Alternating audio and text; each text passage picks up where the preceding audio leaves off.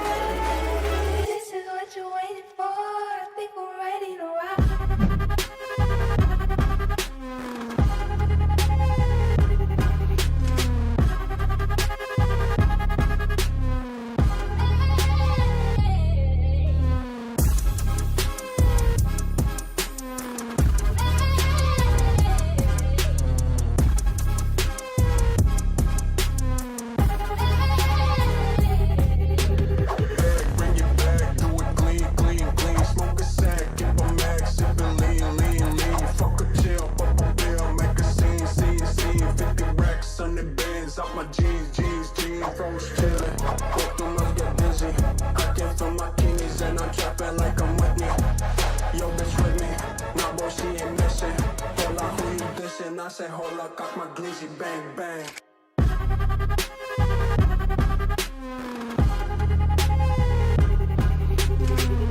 I said, hold up, cock my glizzy, bang, bang.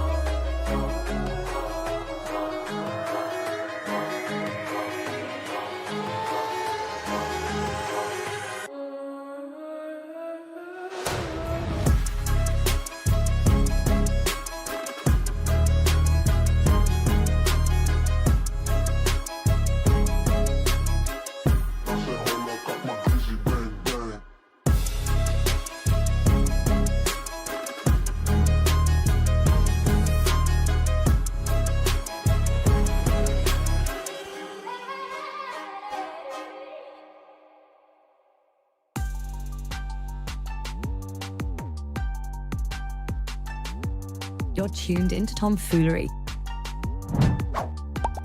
Make sure to hit the thumbs up button and subscribe. And consider donating with super chats, stickers, memberships, or you can even gift memberships to other chatters. Or use the tips link in the description to write a message for TTS that will be read on stream. Hit the like button, or you ain't black. And that's a fact. Jack. Enjoy the show.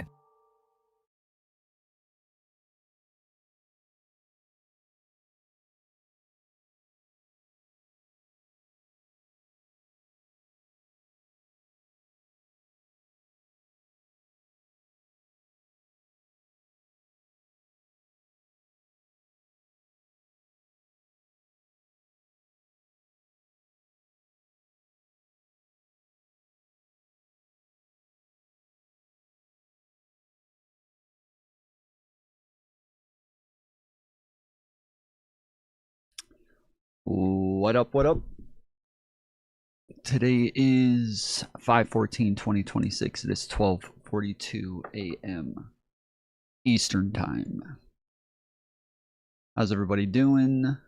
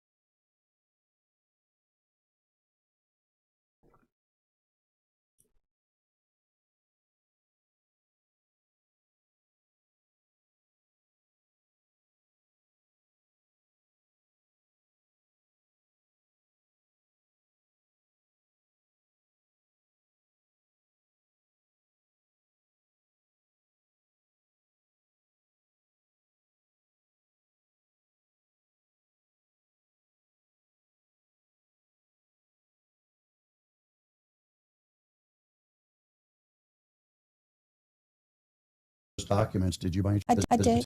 in the course of filling out those documents, did you by any chance list Thomas Massey I as a did. potential witness? I did, yes.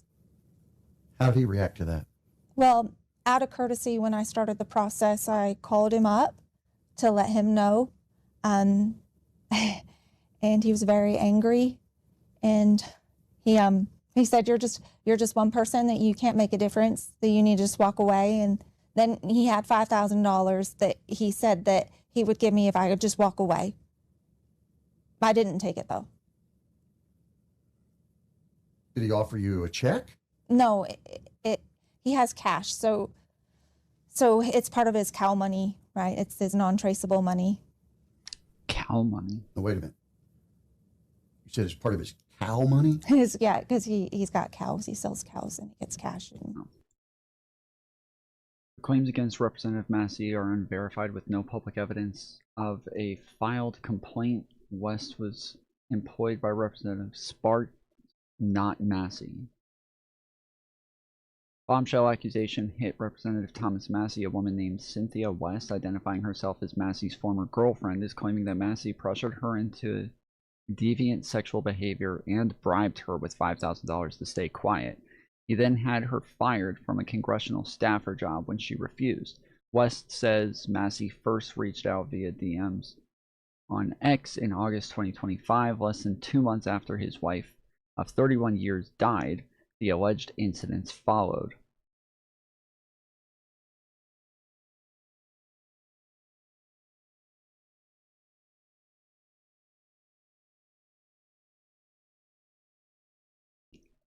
Just saying, like,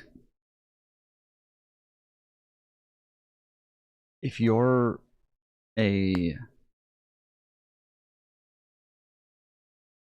somebody like as prestigious and with as much power as somebody like Thomas Massey, I don't want to be mean or anything, but I think you can do a lot better than this. He keeps it kind of. He doesn't report it? No.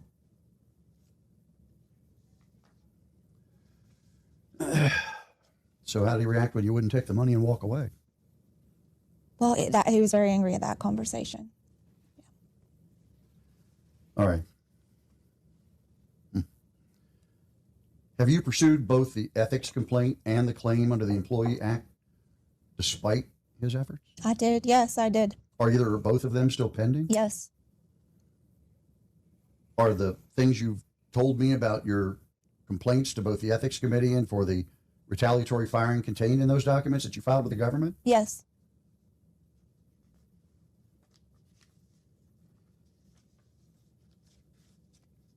Is it fair to say that when Thomas Massey handed you or offered you $5,000 in cash that you were the main witness in a federal legal proceeding seeking a remedy for what you believe was an injustice? Yes. Has there This guy was trying to get the fucking bisexual lighting set up, or the tomfoolery lighting set up in the background over here, because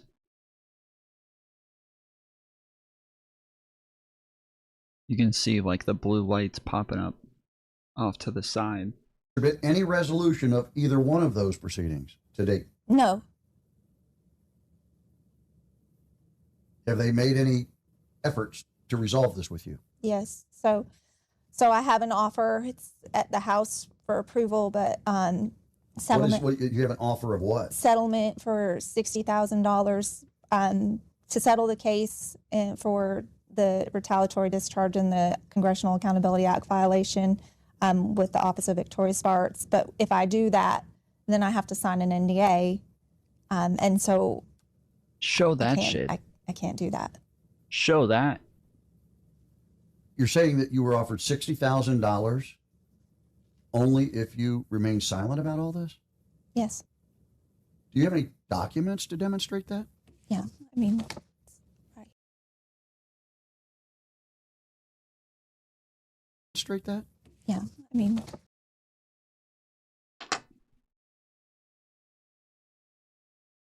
Well, I have these documents saying that this didn't happen. So, debunked. Debunked. Right here. Have you had further contact with Thomas Massey other than what you've described? No, we haven't. We don't communicate anymore. Don't you think that today's testimony might cost you the $60,000? Oh, I know it will, but I mean, I've spent so much time fighting for transparency and justice and accountability that if I did this, then I would call and question my own integrity. I wouldn't be able to sit with that, so I can't do it.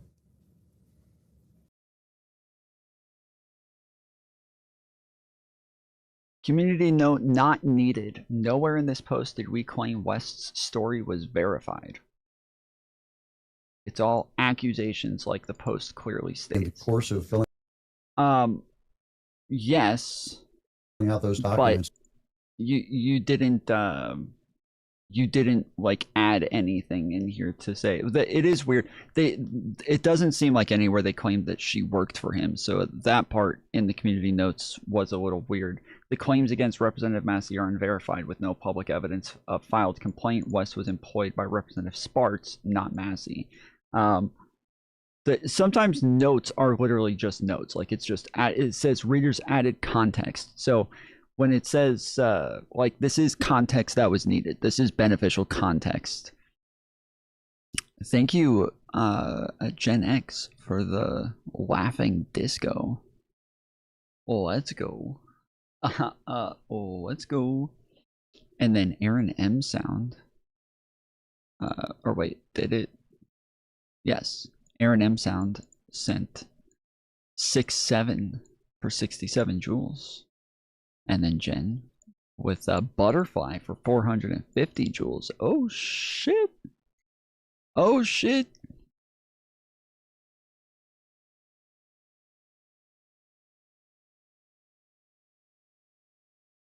Nowhere in this post is it stated that West worked for Massey. This is a blatant targeted community note.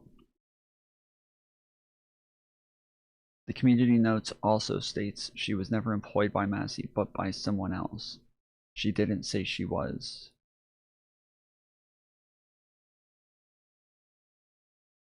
Literally says readers. What the fuck? Added context. Not community note completely debunks this video.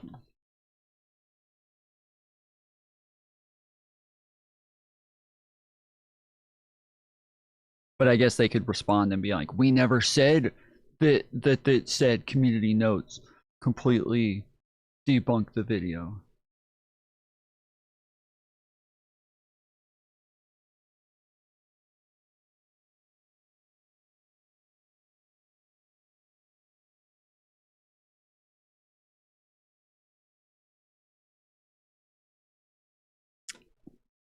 Well, Trump going to China Tomorrow. Yeah. Bad. I don't feel good about this. What do you think is going to happen? It already happened, so he probably died. Rumors. I don't even want to say. I don't want to say. Yeah, I don't Go ahead, either. Jason. Well, I mean, there are rumors, which Yeah, I me neither. agree. I don't even want to say. There was a rumor floating around yesterday that I'm not even going to talk about because multiple times these things have come out, whether it's Iran or whatever, and they've all been completely false. So I don't really know. But I saw his list of attendees that he's bringing with him, and it's all very heavily economic oriented. I just wish I trusted the Secret Service. And I've never, ever said that, in my lifetime until the last few years. And, I mean, I have gotten around the Secret Service. My team has gotten around the Secret Service. And it's not good. It's just not good. And I just don't trust that he's being taken care of. And I would say this, look, you kill the president of the United States. You should, I'm sure our military would be on DEFCON 2 immediately. That is that you don't You don't want to destabilize the republic even more. Well, some people, I guess, do. But you don't want to destabilize the government. And you should say that if it was Joe Biden or anybody else. You don't want anything to happen to the president of the United States. Instability like that is bad for everyone.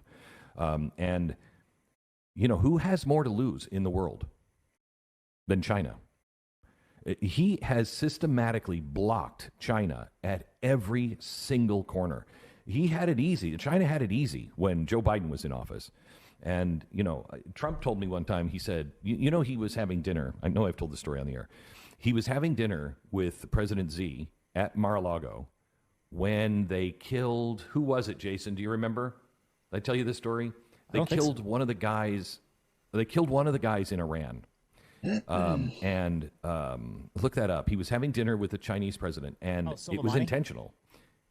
Soleimani, yes. Yep. And so they're having dinner, and the president says to President Xi, excuse me just a second. I got to go do something for a second. Just hold on. So he gets up, and he walks away. He goes up into the skiff, which is up at the top of Mar-a-Lago. He goes into the skiff, and he watches, you know, our military kill Soleimani. And then he comes down, and he looks right in the eye of President Xi. Sorry, I had to go kill Soleimani. And President Xi just looked at him and said, what? He said, yeah, I just had to do an operation. We just had to kill Soleimani in Iran. And Xi was like, oh. And he did it intentionally. He did it. He had Xi there to show him the power of the United States. And I could just do this in the middle of a dinner. It's no big deal. No sweat. Later in the dinner, he said, is this even... Was Trump in China when Soleimani was killed? No, Donald Trump was not in China when Soleimani was killed. President Trump was at his estate in Florida, Mar-a-Lago, when he authorized the drone strike. The strike occurred early on January 3rd, 2020, while Trump was in Florida. He said they were at Mar-a-Lago? Okay, so Xi was at Mar-a-Lago with him? That's what he's saying? He keeps calling him Z.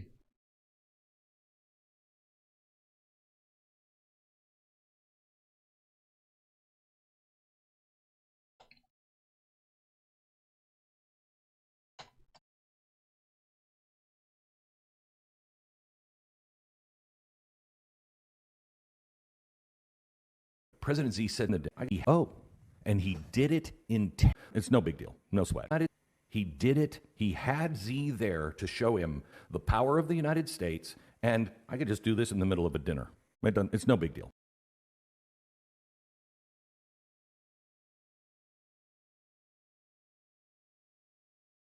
No, Xi Jinping was not with Donald Trump when Soleimani was killed. Different locations. Donald Trump was spending the holidays at his private Mar-a-Lago club in Palm Beach, Florida, while Chinese President Xi Jinping was in Beijing, China, having just delivered his National New Year's address. No meetings scheduled. There was no bilateral summits or personal meetings taking place between the two leaders on or around January 3rd, 2020. At the time, U.S.-China relations were strained by an intense ongoing trade war, and the two leaders were communicating strictly through official diplomatic channels rather than face-to-face meetings. What the fuck, dude? What the absolute fuck? Like, this is such bullshit. No sweat. Later in the dinner, he said, President Xi said something. I don't remember. I'm going to butcher this story, and so, you know, obviously don't quote this part of the story because... Why are they writing Trump fan fiction? I talk about this all the time. This is literally what they do.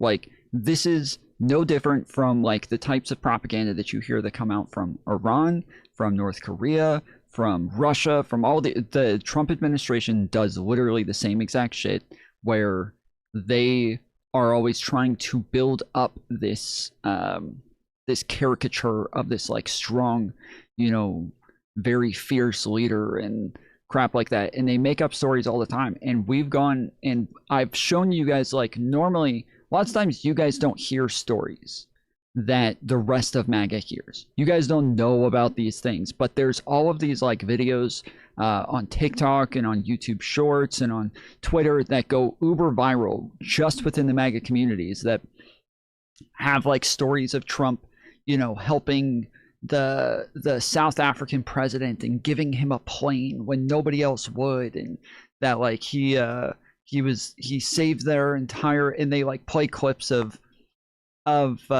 you know, the president saying like he saved us and we would have been finished without him. And it's like that clip is had nothing to do with Trump. They're not talking about Trump. They just use pronouns like he and his and crap like that, and they pretend like it's about Trump. And this sort of shit is insanely popular in the right-wing circles. And so yeah, they all make up like all sorts of just wild propaganda to make people believe, yes, they are building this legend, this myth of Donald Trump. I can't remember all the details, but they were talking about something, and Trump said, "You don't want to do that." And Z said, "Well, I don't know." And he said, "No, you don't want to do that. What was it? Something like, I'll make Beijing disappear." Mm-hmm. And Z kind of laughed and looked at him, and Trump didn't laugh. And after he just got up and killed Soleimani, he wasn't quite sure. That's what Trump wants his adversary to always think. He wants his adversary to not be able to predict him at all. Yeah. That's really good. Now, Trump gets in this term. What has he done? He has destroyed the trade route. He has destroyed their oil. I thought he was going to say absolutely nothing, but okay. He is after them on AI. He is hunting them down one after another with a smile on his face going, no, we're friends. We're absolutely friends. I want to be close to you, President Z. I think we're buddies. And yet he's dismantling him. Tell me the country that has more to lose besides Iran other than China. China is his number one target. He's just doing it with a smile. So he goes over to China. I don't know what smile you're talking about, bro. Trump has looked extremely stressed out. The motherfucker is falling asleep at every single meeting that he puts on because he's up all night just tweeting nonstop at every single person who doubts him, because he knows that this whole thing is falling apart, and he looks like an absolute clown right now. But I guess one of his brilliant ideas while he was up until 5 a.m. on Truth Social is that he thought, I can get Glenn to go and make up this fucking story for me. China, and we're just going to the people who brought us COVID. We are comfortable with him, staying in Chinese hotels, being around all the Chinese officials. I'm not. He's just going to order Big Macs. Yeah, well, I'd make all the Chinese people eat them first. The problem is, Z would kill his... Glenn Beck looks like if you ask someone to draw Bill Clinton from memory.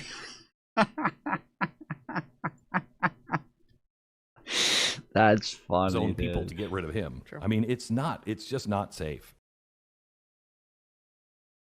Not safe, guys. There's no way Trump can go to China. It's really bad. It is really, really bad. Can't do it.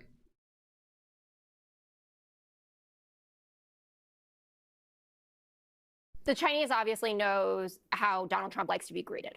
He wants a parade. He likes the fanfare. It puts him in a good mood. The world leaders that get along with him all know. They call him daddy or whatever you got to do to get through it. So the Chinese definitely got the memo on that. I think. Dude, you go to China, and this is what you get. They don't even bring out like the fucking hot K-pop girls like doing all their cat dances and shit. That's you're going to China. What, like, when in Rome, motherfuckers? What a disappointment this would be if you show up and they just don't pull out all the TikTok girls and everything. They brought Trump the Temu version. Jillian's point on AI is super important. All this, I don't really know how you collaborate with the Chinese when all they want to do is steal all of our secrets. But obviously, he brought these CEOs there for a reason. I want to talk about one of them in particular, the NVIDIA CEO, because it was rumored that he wasn't going to come, and then they picked him up in Alaska on a. Jensen. Is it NVIDIA?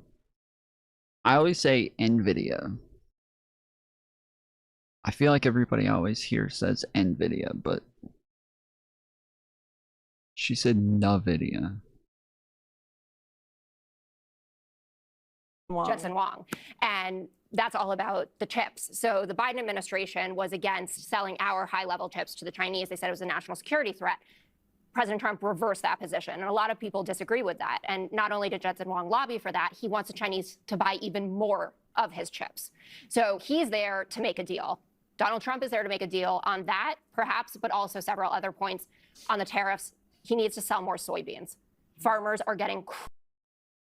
You didn't hear about the Warren stuff, Mantis, with ABBA? JSTLK wants to date Warren 100%.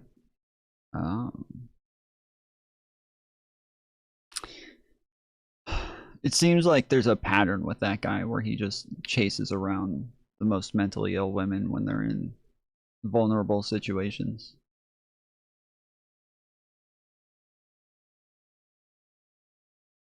Crushed in America right now. We have record high bankruptcies. They're saying we can't stay in business unless we can sell to the Chinese again at the levels from before the tariffs. So it was a lot more before that. And then it was beans, beef. Sorry to interrupt. No. Beans, beef, and Boeing. I just read an article before we went to air that Steve Daines. Beans, beef, and Boeing.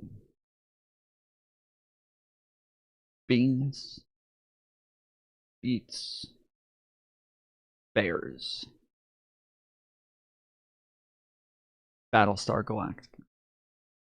He came back from the prep meeting and he said, "This is the task." All right, this is getting boring. No, it's not. Yeah, it is. Beans and chips. I feel like she added the beef and Boeing. I'm sorry to jump in. I want to say, you can't also forget the fact that last week the Iranian foreign minister, who's supposed to be negotiating this deal with us, went to China and talked to them about the state of the conflict. Politico is reporting that apparently the Chinese want the Iranians to make a deal. We'll see if that comes to fruition. But we are constantly talking about how bad the Iranians' handwrite is and what an advantage we have and that the strait is completely closed and we're in complete control of it. And then Jonathan Swan and Maggie Haberman come out and they're reporting that Iran's restored 30 of 33 missile sites along the Strait of Hormuz. They're partially or fully operational. We saw the piece in the Atlantic where it might have been. I would bet Lauren and Destiny are together in secret. Don't know why I feel it. But yeah, that would be quite the plot twist. That would definitely be a nice addition to the story. From JD Vance's team saying that they're concerned about our stockpiles versus the Iranian stockpiles and whether we would be able to help.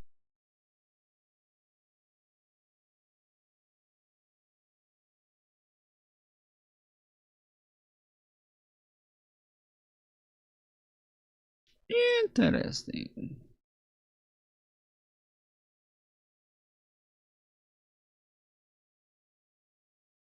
Like an avid reader of the New York Post. I used to be like an avid reader of the New York Post. I had to stop reading it. And I mean, on the New York Post, there are literal journalists who are in the IDF. You can just see it right on their thing. This is a New York Post headline entitled, "He was suicidal and addicted to benzos." New York Post writer put this. So what they're saying is he lied. And I've been kind of telling you guys for a while that the New York Post is an Israeli op. Miraculously, the New York Post finds her. Here is the cover of the New York Post. The New York Post, which is a whole Israeli op. Don't get me started. The New York Post, the one that did like Candace Owens Anti-Semite of the Year. New York Post, the New York Post that has literal IDF soldiers that write for them. Yeah, that New York Post. They are decades ahead of us in terms of controlling the information that's on the web. But then we got a confirmation. Yeah, here's the headline, New York Post. Trump club shooter who claimed that he was Diddy's sex slave was hired by music mogul Cassie testifies. New York Post ran a headline. It was Emmanuel and Brigitte Macron's scandal-plagued relationship. The New York Post did this deep dive. This is a direct quote, ready, from the article. Look, the New York Post is kind of looking like it's a Mossad outfit. It always kind of has been. Our guys, our resident guys over at the New York Post, every exclusive ever, it's always the New York Post, okay? I view them as a feds. Like, would you like to comment? The New York Post would like to, I said, literally, New York Post, you guys are just feds. The New York Post, right? Outfit of the Mossad, outfit of the deep state. The New York Post, the Israeli Post, right? What were they sharing there? He wrote of his deep love for Israel. New York Post, just to give you an example of how insane this is. They said they had an inside source that told them that while I was at the Daily Wire, that in my first week, I threw my... What am I watching? It's on this side, it is Candace Owens saying that the New York Post has no credibility, that they're working for Israel, that they, all they do is lie. And then over here, it's her quoting them as like a reputable source. It's her saying that they proved X, Y, and Z wrong. It's her, it's her treating them as a credible outlet on one side and then not a credible outlet on the other side. My car keys, Zionist control, the empire medias. Erica Franzfey was, as we were told, the point person for the firm. I want you guys to check out this article, which was published by the New York Post. Had the exclusive photos in the story. This New York Post, for all intents and purposes, just a Mossad outfit. Okay, they work on behalf of Israel. An incident report with George Farmer in the late summer of 2024. Did she just say for all intensive purposes? The New York Post, for all intents and purposes, just a Mossad outfit. Okay, they work on behalf of Israel. An incident report with George Farmer in the late summer of 2024, when we were contacted. We were the ones who were told through our PR team that they were trying to get the New York Post to publish it. The Daily Wire had found a report and they were trying to push the New York Post to publish it. After looking into that report that he's referring to, the New York Post declined to publish because they couldn't confirm it. The New York Post, right? Outfit of the Mossad, outfit of the deep state.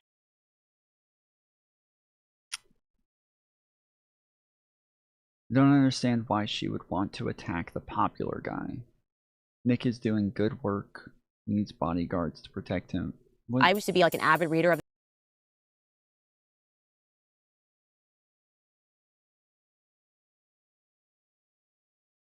the New York Post.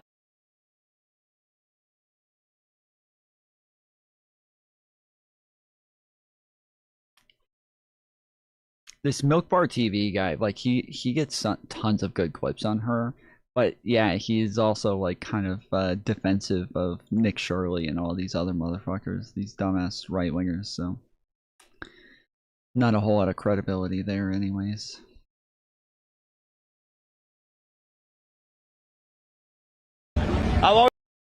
The other day, I was talking about this guy that there's like a guy who's like gaining a lot of popularity on the internet just for going around and like screaming the N-word at black people in public. That he'll just go find black people and just start like, yelling at them, threatening them, and then calling them the N-word, and then most of them will come over and start beating him up and fighting him and shit, and he acts like he's a big victim. And so yeah, this came out recently that I've come by like 3 or 4 times. So I figured at this point I'll cover it. I've always been Dalton, but I am a Chud. Right, but you're not my Dalton. You used to come to my house. I fed you. Yeah, you were cool as shit. I remember you. I don't remember you that much, but I do remember I know you. See, we got roots. You're following Liver King. You used to sell me weed. I fed you before. It's been a long time. Okay. But I healed your stomach by teaching you how to eat real food. Yes. So that's what was your name again? I'm Lana, but that's Lana. Why I'm confused what happened to you, because you're not racist. I know that. I fed you. I have not fucked Dalton since like 2015. What's up, y'all? Lily Venus here, pretty bitch with a big dick. It's literally in my bio. I'm only bringing this up because Chud the Builder's cameraman put our conversation on Broadway on YouTube. Now millions of people know what I look like fresh off work. Fucking great. But in the caption it said that black woman who used to smoke mid and get raw dogged by Chud the Builder. Well, he's not lying. I already told y'all we used to smoke. He used to sell me weed. And we did raw dog. A lot. Me, him, and my ex-wife. I am a professional pegger. It is no secret that I perform prostate massages, if you will, for men. I've been doing it for a very long time now. Most of my clientele is white men. We sign NDA agreements. I talk about me pegging all the time, but I never tell you names because discretion is key. Confidentiality is why my client list is so long. But Chud mentioned it first. I think that he said it the way he said it because the white supremacists were probably like, ew, you used to hang out with a black girl, shame on you. So they had to make it sound good. But see, here's the thing. I'm an egregore too. Lily Venus, hi. Hail the great mother. So I am all about enlightenment, controversy, occultism, witchcraft, and of course, love. So me talking about this is what my brand is about. Let's expose it, bro. So yes, pretty bitch with a big dick. I have not fucked dog. Okay, so in this one they blur it out. But in the first couple that I saw, it was not blurred out, and it is a big dick. It is in fact a big dick. Not fucked Dalton since like 2015. He was a little chubbier then. His cheeks used to clap in such like the cutest way. Now Chud, he doesn't even have a little chubby butt no more, so I probably wouldn't fuck him again. But I'm wondering, did you bring that up because you want to spin the block? Now, when I first fucked him, he was a virgin, and I'm having a hunch that he probably hasn't been fucked since me and my ex-wife. We can start small, buddy. I got you, but you don't have to fucking cap. Like, if you're gonna say that we fucked, say the whole truth, okay? Now, with that being said, why do I peg? Because it's a hustle and it helps me get through college. I'm still in college, but now I don't have a choice. I will forever be a top because I had a surgery 3 years ago. The doctor fucked up and chopped my coochie off. And that's just that on that. Post. I had to stop reading it. And I mean, on the chopped her coochie off.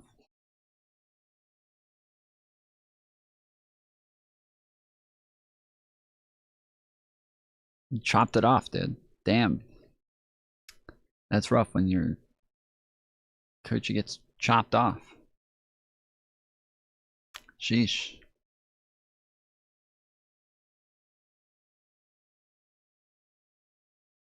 Chud is 28. She said she hasn't seen him in 15 years. So she raped a 13-year-old little boy. Oh. She met him. She said, I fed you, which makes more sense that she gave food to a 13-year-old child instead of being paid by a 13-year-old child to be pegged. Anyone who believed this just hates Chud and wants to believe the lies. She's lying. You could tell by the way he reacted to her that none of this is true because he barely even remembered her. Akrock, how old is Chud the Builder? And if she pegged him in 2015, how old would he have been then? According to public records and reports, Chud the Builder was born in 1997 and is 28 years old. Oh, the other thing said he's 24. If the pegging video reference from 2015, he would have been 18 at the time. She said he was a virgin at the time, so that tracks.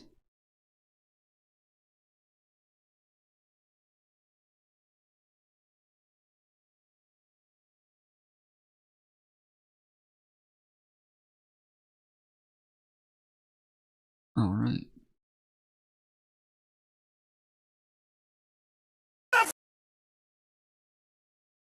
That fucking car! I'll fucking shoot!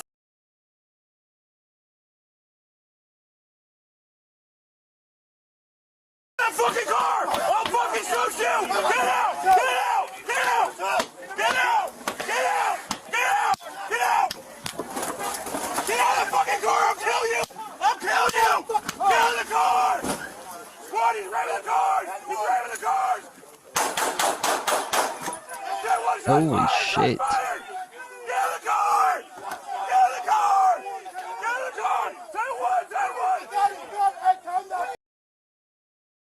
Just put fucking 6 shots into him and then it's like, get out of the car.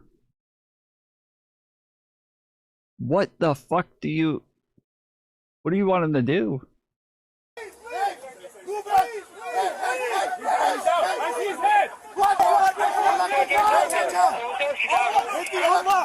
Watch out! Hey, alright, who's right over there now? Give me cover, give me cover. I got you, Alright. Holy shit. Drop your cover. Is anybody sick? Hold on. Holster up. No, holster up, yeah, dog. Give me. Oh, this is the camera from the bus.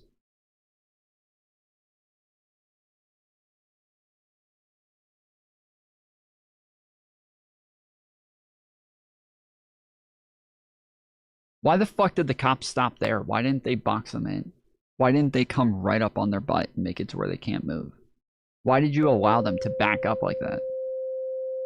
Get in the fucking car! I'll fucking shoot you! Get out! Get out! Get out! Get out! Get out! Get out! Get out! Get out of the fucking car! I'll kill you!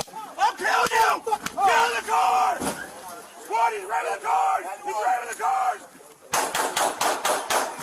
Get one! Shots fired! Shots fired!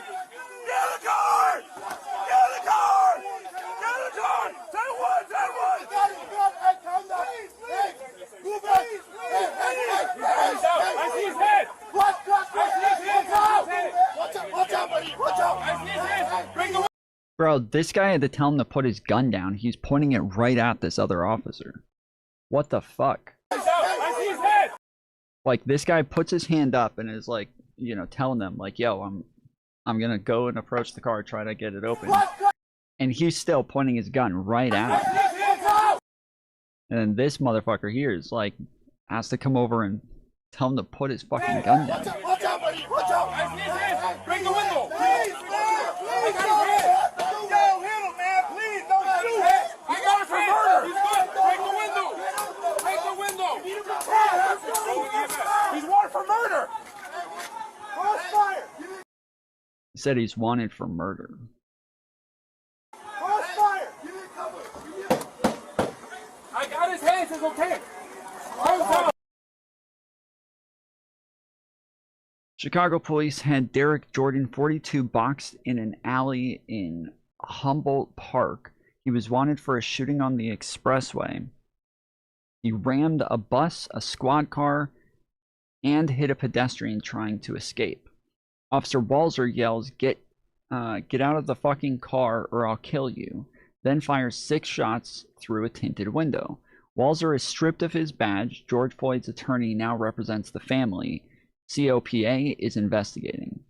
The body cam shows a man trying to ram his way through a police perimeter. It also shows an officer who announced he was going to kill someone before he did. Watch it for yourself. What do you see?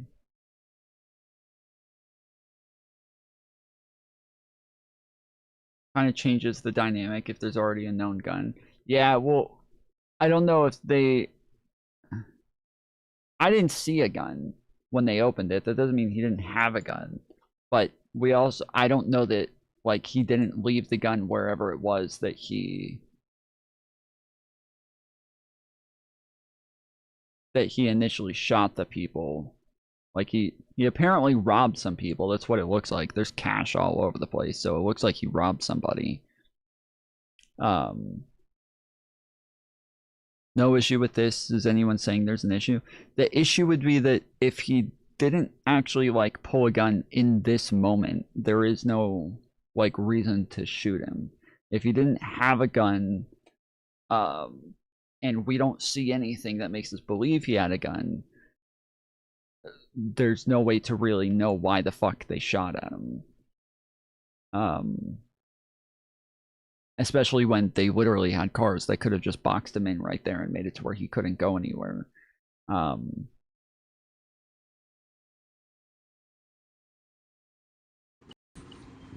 Looky here. I know a lot of you Caucasians is on here cracking that Caucasians. bullshit like he was, you know, disobeying the law. Who the fuck gave y'all the right to be law over us anyway? Nigga, our people was kidnapped, forced into free You weren't. labor for 400 years, and then forced under some fucked up, unjust ass laws that ain't got nothing. You weren't kidnapped. Looky here. No, disobey anyway. Nigga, our people was kidnapped, forced into free labor for 400 years, and then forced under some fucked up, unjust ass laws that ain't got nothing to do with the Most High's laws, even though y'all tried to copy the motherfuckers. The righteousness ain't involved in them. You see what I'm saying? We got a bunch of unrighteous, motherfuckers trying to play righteous. Y'all come from colonizers, murderers, and sadistic ass motherfucking foolish whatever they were. They were criminals, sadistic maniacs.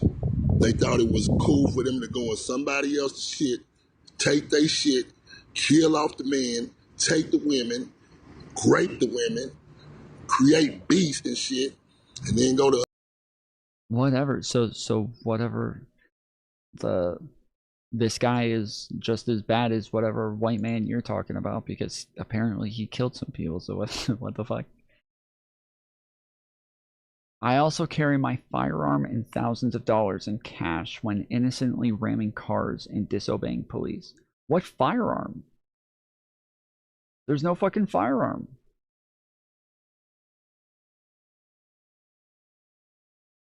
So many of the people on this thread are completely heartless. That cop knew that he had a gun. Knew he had... Where do we know he had... How do we know he has a gun? I see a car which could have easily been deactivated by shooting the engine or the tires. Shooting the engine. Somebody's watched too many fucking movies, bro. Vehicle behind him could have boxed him in. Yes, that is true. Yes, boxed him in. If the driver had stayed in his car, officers could have easily put rounds in his tires. One per tire is all it would take. People never seem to assess and think in these situations. That's just shooting at tires can be super dangerous as well, because you don't know that it's not going to go through the tire, ricochet like off the ground, go hit somebody on the other side. That like shooting tires is insanely dangerous as well. Like that's not better. This was unjustified. That car was barely a danger to anyone. He didn't even hit the bus. Yeah, it didn't seem like he was ramming cars, except for he rammed into the police car. But it didn't seem like he was ramming into like anything else. Could have shot the tires, but this is fucking... I see a car that can be stopped easily with just 2 rounds on the front tires. Holy shit, dude. It's tires? Wait, do you guys really spell tires with a Y?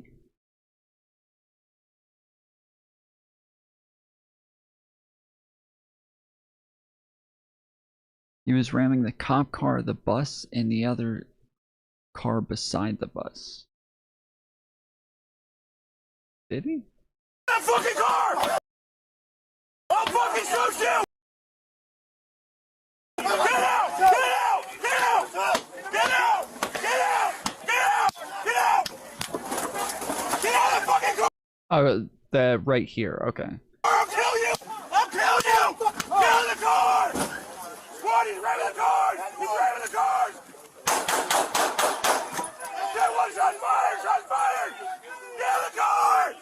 Get out of the car! Get out of the car! Say one! Say one! Hey, calm down! Hey, move back! Hey!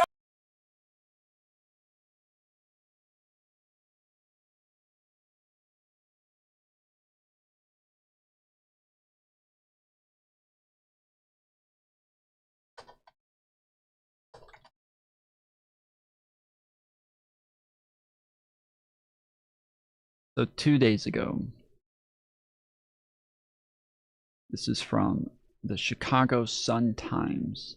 Chicago cop appears to yell, "I'll kill you," before fatally shooting fleeing driver. New video shows. Body cam footage released Monday appears to show that a Chicago police officer threatened to kill a fleeing driver just seconds before opening fire in the passenger side of the car, killing him.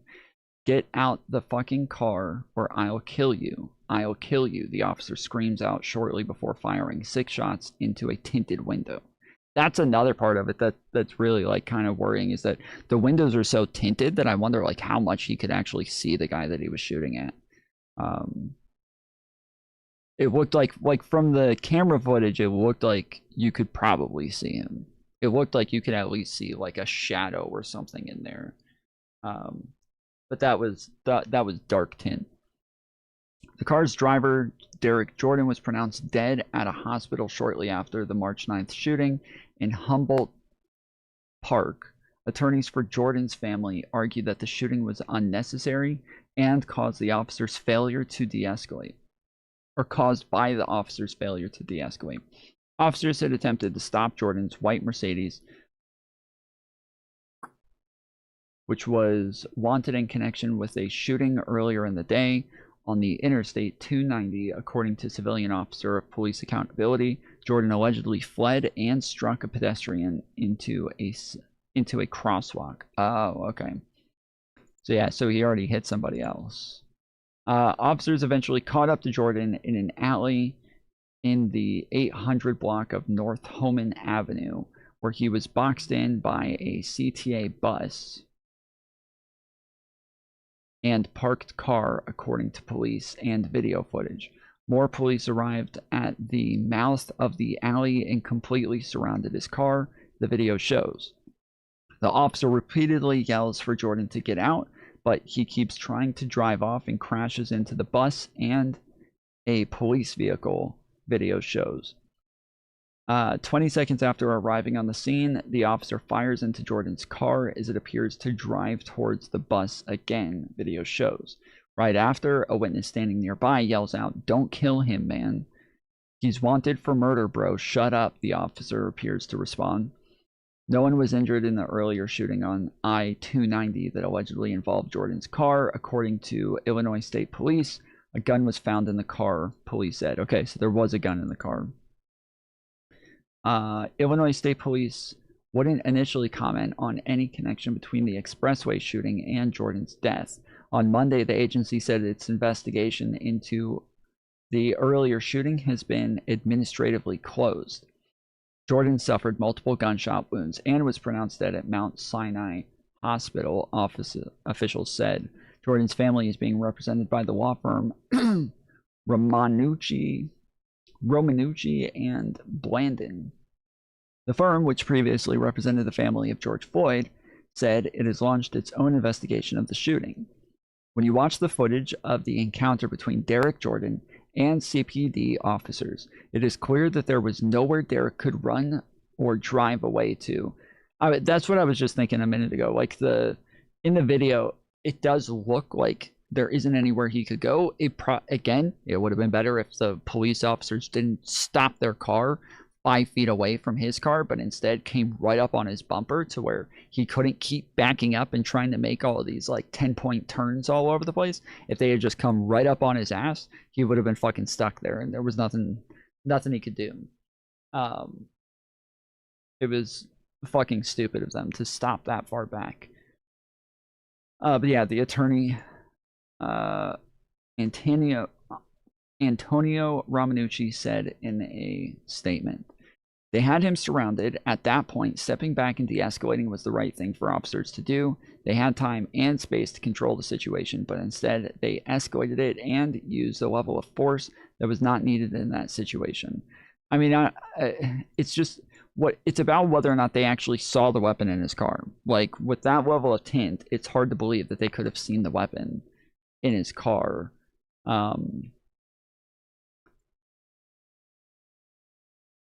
And if he is like from the point that we see where he tries to drive between the car and the bus, it's hard to tell if he got the right angle, if he could have gotten out, right? If he could have gotten out, then maybe this made a little bit more sense. But if he's actually stuck there and there is nowhere he can fucking go, although it looks like he's trying to literally get all the way around to go back the other way, which is, again, why they should have pulled their fucking cop car right up against him so he couldn't move. But the officer who shot Jordan was stripped of his police powers on March 13th, although it's unclear if the move was related to the fatal shooting, the law firm said. Police said the officer had been moved to the department's alternate response section, which is staffed by cops facing disciplinary action and others not medically cleared for duty. I mean, you would think even just just watching him continue to aim his fucking gun at the other officer walking up to the car might be enough for them to go ahead and put him on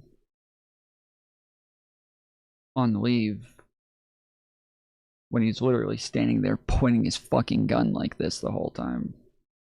Like, at that point, you have to, like, put your gun straight fucking down at the ground. Watch out, buddy! Watch out! Bring the window! Please! I got his head! Yo, hit him, man! Please, don't shoot! I got his head!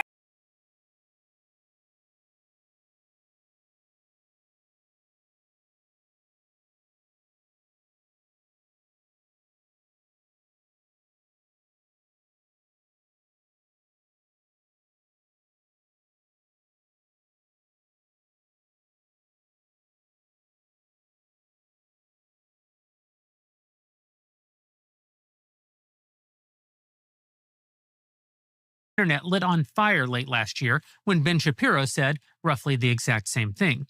Quote, the internet lit on fire late last year when Ben Shapiro said roughly the exact same thing. Quote, we have trained an entire generation to believe that if their lives are not where they want them to be, it's the fault of systems as opposed to decisions that are in their own control. And politicians absolutely have a stake in selling that. A lot of people in our industry have a stake in selling that. Ben went on to say that if the place you live is unaffordable, you should move to a new place to build a better life. And the internet exploded. Tucker Carlson responded, calling Ben's statement, quote, an evil idea. He then said, quote, it's an expression of hatred toward a population. Quote, I was watching Ben Shapiro the other day, and he said if you can't find a job in the town you're from, where your parents are buried, where you spent your whole life, that's on you. Yeah, move out, go somewhere else, become a migrant. Like, who do you think you are? You think you deserve to live in the town you grew up in? Like, honestly, the gall. There's nothing that has upset me more than that clip, Tucker lamented while shaking his head. Tucker correctly identifies that there are, indeed, costs to social dislocation. But increasingly, he frames those costs in ways that encourage resentment rather than agency. The irony, of course, is that Tucker himself has moved pretty much his whole life. San Diego, Washington, D.C., Florida, Maine, always chasing the next thing. He's done exactly what he's now calling evil. He himself has lived out Ben Shapiro's advice, and it's paid off beautifully for him. He just doesn't want you to do it. Tucker did what Americans have been doing since the first settlers left their homes and their families and sailed. It's fucking stupid from both Ben Shapiro and Tucker Carlson. This is fucking stupid. Both sides are fucking stupid. They always have to take everything to an extreme and say like, oh, what, people can't move? Like, what are you talking about? And then the other side says, just move. It's easy. Just fucking move. Like, it is true that yes, people should move. They should move to where like opportunity is, and that if you just stay in the same place, you have to understand that like you are choosing something over success. Like you're choosing something over there, and when you could possibly move somewhere where things are cheaper, you could make more money and have like some disproportionality to your cost of living versus how much money you're making. But even with that true, there's still like a responsibility from the government and from society to make sure that people are taken care of and that people are able to pay their bills, and that this isn't some sort of systemic problem where people aren't able to make ends meet. And so the acting like that's not the responsibility of the government or society doesn't have to care about the people who can't do this, that's fucking untrue as well. So there is like a middle ground in here where like both things are true. Yes, you have a responsibility to make sure that you're making the best decision for you and your family, and that like if you choose to just stay where you are, where your family is, where your friends are, where your culture is, where like, you know, the things you enjoy, that's fine, that makes sense. But you are choosing that over possibly a better life financially, and that's a choice that you can make, but it is a choice that you are making. Whereas then to deny that like the government has this responsibility to make sure that we're not starving to death and that people are doing the best they can possibly do, and that like all corporations or elites aren't getting all of the money to an unnecessary extent is like both of these things are true at the same time, but it's not even worth listening to this shit when you're just always going to be listening to two extremes.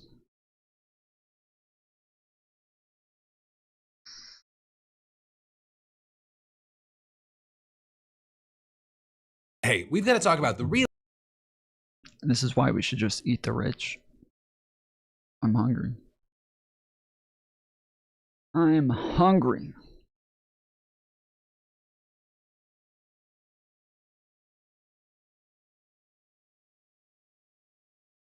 Real reason that Trump's South Carolina push failed after a Republican senator broke rank on the gerrymandering fight, how one Joe Rogan podcast sparked a surge in unproven cancer drugs, why Trump's Beijing moment has everyone losing it, and what got exposed in Kash Patel's Senate meltdown. We're talking about all of that on today's brand new extra-large Philip DeFranco show. You daily dive into the news, so buckle up, hit that like button, and let's just jump into it, starting with this. Every time one of Trump's goons testifies in front of Congress, whether it's Pete Hegseth, your hatred for President Trump. It's so I thought about watching the Kash Patel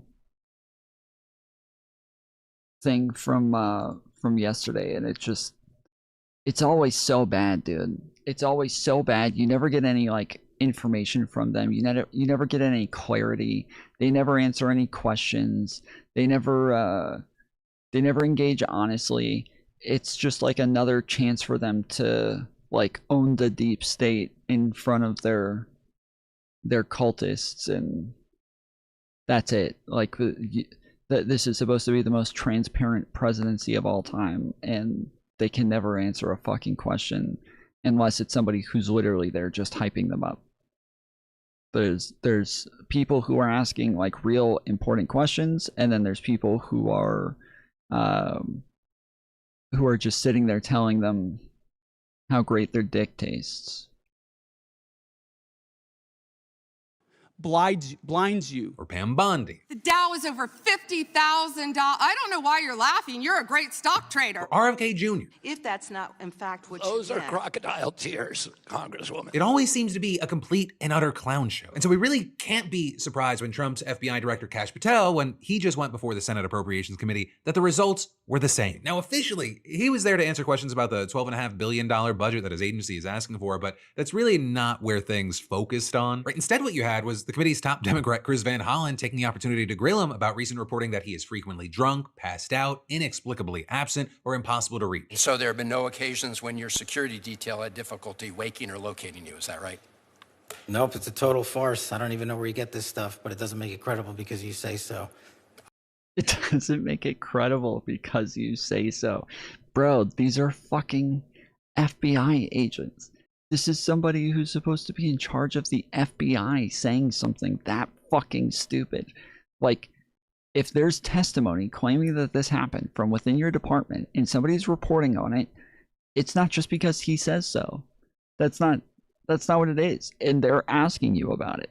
They're not saying it's true just because somebody said so. They're asking you, like, to make sense of this. Why would people get this impression? Why would you have like 13 fucking officers all from the FBI claiming that this is the case? Why would you have so many people coming out against you when you're doing such a great job apparently? Like, why are there so many reports from so many outlets pointing out your shortcomings if all you have to say is that you're fucking killing it over here? Like, why is this over and over? Why is it over and over that there's all of these stories about you nonstop? And he could explain. He could give some explanation. Some make it make sense, or even attempt to make it make sense. But he doesn't. They just don't even engage. I'm not saying it, Director Patel. It's been written and documented. You are literally saying it. No, I'm saying that these are reports, Director Patel. No, And unlike I your will baseless say, reports, Director the only person Patel, that was slinging margaritas in El Salvador on the taxpayer dollar with a convicted gangbanging rapist was you. Now for some much needed. Wait, what? Isn't that the guy? Is that the guy who went and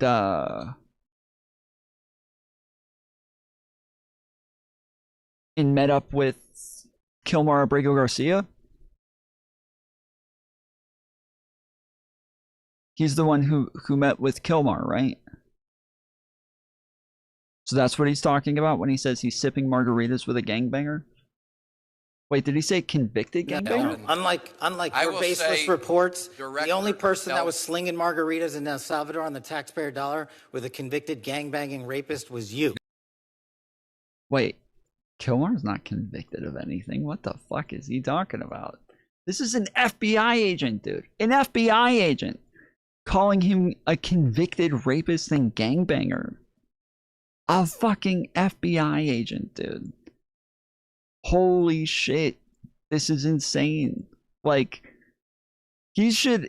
I hope fucking Kilmar sues the fucking pants off these motherfuckers, dude.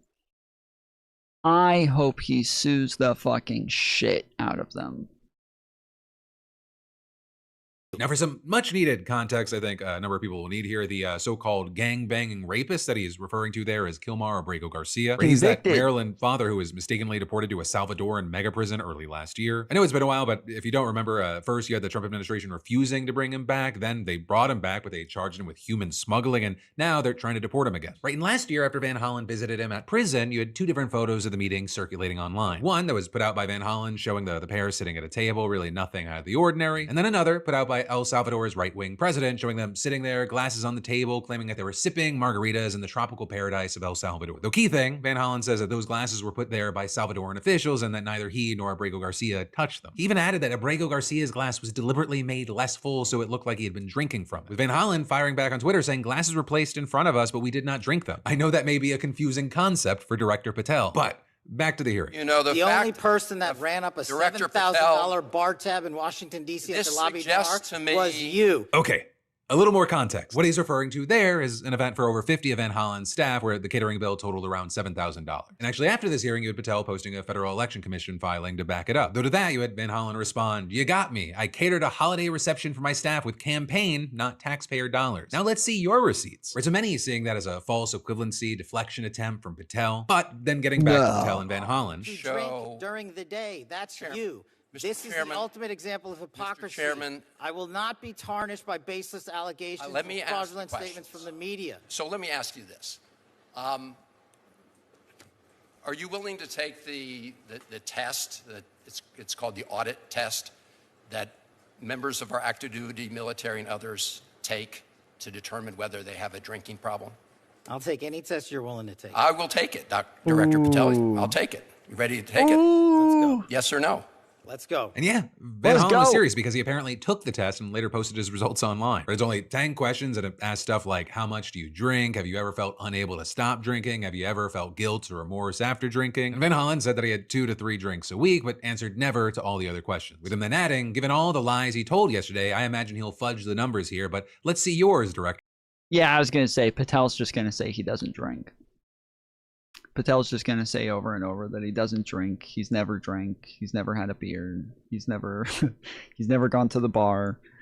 He's just going to lie the whole way through. Dr. Patel. But with that said, back to the hearing we go, because Van Hollen also pressed Patel on reports that he fired a group of Iran experts shortly before Trump went to war with the country. Were the group fired, did it include people who were Iran experts? No. Did it include people who were involved in counter-espionage activities with respect to Iran? I don't have the list in front of me. So you don't know whether or not you fired people with counter-espionage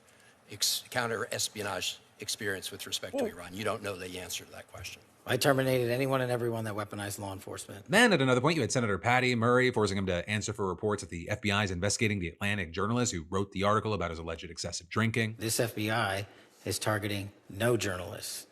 The Obama and Biden administrations targeted dozens of journalists, sent out 1,200 interviews. I didn't ask you about the Biden administration. I asked if you can commit to this committee that no agent hours have been pulled from other work. We have not done so. And then finally, at the end of this thing, after Patel made all these claims and denials, Van Hollen, he hit him with one last question that sparked yet another fight. My final question to you, Mr. Director, is do you know that it is a crime to lie to Congress? Do you know that? That's my last question. I have not lied to Congress. I didn't ask The you one that. lied to Congress is you. Do you? I'm not testifying here, sir, and I don't lie. Maybe the next time you run up a $7,000 bar tab, we can talk about it. You are a disgrace, Mr. Director. And so, yeah, well, we wait to see if... Because you'll fucking be there, most likely. You'll already be there at the bar. If there's any sort of fallout from this, let me, one, know your thoughts, and or two, you can rank Patel's performance at this hearing. How many Cash Patel dead-eye stares out of 5 do you rank it? Also, while you have Congress questioning the decisions and health of our FBI director, we've got people asking questions about the headlines that we're seeing about health disinformation. Right in that, because according to a new major study, prescriptions for ivermectin soared after Joe Rogan and Mel Gibson touted it as an effective cancer treatment. And so you've got people saying that it shows how easy it is for influential voices to spread serious medical misinformation to vulnerable people. As far as the specifics, the study was just published in the Journal of the American Medical Association, right? And it's centered on prescriptions for ivermectin and benzimidazole between January and July of 2025. Because in early January of last year, you had Mel Gibson and Joe Rogan having this conversation. I'll tell you a good story. Okay. I have 3 friends. All 3 of them had stage 4 cancer. All 3 of them don't have cancer right now at all. And they had some serious stuff going on. And what did they take? Jesus. They took some, what you've heard they've taken. Ivermectin. Fenbendazole. Fenbendazole. Yeah. I'm hearing that a lot. They drank hydrochloride something or other. There's studies on that now where people have proven that people are drinking methylene blue and stuff like that. Yeah, this stuff works, man. That episode of Joe Rogan, just on YouTube, has over 13 million views. It's also, of course, on other platforms. It was shared on Twitter, Instagram, even more. And actually, this clip even prompted the state of Florida to spend some of its cancer research funding on ivermectin. And while Rogan and Gibson, they mentioned a number of interventions there, both the public in general, and the study focused on the 2 things that we're talking about today. Right, with overall prescription rates doubling over the 7 months after the episode aired compared to the same time period the year prior. Increases were also more pronounced among white patients and those in the South. And among cancer patients, prescription rates were over 2.5 times higher. But one of the things is there's currently not a lot of actual evidence suggesting that ivermectin is beneficial as a cancer treatment. Now, animal studies on both drugs, they've shown that they could inhibit tumor growth, and the National Cancer Institute is looking into ivermectin's ability specifically to treat cancer, but there haven't actually been any clinical trials showing that they're safe or effective in humans. And so with that in mind, you had one doctor telling the New York Times that tons of medications, they might look promising in a preclinical phase, but then we put those drugs in human clinical trials, and the vast majority of the time, greater than 90% of the time, these medications don't seem to either benefit patients or don't seem to be safe for patients. So at least right now, we do not have concrete information suggesting that they should be widely used for cancer patients. And in fact, you have many saying that these drugs could potentially be harmful. Or with that doctor, for example, further explaining that even though they might work in mice at high doses, it could be toxic to humans or even interfere with already proven cancer treatments. And so until studies show that it actually works, they said, I don't prescribe it and I don't recommend physicians prescribe it. And you had the study saying that it is especially concerning if cancer patients are delaying or foregoing traditional treatments in favor of these drugs, as they're losing vital time and potentially allowing their illness to get worse. Right? And then you had another doctor adding, I always tell my patients, we are not mice, and anecdotal data of 1 or 2 patients is not proof. Now, with that said, I want to be fair. It is worth noting here that this study did have limitations, or because it was observational, a cause and effect link cannot be definitively made, right? The researchers cannot say with any certainty that Joe Rogan and Mel Gibson directly or solely caused these prescriptions to increase. And even though the rates of use substantially increased, its use among the general population was still very low. But researchers did note that it still gives some insight into the impacts of celebrity endorsements and the ways which medical misinformation can spread. Because the timing of this prescription spike came after a single podcast episode, and also ivermectin especially has been the center of tons of misinformation. Right? And as you've likely seen, it's kind of been treated as a cure-all wonder drug in many right-wing and Maha circles. It is approved to be used as an antiparasitic. It's pretty cheap to get, but also you had people using it during COVID despite a lack of evidence. In recent weeks, you have people like Marjorie Taylor Greene pushing it for hantavirus. With cancer patients, you had one oncologist saying, with that group specifically, story, they are especially vulnerable to misinformation, saying there's this perfect storm of fear, urgency, uncertainty, information overload, and then this desperate need for hope. When somebody's offering you a magic cure for something and they give you anecdotal examples, it can feel very hopeful. We're also at a time primed for people to trust the wrong sources. Even the study itself notes that the influence of celebrities, podcasters, and more, it gains traction when institutional trust erodes. And that institutional trust has been eroding for reasons rightly and wrongly. And given that a lot of the top voices are kind of just professional contrarians, that can get dangerous pretty fast, especially as time and time again, we see a lot of these sources being prone to misinformation with very real consequences. There's previous research showing that cancer patients who use alternative medicine are at an increased risk of death compared to those who get standard medical care. And understand that a lot of what I'm talking about is not to just take everything from official sources at face value 100% of the time in every aspect of your life, but it is more, if you are going to be skeptical of everything, at least at a semi-close level. And with Joe Rogan specifically, even though we only get these quotes out of him usually when he realizes he said something super fucked up, he has literally said, quote, "I'm not a doctor, I'm a fucking moron," as well as "I'm not a respected source of information, even for me." So if you're gonna listen to Joe Rogan, listen to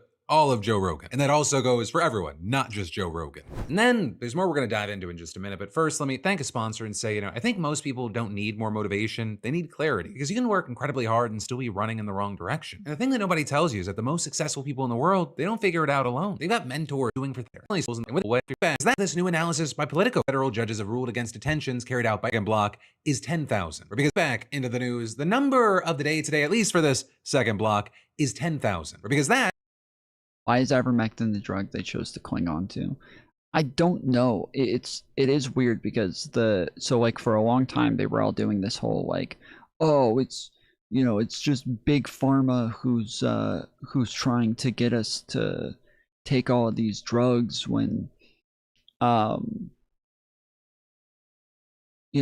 trying to get us to take these vaccines because the government made a deal with big pharma. And turns out like ivermectin and most of these drugs that they like make a big deal about, they're all made by big pharma as well. These are all big pharma drugs too. Some of them even by the same exact fucking companies. Like there's no real difference there as far as like who's gonna benefit from it. But I think some of them do have like generics and shit like that. But it was initially, so there were some like, I think it was the guy who like claimed he invented the mRNA vaccine, who like came out and was like, it doesn't work and they're using you guys as guinea pigs and they haven't done any testing. And like we know they did do testing. We know that they did that they followed like all of the regulations for emergency medications like this, and that they did all of the studies and everything that was necessary. And then a lot of people say, oh, but there was no long-term studies. But there were long-term studies on all of the things that were used in the mRNA vaccines. Like the idea that all of a sudden there was some massive difference when you put it in a vaccine and mix them together. There's no reason to believe that, and nobody has any reason to believe that, but they all ran with that. But I think the guy who initially said this, I think he was the one who initially pushed ivermectin, if I remember correctly. He like had a YouTube channel where he started pushing this shit, and then a bunch of other YouTubers just started following him and saying the same thing, including people like what was the Brett Weinstein? Yeah. Brett Weinstein. Has Tom even talked about Chud yet? What Chud? Which Chud?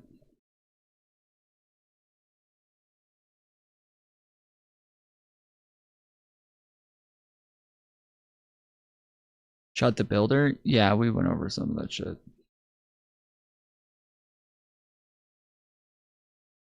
is the number of times that federal judges have ruled against detentions carried out by ICE under the second Trump administration. That's what this new analysis by Politico found. And these cases include things like a nursing mom who was detained despite active refugee status. But it also includes a case of another mom separated from her 1-year-old child and released only after her son ended up in the hospital. And they include situations like parents of American service members, victims of human trafficking, and a 5-year-old boy who was taken into custody on his way home from school. And overall, these more than 10,000 rulings against Trump, they reportedly amount to around 90% of the rulings involving ICE detention since the administration upended long-standing practice with a policy shift last July. Because you see, federal law technically requires the detention of people who are seeking admission to the country. The previous administrations interpreted that as applying for the most part to people apprehended at the border. But last year, acting ICE Director Todd Lyons said in an agency-wide memo that anyone who had entered the country illegally would be seen as seeking admission. And that meant that millions of immigrants, including some who have lived in the United States for years, became subject to mandatory detention without the opportunity for bond. And that's apparently been the driving force behind a flood of lawsuits that's been overwhelming both federal judges and lawyers in the administration, especially as ICE has either defied or tried to get around a lot of rulings against the agency, including by moving detainees to a new state, which just leads to even more lawsuits. With a volume of cases, the consistency of rulings against the White House, it really stands out. It's why you have Politico describing the trend as a staggering rejection of a core piece of Trump's immigration agenda and adding, Trump's unprecedented detention policy, which is almost certainly headed to the Supreme Court, infuriated lower courts in ways no other modern issue has. And many of these judges, they have not held back in their opinions. One bluntly describing the administration's approach as beyond the reach of ordinary legal description and as an assault on the constitutional order. Meanwhile, others have voiced concern about the specific tactics employed by ICE in their pursuit of mass detention and deportation. Tactics including arresting people dropping off their kids at school, detaining people in courthouses after immigration hearings and in ICE offices after routine check-ins, and executing after-the-fact warrants to try and justify arrests that may have otherwise been unlawful. You had one judge noting that despite hundreds of similar rulings in this and other courts resoundingly in favor of the ICE detainee petitioners, ICE continues to act contrary to the law, to spend taxpayer money needlessly, and to waste the scarce resources of the judiciary. And some judges, including one that ruled against the administration 90 times, they've actually compared their work to the Greek myths of Heracles having to slay the Hydra or Sisyphus having to push a boulder. Who the fuck has ruled against them 90 times? Holy shit. What is that going to be, Boasberg or something?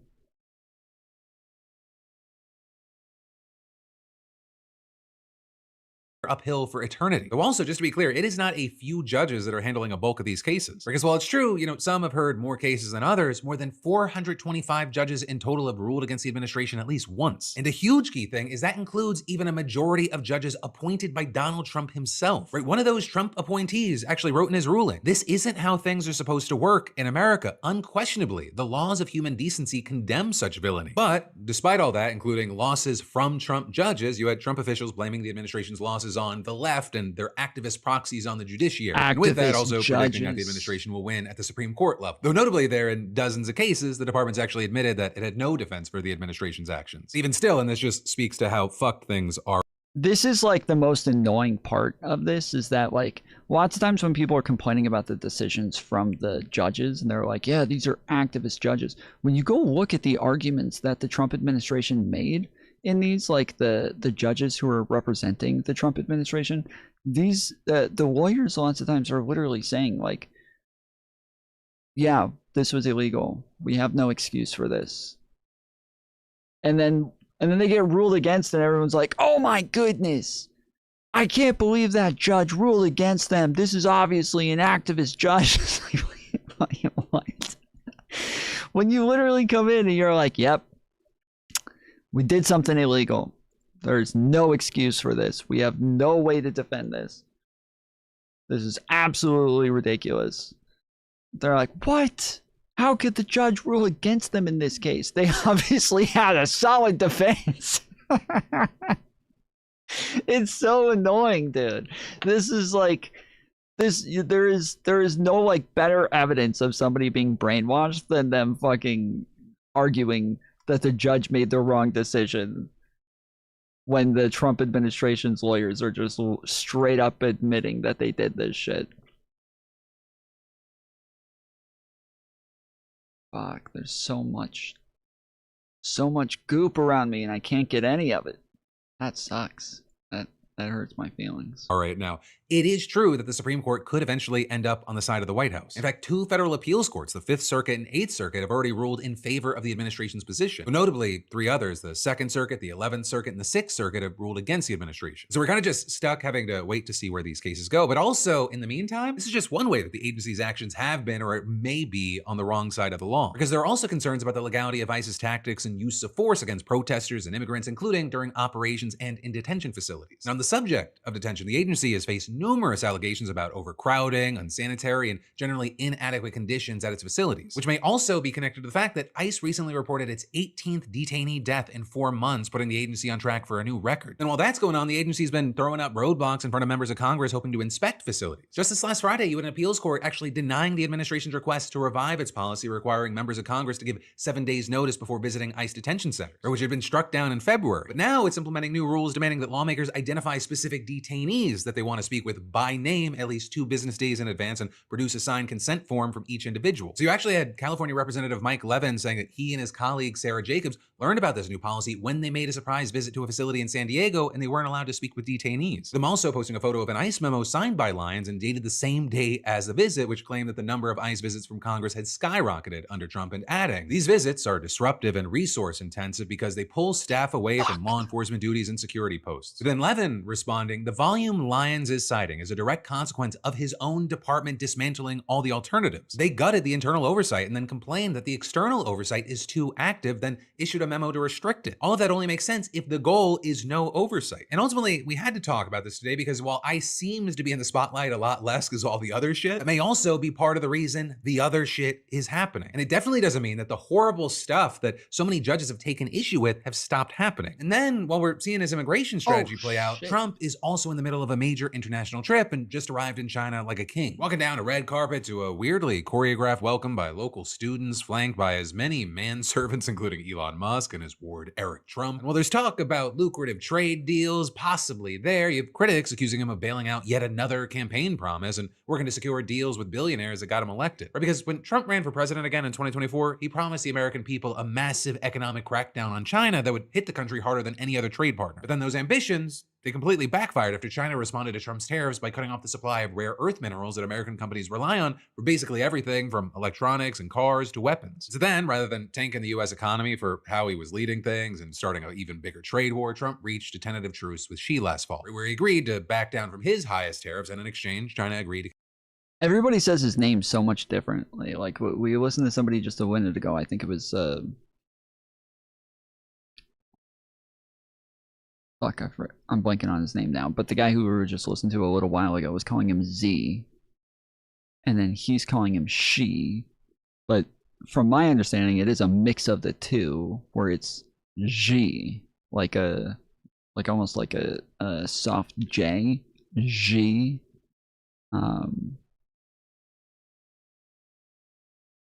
yeah, every time we hear somebody say Xi Jinping's name,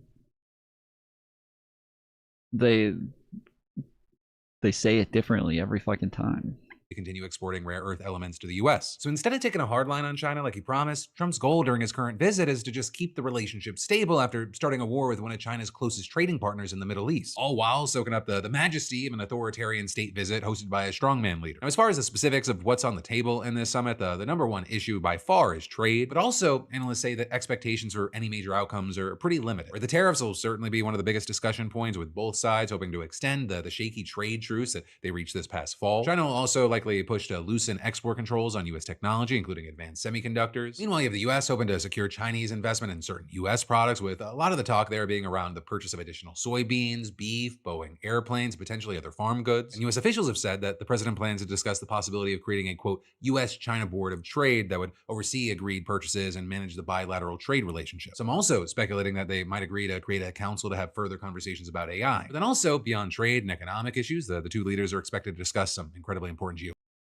Well, if you guys were here earlier, Xi Jinping is terrified of Donald Trump and afraid that he's just going to kill him at any moment. So they're probably just going to do whatever it is that Trump tells them to do.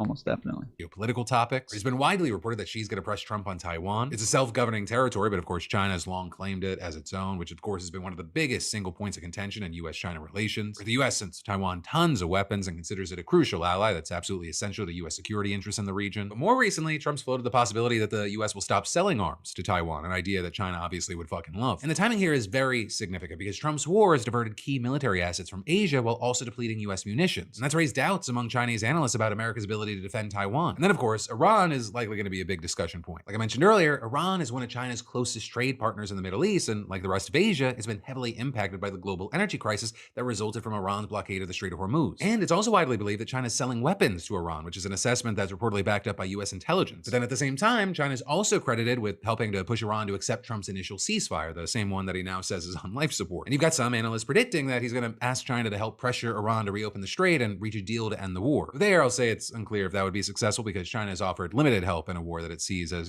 Trump's own problem. And actually, on the note of all of us being stuck in a war of Trump's own making, here's what our dear president had to say to the American people who are suffering because of this war. When you're negotiating with Iran, Mr. President, to what extent... You only need $1. That's going to be his answer. You only need $1. You don't need $20. Just $1. $1 enough. Are Americans' financial situations motivating you to make a deal? Not even a little bit. The only thing that matters when I'm talking about Iran, they can't have a nuclear weapon. I don't think about Americans' financial situation. See? You see this? I was telling you guys the other day, and I was trying to find clips of him saying this, but this is what he says every time now. This is all he says every time now. Is all I care about is that they don't have a nuclear weapon. They've already agreed to that. They have already agreed to that. This entire time, they've agreed to not have a nuclear weapon. It's not just that they don't have a nuclear weapon. If that's all you cared about, the JCPOA was enough. The JCPOA stopped them from having a nuclear weapon. They didn't have enriched uranium when they were under the JCPOA. In 2018, when Donald Trump pulled us out of the JCPOA, that's what gave them the ability to do this. Donald Trump gave them permission to go and start enriching uranium and then went to war with them because they started enriching uranium. That is your fault, motherfucker. If you didn't want them to have enriched uranium, if you didn't want them to build a bomb, you should have stayed in the JCPOA.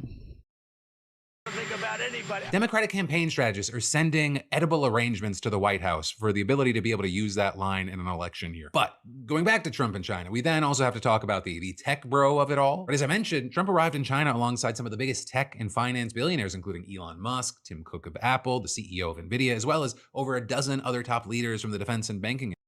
See, he says it the same way I say it. NVIDIA. He says it the same way I say it. NVIDIA. Or NVIDIA. Not NVIDIA. Tim Cook of Apple, the CEO of NVIDIA, as well as over a dozen other top leaders from the defense and banking industries. Then, of course, Eric was also there. And as far as why they showed up, it was for a few reasons. Some of them, like Musk and Cook, they have economic ties in China and good relationships there. Or the idea being that they can provide a key diplomatic bridge for Trump. But also, there's potentially something big in it for them, right? Securing major business advantages. And Trump himself has made it clear that that is at least part of the aim here, writing in a post on Truth Social. We'll be asking President Xi, a leader of extraordinary distinction, to open up China so that these brilliant people can work their magic and help bring the People's Republic to an even higher level. So he's saying that he wants to create a path for these billionaires to do business in China, which I'm sure is going to be incredibly profitable for all of them and ingratiate them to Trump even more. But also what we've seen with this trip is that it's created backlash from both sides, where you have Republicans and Democrats in the House writing letters warning Trump against any deal that would give China a bigger manufacturing foothold in the United States. You also saw a lot. It's weird every time I see this picture. Like everybody seems to have listening devices on, except for Trump. He's just sitting there staring. Has no fucking idea what's going on. Letters warning Trump against any deal that would give China a bigger manufacturing foothold in the United States. You also saw a lot of people from all over the political spectrum criticizing Trump for bringing his billionaire boyfriends to get rich in China, while also openly saying that he doesn't think about how his war is hurting average Americans. For example, former Representative Marjorie Taylor Greene accusing Trump of going to China with the oligarchy corporate elites to sell out America to China, also while slamming him for getting the U.S. drawn into an expensive foreign war. But as far as how the visit goes, do we see trade deals? Are there big statements? Will they braid each other's hair and eat pizza? We'll have to wait and see. And then we've got even more that we got to dive into today. But first, let me take a minute to thank a sponsor and say, adulting is realizing that some things, they just do not get easier when you ignore them. They just get more expensive. And if you have kids or just people depending on you, one of the big ones is definitely life insurance. Well, not fun. Okay.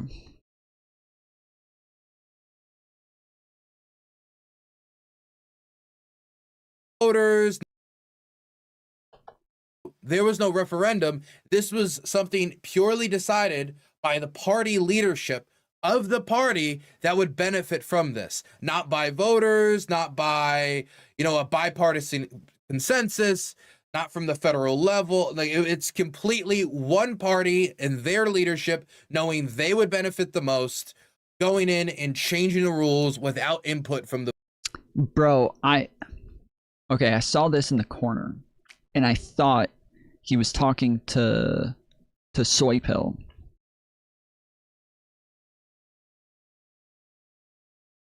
I thought he was having a conversation with Soy Pill. I thought that was Soy Pill's like Discord logo. The voters.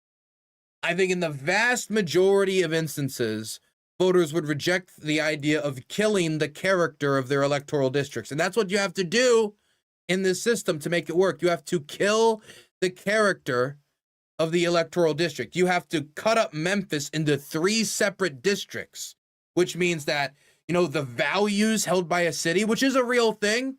You go to San Fran, they have values. You go to Los Angeles, they have values. You go to different communities, they have values. And those values can be different when you talk about rural communities, urban communities, or even different urban centers. And so to cut up Memphis in 3 ways. It says debating, pondering politics, and Soy Pill on packing the Supreme Court. To just like completely try to eliminate that black representation, a black voting power, and say it was done on partisan lines. Well, the whole time your leadership admits that you only use census data. Well, if you only use census data and you're drawing the lines along partisan lines, how are you deciding where the partisan lines draw? You have to use demographic information. Well, what demographic information is that going to be right after the Voting Rights Act was gutted? What is that going to mean in practical terms? So that's my general view on this. I hate gerrymandering. I'm from Maryland. We're a state that could be a one-party state on the representation level. We could get rid of Andy Harris, and to be honest, I wouldn't be too upset to see him go.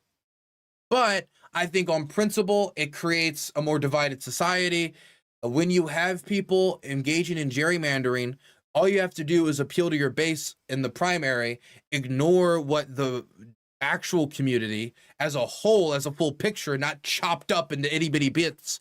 Like you can ignore their values. You can ignore what they want because you're secure as long as you continue to win the primary and you don't gain the ire of party leadership. And I think that, combined with the rejection of election results, combined with the partisanship we see in 3-letter media, the algorithm motivating people to go to blows with one another, as well as just like the horrific stuff we see from there, the way that our president talks, the way that our president behaves, the going after of separate broadcasters of a different stripe, going after the broadcasting licenses. I think all of these things stack together to make us a more and more and more and more partisan society. And this can create like a certain amount of social breakdown. And I think that if we get to a situation where we openly accept mid-decade ignoring the census, mid-decade redistricting whenever it is beneficial, where, we lost the House seat. Well, don't worry, we can just redistrict it. We can just redistrict it back. Occurred is occurred. It's rot. 8D5D2 Derek has donated $5. If you had a PAC Supreme Court button, would you push it? What if you had a future scope that told you if you didn't push it, Republicans would control the Supreme Court till you're... I don't want to pack the Supreme Court because I feel like the same way we have a race to the bottom right now with gerrymandering, packing courts, I imagine you could do the same thing. Exactly. This is exactly my argument. Exactly. This is exactly what I've been saying, is that like Republicans are already like willing to push things way farther than we are and willing to like disenfranchise way more people. And these are just fights that we can't win. And so we don't want to start fights that they're not already engaging in. There are like, and when you say pack the courts, okay, I hate how people kind of reword it after I start fighting with them about this, because we'll start off saying like, yeah, I don't want to add, I'll say I don't want to add Supreme Court officials to, or justices to the courts, just to get the majority, when whatever next like Republican president comes in, they're just going to do it again. They're just going to do exactly that same thing again. And every time one side or the other has the majority, it's just going to keep going back and forth until we have like thousands of people on the Supreme Court. And each side is going to keep like undoing the shit that the other side did right before. And it's just going to be madness. But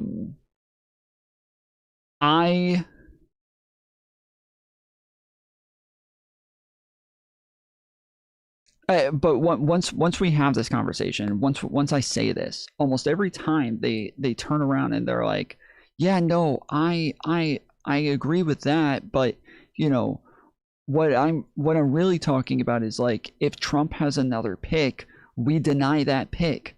Okay, yeah, of course I'm in favor of that. Yes, that's fine. Yeah, do it 1,000 times. Do that a fucking 1,000 times. Every time, you know, a Republican, not just Trump, but any Republican, if they have picks, yeah, because that's what Mitch McConnell did to us. That's exactly what it is that we should be doing to them. It's just denying their Supreme Court picks, and you know, deny it 4 times. Donald Trump was able to get like what, 3 or 4 picks in his first term. So yeah, and it seems like right now Trump's trying to rush Supreme Court justices out of the Supreme Court so that they get out while he still has a majority in the House and the Senate, so that he can get picks in. But let's say because there's apparently 1 to 2 judges who might be retiring soon. And so if they retire, once the Democrats have the majority in the House and the Senate, deny the fucking shit out of those. But if you're calling that packing the courts, like, okay, that is a really weird way of labeling this. That is not what anybody means when they say packing the courts. They don't mean just deny the Republicans their picks. They mean like add people to the court. That's what they're talking about.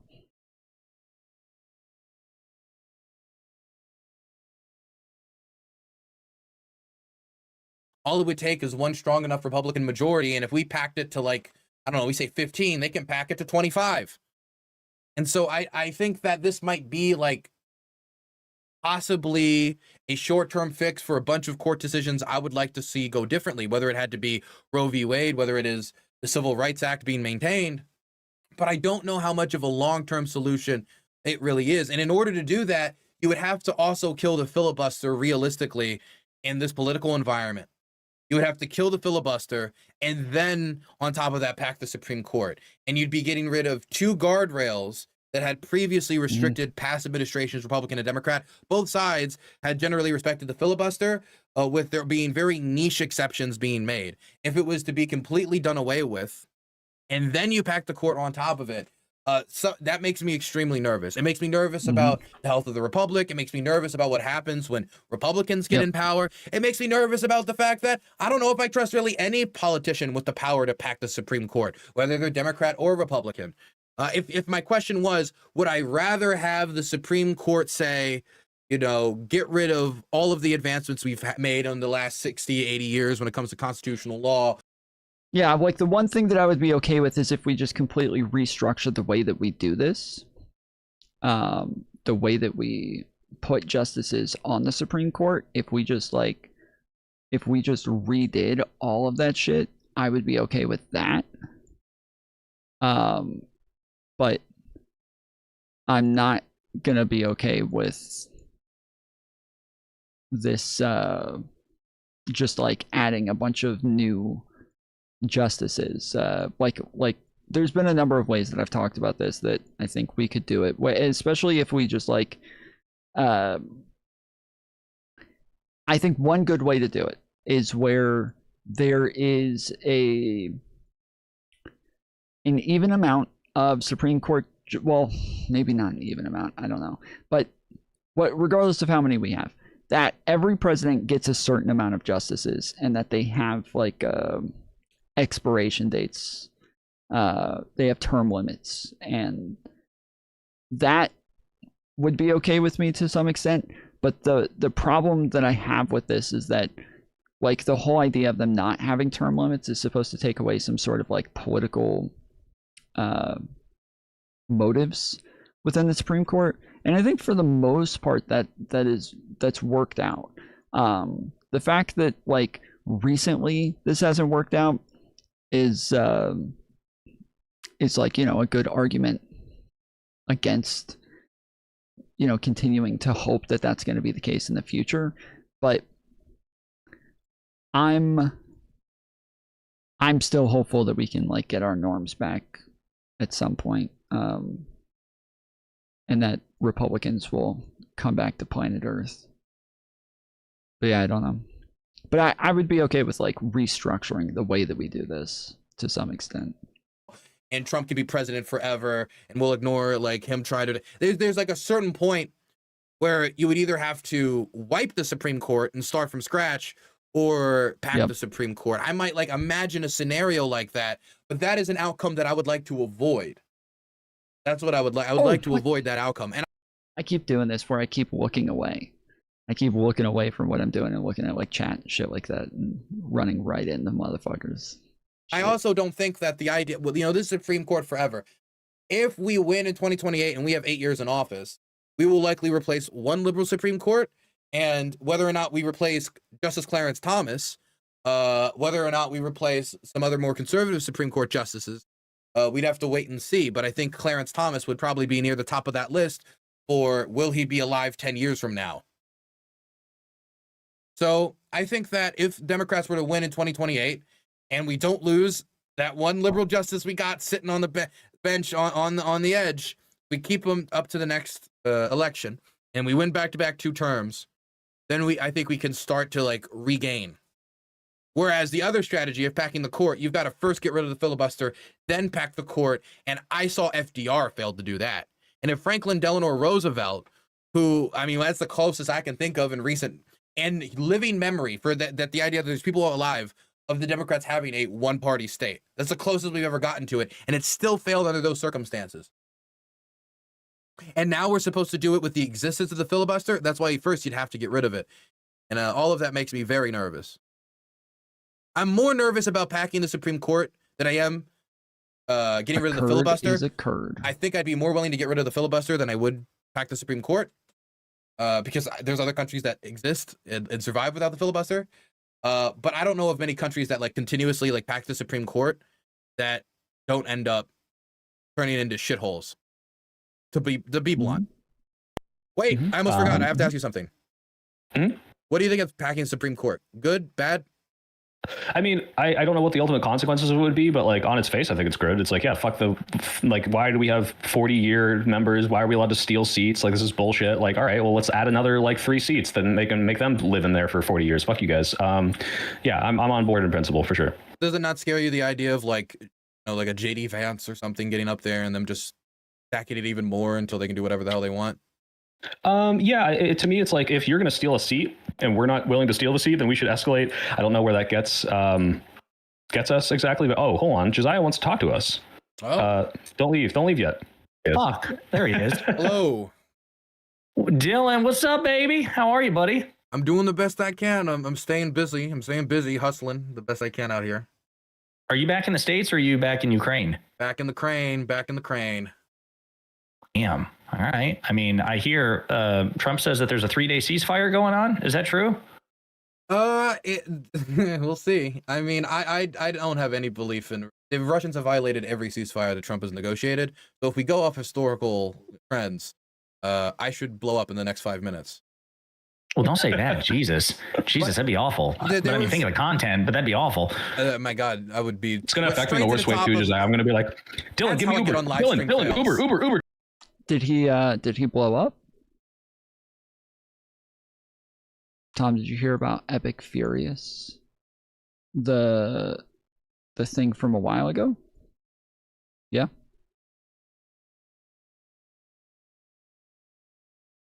I think we went over it yesterday.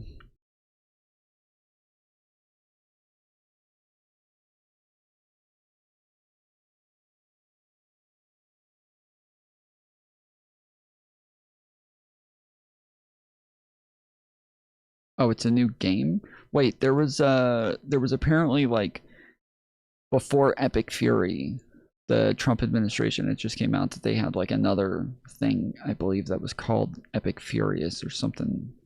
Did you play? No, I have no idea what you're talking about then. Does anybody know if he blew up? Has anybody seen this yet? We're Dylan Uber and you're gonna be dead. So do you think the mods on livestream fails would remove that?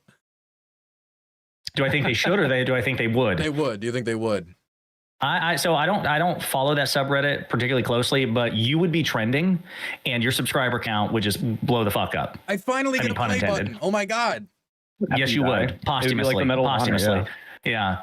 Which one of us would you want to eulogize you? Rob Noor. I feel like I might do a disservice. I mean, Rob Noor. Oh my god! Long enough. There's got to be someone with like the Dylan history lexicon, right? CTV maybe. Critically thinking veteran would be fun. Is that the guy who always wore the sunglasses and had a strong Southern accent? Yeah, the Wolf. Okay, there you go. The leader of the Wolf Pack, he called his audience. Yeah, I just have this like mental image of him wearing his shades and, you know, having like his, I don't know, like a fucking like USA tattoo on his like upper left pec, and he's gonna be like smashing Busch Light cans and stuff like that. Maybe shotgun one in your honor. I've got this whole perception of him. That's what I'm looking for. Well, listen, I hope you are safe, and I didn't mean to crash the party, but I actually had no idea that you guys were. Tom is thinking of Operation Economic Fury. Okay, fair enough. In a conversation when I messaged, I did a super chat in Dylan's stream earlier because I haven't talked to him in a while, and I asked him about the Virginia Supreme Court thingy, and then I saw that the soy pill here was live, and it's like, it's pure serendipity. It's pure serendipity. Yeah. Me and Dylan actually planned to exclude you from this, and you just had to come in. But, you know, whatever. It's fine that you're here now. I basically invite myself. I don't know if you guys are asking about it in specificity or in general. I don't know. Either one. I still don't know about it. That's the whole point. I mean, I think once you're at a certain point and you have no fucks left to give, you're just like, hey, let me in. You know, I'm that friend like in all those sitcoms that just walks into your house. You know, hey, I mean? It's Josiah. Clap, clap, clap, clap, clap, clap. And he's like, oh, you won't believe the shenanigans I just got into. Oh, it's like Kramer from Seinfeld, exactly. Which is a criminally overrated show. That show fucking sucks. Should we leave? Okay. They should literally just kick Josiah off the fucking show immediately. Josiah needs to be kicked off the show immedioso. This is... I did it again. I keep fucking looking away. This is obviously... Josiah is becoming too much of a fan of Hasan. He's been watching too much Hasan, and now he's becoming anti-Semitic.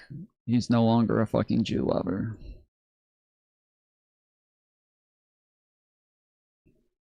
Disappointing. Leave all those black women of color that were gonna come on, like just waiting as Josiah says what he wants to say. Oh yeah, for sure. I mean, okay, like cool. I am trying to fight the DEI initiative, so I'm like doing anti-DEI, and only white men are allowed. You were having some sort of DEI initiative? The president has banned DEI. No, exactly. I'm trying to counter. We were woke for far too long, and there's years of reparations for the white man are owed. So. Well, Dylan, I want to persuade you real quick. I want to persuade you to change your mind on court packing. First, I want to say you gave an incredibly thoughtful answer to my general question about what you thought about the Supreme Court decision in Virginia. Like, it was beautiful. And people who have not heard it should go back to Dylan's stream at some point and listen to it, because just off the cuff, and I don't know if you're high or you're crossfaded or whatever, if you reach like a certain level of enlightenment, but you like just, you know, extemporaneously gave a beautiful speech about why gerrymandering is spiritually corrosive and corrosive to the body politic. And I'm not kidding. It was really awesome. Thank you. But then when you said that you didn't want to back the Supreme Court, it was like that record scratching, you know, like I'm like, and it hurt me. And so I want to dare to change your mind, because right now if I have one mission in life, if I can accomplish anything or contribute to the accomplishment of anything political, it would be to pack the fucking court. Medicare for all, campaign finance reform, all these other things that are really important. I would set it all on fire just to pack the court, and I'd like to make the case to you if I could do it. Sure. Can I just throw out one thing quickly? I'm not Yes, sir. against reform. I'm just against creating a mechanism by which like the institution itself would like just become a rubber stamp body. Yes, like that's what I was saying, is that if you want to make it to where there's going to be a new way of making sure that there's fairness within the Supreme Court process, then like that's totally fine. I'm all in favor of that. But if instead you're just saying like, no, let's start a war and then we're going to pack the Supreme Court, so they pack the Supreme Court, exactly what's happening with gerrymandering right now, where they gerrymander, then we gerrymander, then they gerrymander, then we gerrymander, and we're losing that fucking we're losing that fucking race. We're losing that war. And now we're supposed to get into a war over this as well? Like, nah, bruh. I don't think so. I don't think that's a good idea. And I've seen so many authoritarian governments around the world do exactly this, like before like everything went to like complete shithole status, to use like Trump terminology. And that's what I'd be afraid of. I'd be fine, for example, with it being rotating, where every 5 to 10 years they're forced to switch. Like it's not permanent for life. It's a temporary position. And so it would be something where essentially every 10 years you'd swap them all out. You'd have some independent board pick the nominees or whatever. I'd be fine with reform, but I don't think that packing an already broken court system that is way too partisan and the partisanship has bled into it from the top down. I think it just makes, it's just, you have the same problem. It's just now the court's bigger. And you've opened, they would not be in balance for the time being. Once and you have the presidency, there's no closing the box again. Like once you've done it, like if the Republicans get power. Propose it. I just did. I just proposed a way to fix it. I just went over that. And of course they're going to do it. Well, yeah, but I mean, with the gerrymandering, you and I are probably both principally opposed to gerrymandering, and the box has been open. We're redistricting everywhere, but like eventually, like we're going to be pushing for no gerrymandering reform, right? So why not do the same with the Supreme Court, but nullify the stacked effects of what has been happening in the past like 10 years? Yeah. So well, like here's what I would say. I mean, I think all three of us principally oppose. I was pretty much saying what he said. I said it about 5 minutes ago, saying that I would recommend just giving like each president 2 picks to where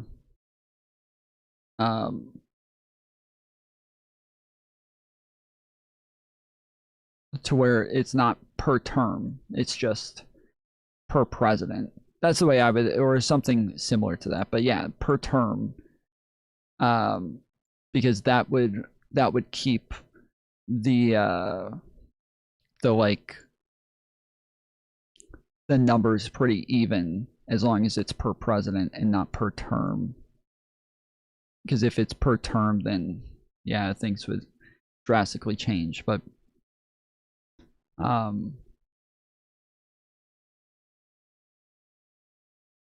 I wonder, what is does anybody know, can somebody look up what the average life of a Supreme Court justice is?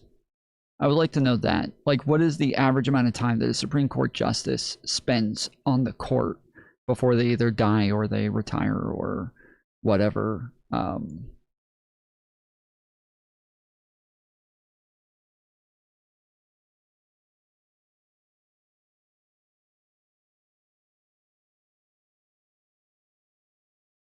Because that would also, I guess, kind of play into what it is that we would think of when it comes to like how often they would get a pick, or they have 10-year stops. Well, I mean, I would just set a limit, like just say like, okay, so 9 Supreme Court justices, there can only be 9. So whenever another new one is picked, the oldest one now has to step off, instead of there being like a specific set time. But the problem with this is that then it kind of becomes specifically partisan, I feel like, and that's the part that I'm afraid of. I'd say every 10 years, each party's legislative branch puts forth new set of justices. Well, you can't have like the parties do it. It has to be chosen by the president, because this is like the president's one small way of having some sort of check on the Supreme Court. Outside of that, they don't really have any power over the Supreme Court, and the Supreme Court is kind of a bit too powerful at this point. So this is like the one little thing that the president has that we can't take away from the president. Brave says 26.1 years. If anything, we need longer terms for the president. No, not necessarily. Like, the 4 years is good, and then if they do well enough in their first term, then they can win a second term. Like, if people feel like they're doing a good enough job to where they want them to continue. What the fuck is happening, bro? This is like 3 times in a row. I feel like I'm obviously in front of them, and then I die. Yeah, I don't want them.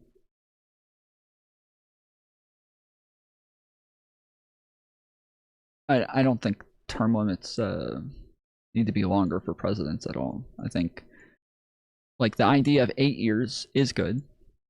4 years is kind of a referendum on like whether or not you're heading in the right direction, and then you can get reelected if people feel like you're heading in the right direction.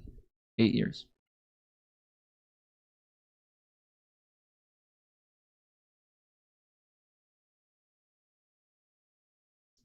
More recent figures since 1970 or 1993 indicate longer average 25 to 28 years, reflecting improved longevity and strategic timing of retirements. Okay. Yeah, if it's that long, so if there's 9 and somebody gets replaced, 2 get replaced every 8 years,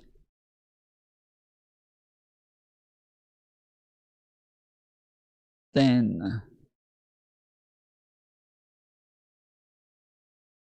that would still be about the same amount of time, right? Am I crazy? If there's 2 every 8 years,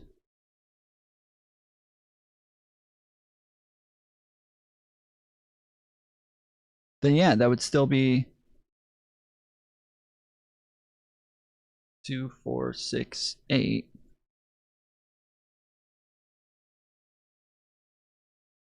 Four times 8 would be 28. So yeah, it'd literally be about the same amount of fucking time on it. That would be perfect. Fucking perfect. Fucking brilliant, mate. Those gerrymandering, like if we had our druthers, it would be banned nationwide, and there would be some sort of, non-partisan. Why would we limit it to 9? Because it's already limited to 9. What do you think you should limit it to?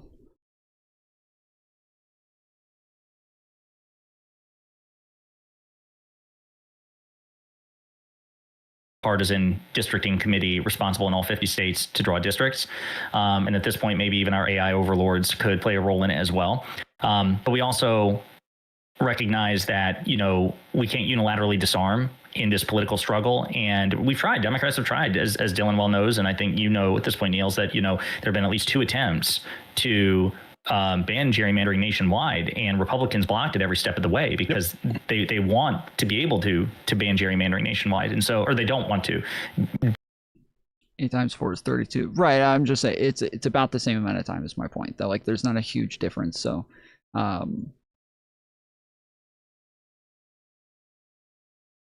the only way that like somebody with 2 terms would get more than 2 picks is that. Well, no. I guess, I don't know, because yeah, I was thinking if somebody retires, then that would leave a spot open. But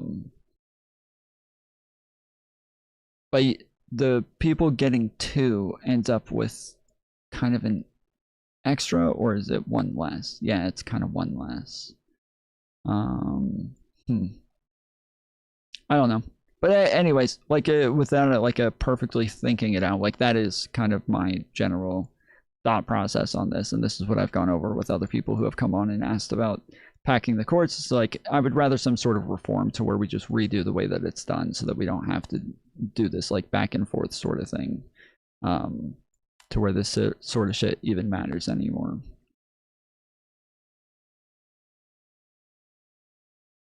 Tenure max, maybe like 17. No, I would want long periods of time, much longer than 10 years. I would want much longer than 10 years. If the average is like close to 30 right now, why the fuck would you shorten it to 10? Like, as I said, the one problem with making these things shorter is that and the fact that like they could get like voted out or something, is that we want these to be lifetime appointments so that they're not worried about like politics or anything like that. If you do it in a way to where they just get knocked off based on how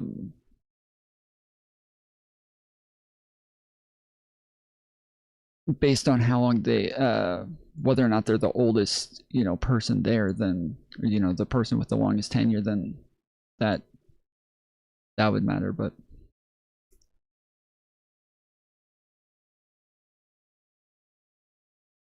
I feel like that would be a better option, to give them longer periods of time. Ban gerrymandering nationwide. They want to have that option for red states. And so when you're put in a position where we're a duopoly and the opposition party is not a good faith opposition party and they're going for broke, they already have so many institutional advantages and they're looking to further entrench them and to create new ones. I think that the other party has a moral and political obligation, not just the right, but the obligation to fight back. I view it as political self-defense, quite frankly, because we didn't pick the fight. We're just responding in a tit-for-tat approach, and that's just better than rolling over and hoping that the Republicans show mercy when they're not particularly inclined to, right? So I think we'd all agree that even though it sucks, Newsom and Spanberger did the right thing. And I do want to say, because I've tried to say this in all my commentary today, I mean, real shout out to Governor Spanberger, because like her heart was not in this. She really didn't want to do this. She's very much a centrist technocrat, or maybe I should say moderate technocrat at this point. I mean, I don't want to get in fucking trouble with the difference between moderate and a centrist is, but she was kind of pushed into it by the political circumstances, and she went along with it. She spent a lot of political capital to get it done. She did get it done, only for the court to kill it. And here's what I would say. The Supreme Court at the federal level is the ultimate impediment to anything the Democrats want to do legislatively. Like, a friend of mine put it kind of in a reductive way, but it captures it beautifully. Like, the Supreme Court in our current system has a better veto than the presidential veto, because like the presidential veto can be overturned with a 2/3 supermajority in both chambers of Congress, but the Supreme Court veto, like, that's for life. You would need a constitutional amendment, or you would need to get the Supreme Court to change their mind, right? And what we have here is a system where the least powerful branch, or the branch that was intended to be the least powerful, because the founders made it very clear in the Federalist Papers, they're supposed to be the weakest, not weak and not impotent, but the weakest, are in many ways the most powerful, because they can not only strike down presidential executive orders, but they can strike down federal statute, right? So that's a law that makes its way from the House to the Senate to the president's desk. So you have Congress and the president, and the Supreme Court can tell both Congress and the president at the same time, fuck you, no, you don't get your way. And so when you have that branch basically holding the leash of the other two, and they're the least accountable, no election, no re-election, lifetime appointments, they don't even have a binding code of ethics. We saw Clarence Thomas, hundreds of thousands of undisclosed like gifts from right-wing billionaires. He just didn't do it. And from his vantage point, why would he? Like, who's going to fucking hold him accountable, right? And so just all these things are packing up and piling up. And what happened in Virginia, just comes on the backdrop of what they recently did with the Voting Rights Act. And you have a court that is so nakedly partisan, and they're going to go when it's convenient. They're going to pick a predetermined outcome and reverse engineering the logic, opinions and try to pass it off as constitutional interpretation. And my point is, like, if Democrats ever get back in power and they want to do shit that needs to be done, like campaign finance reform or either expanding on the ACA or a Medicare for all option, whatever it is, a right-wing Supreme Court could just kill it. And then that's it. And then we've wasted the political capital and the time that we'll never get back. And we'll probably lose the next election. And the other thing to think about is, because of gerrymandering and because of the 2030 census coming up, by 2030, 2032, all the organs of federal power, if they're not already, will be. These are all really good arguments. I don't really disagree with any of this. And it's all like really good reasoning. I don't know if that like makes it worth it to me though. Like I don't know if the pros outweigh the cons here.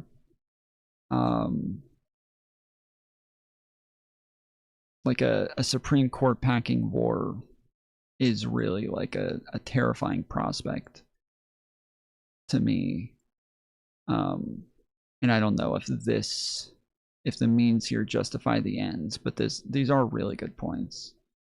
Be controlled by the Republicans. It will have a Republican bias. The Electoral College already has a red rule bias. The Senate has a red rule bias because of malapportionment there. Now the House will have, a conservative bias. That used to be our thing, right? As lefties, like, okay, you have an uphill climb with the Electoral College and the Senate, but hey, you guys get the House. Well, no, institutionally, they will have a default advantage in the House because of gerrymandering in the VRA decision. And the Supreme Court has been conservative for 50 years, and they have a 6-3 majority, a supermajority. And so it's like, we are not going to be as competitive. I don't think we're locked out of power permanently, but it's going to be a hell of a lot harder for us than it already is.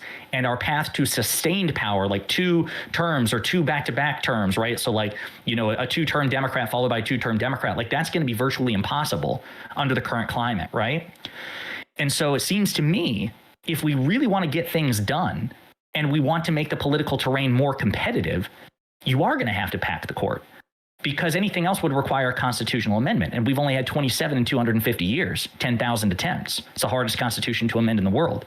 So if you want to get rid of presidential immunity, right, which was a terrible decision, which has a corrupt incentive and makes the chief executive untouchable, you're either going to need to pass an amendment or you're going to have to pack the court. Well, packing the court's easier, because all you would need to do is just, change the federal law and take it from 9 to 11 or 9 to 13 or whatever. So I agree that there's a risk in that, when Republicans D5D2 go back into power, they're going to do the same thing. The person who is talking, thank you for saying my point better than I could by throwing. They would do that already, if that makes any sense. Like the only reason they're. I don't know if that is easier. I think that if you had like Gavin Newsom, you had a Democrat as president, and then that president advocated for taking away presidential immunity, and getting like a constitutional amendment, I think that Republicans would get on board with it, because in that moment it affects Democrats more immediately, and I think that Republicans might be willing to get on board with something like that, whereas Democrats would obviously care more about the longevity of the longevity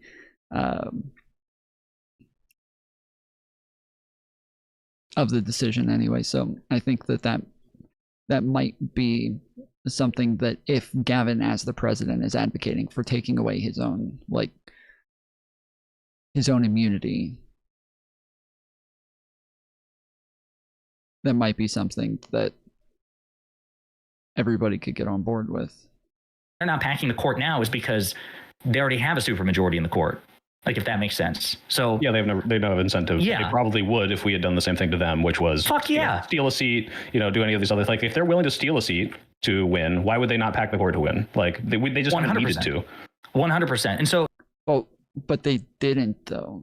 Like, you might say like, oh well, they didn't need to, but I'm sorry, but how pissed off Trump has been over like a lot of the stuff that he's lost and the Supreme Court decisions that have gone against him, and the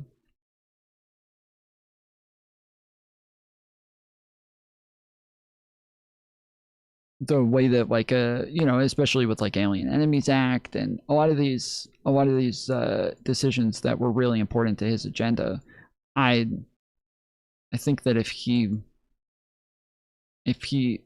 wanted to, he would have just gone and packed the courts, and I'm assuming people talked him out of doing it for this exact reason, because they didn't want the Democrats to do it as well. So I take your point, Dylan. I'm not saying that the risk isn't there, because it will be a tit for tat at that point. You're right. If and when the Republicans get back into power, they'll pack the court. But that's not because Democrats would pack it. It's because the default is that the Republicans have to have a conservative court. And right now they have one, and they already played games to get it with, obviously with, Merrick Garland in 2016. And then they broke their own goddamn rule in 2020 to put Amy Coney Barrett on the court. Like, if they were in our position, they would have done it already. The Republicans will never tolerate a liberal majority court. Again, we really have no reason to believe that they would. And to the extent to which they would tolerate it, it would just be, as soon as they get back into power, they'd be like, well, historically speaking, we've had one Supreme Court justice for every circuit, and there are not 9 circuits, there are 13 circuits. And so, yeah, it just feels like we should expand it to 13, and then they'll pack it again. And so I'm curious. I know I threw a lot at you, and I don't even know if you're still there, but I'm curious what you think. Dylan just has already exploded from Dylan's asleep. Dylan walked out of the room, and he's like he's like the lead singer of Creed, and with arms wide open, he's just walking into a field shouting at the Russians at this point. I took Moscow, and I just came back, actually. The Russians blew him up a while ago. They're just still sitting there talking. Could you imagine? That fucking clip, dude? Of just like, we all watched just Dylan just explode on this side, and the whole time Josiah is still sitting there giving his fucking long spiel about packing the fucking courts. Yeah. Look, Moscow came so anyway, I know I threw a lot at you, but I am curious, because I do think it's existential. I think if it is the first necessary step of a Democratic trifecta, and I think anything else, if they do anything else before that, we will have failed. So what do you think? Well, I'll be honest. I'm not completely convinced. I think you make good arguments as to the benefits of being able to get more bold policies that could make Democrats stay in power longer. By doing this, I don't know how offended the American public would be by an act like this. I know when FDR did it, the offense most rather than the administration, but that's also due to the fact they had the Great Depression to worry about. They had so I don't think there would be a lot of PR backlash. I would be much more worried about like institutional backlash when, not if, when Republicans eventually get power.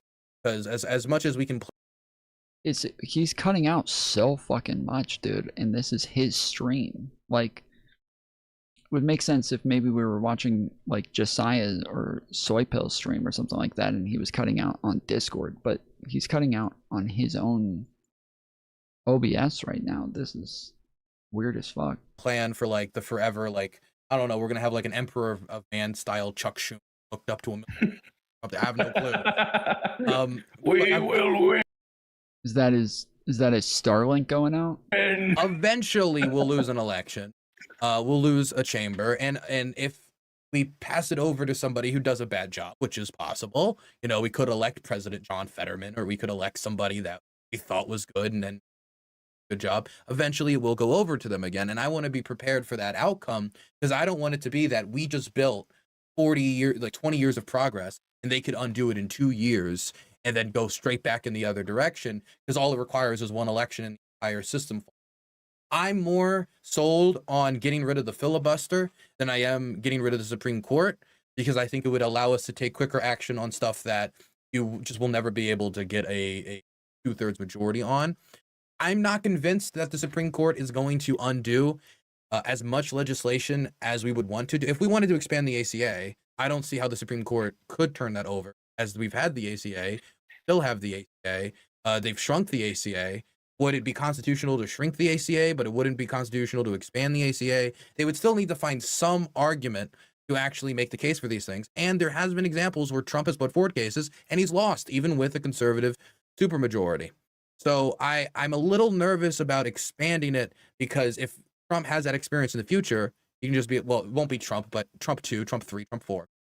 They can just say, well, you know what, 13, screw 13. Why isn't it 20? Why don't we have a nice even number? Right.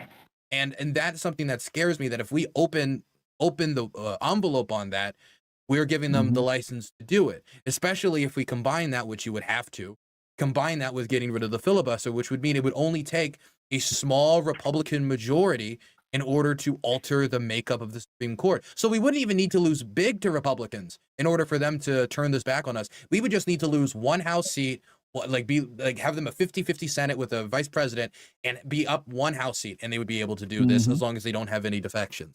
So I do want to say it's not a question of if, it is a question of when. I don't trust Democrats as administrators that much. Perfect. And I also need to ask the question of, can we trust Democrats with this type of power? Can we trust any political party with this type of power? Well, and even on top of that, like even the attempt, like if like, let's say Democrats go and try to do this and they lose, we're now justifying Republicans trying to do this. And so even the attempt is really bad, because if you don't succeed, you're kind of fucked.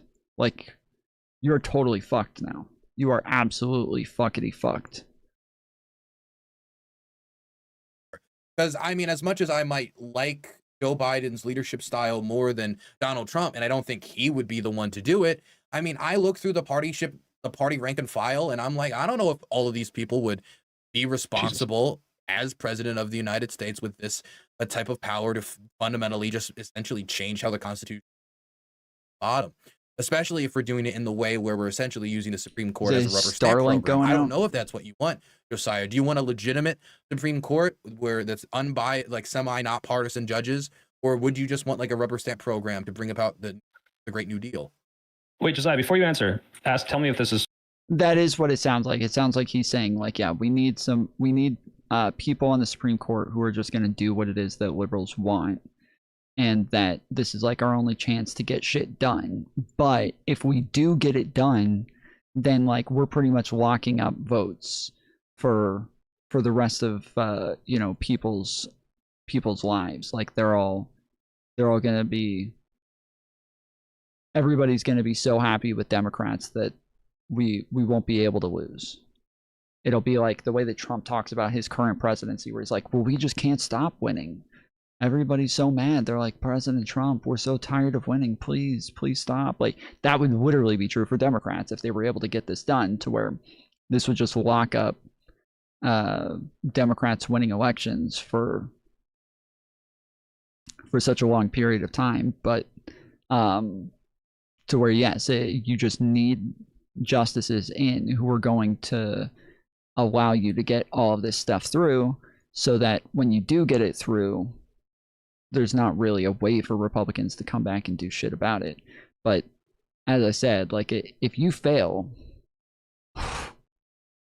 like, you try this, you put this up for a fucking vote, and you have some like John Fetterman who steps out of line and votes against it, like, well, that's it. Like, you're fucked. Now Republicans are going to go do the same exact thing, and they're going to do it correctly, and they're going to get it in, and you're the one who started it. You're the blame, so good job. Something you're kind of working towards, because this is how I understand it, and it's my stream, damn it. Who are you? Yeah, exactly. My understanding is, look, right now the Supreme Court is compromised in such a way that they're like granting these insane decisions like the immunity ruling. We need to pack it so they can't do anything else like that, and make sure there aren't some like crazy decisions coming down. But as soon as we have the ability to, and we should very quickly, implement these reforms that Dylan is talking about, rotating cycles of 5-6 years, no lifetime appointments. And like by the time a Republican election rolls around, we've already nipped this in the bud and said, no, this isn't how. Like currently, even just the conversations about packing the courts, this is already like justifying a ton of shit from Republicans currently. They are already like in the current state of things, using the fact that Democrats are advocating for this sort of thing to justify other things that they want to do. And so they're able to keep pointing to, like, look, even Democrats are trying to pack the courts. They're talking about taking away all of our ability to have Supreme Court justices, and like even just the conversation about it is already starting to like ramp things up by itself. How the Supreme Court works anymore. Now it's a lot more fair. Now we don't have these like opportunities to have this like, mandatory, 40 years of service under this person who's loyal to the person that appointed them. It's just, let's get the power, fix it, and make sure this never happens again. In the same way we're kind of trying to do with gerrymandering. So I would say a few things. I would say defections in Congress should be a big deal. It depends. That's not really true. Like, think about the fact that I think that this is kind of annoying, where people think that folks are voting just based on party, and I think most of the time they're not. When somebody runs, they're not. People aren't voting for somebody based on party. Like AOC is not being voted for because she ran as a Democrat. Like even some people are voting for her despite her running as a Democrat. Like, there's the idea that defections are this like huge deal. It hurts and it sucks, but those people are representing their district. They're not representing America. They're not representing the Democrat Party. They're representing their district. And the more that we like try to force that dichotomy on the people, the more like we lose a real, any substance of a democracy left. Like, those people are supposed to be trying to win more votes in their districts and with their constituents. And if their constituents are happy with what they're doing, then that's what matters. Obviously, that's not the case with somebody like Fetterman, but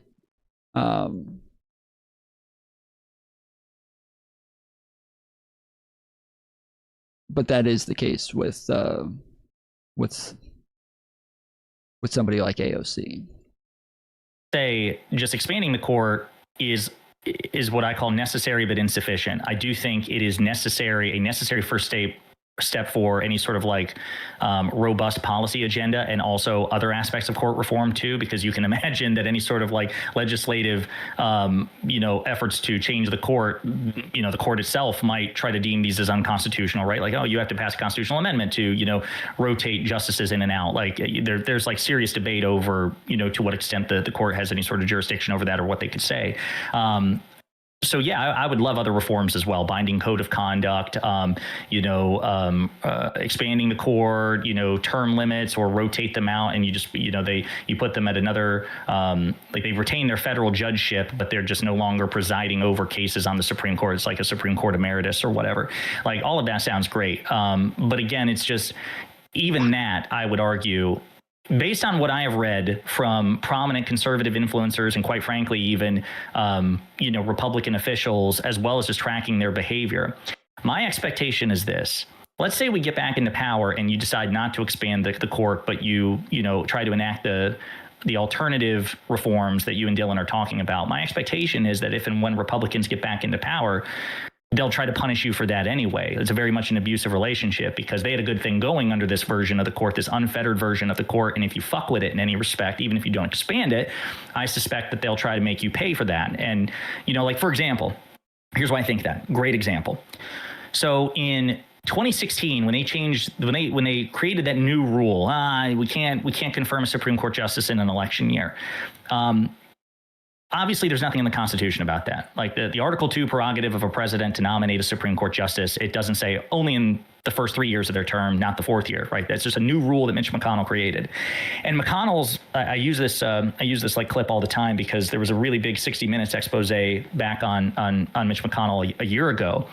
And it involved McConnell and his career and his authorized autobiographer, somebody who was working with McConnell, collaborating with McConnell, emails in his journal and blah, blah, blah, to write this like authorized, definitive Mitch McConnell biography. Well, in the 60 Minutes interview, when they ask about Merrick Garland, the biographer himself says, look, this was absolutely a brute force application of politics by McConnell. McConnell can say what he wants, but I've got his notes, I've got everything.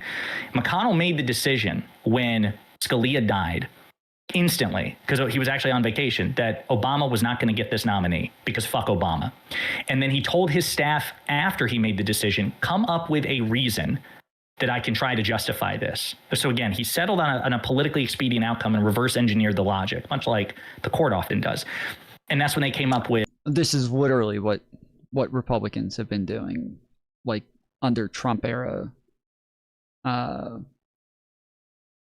the Trump era, pretty much every branch of government, they all just kind of say, oh, we want to like be upset with immigrants. We want to turn them into the bad guys, or like we want to deport them. So let's find a reason for why we can be upset with immigrants. And oh, they're eating your fucking cats and dogs.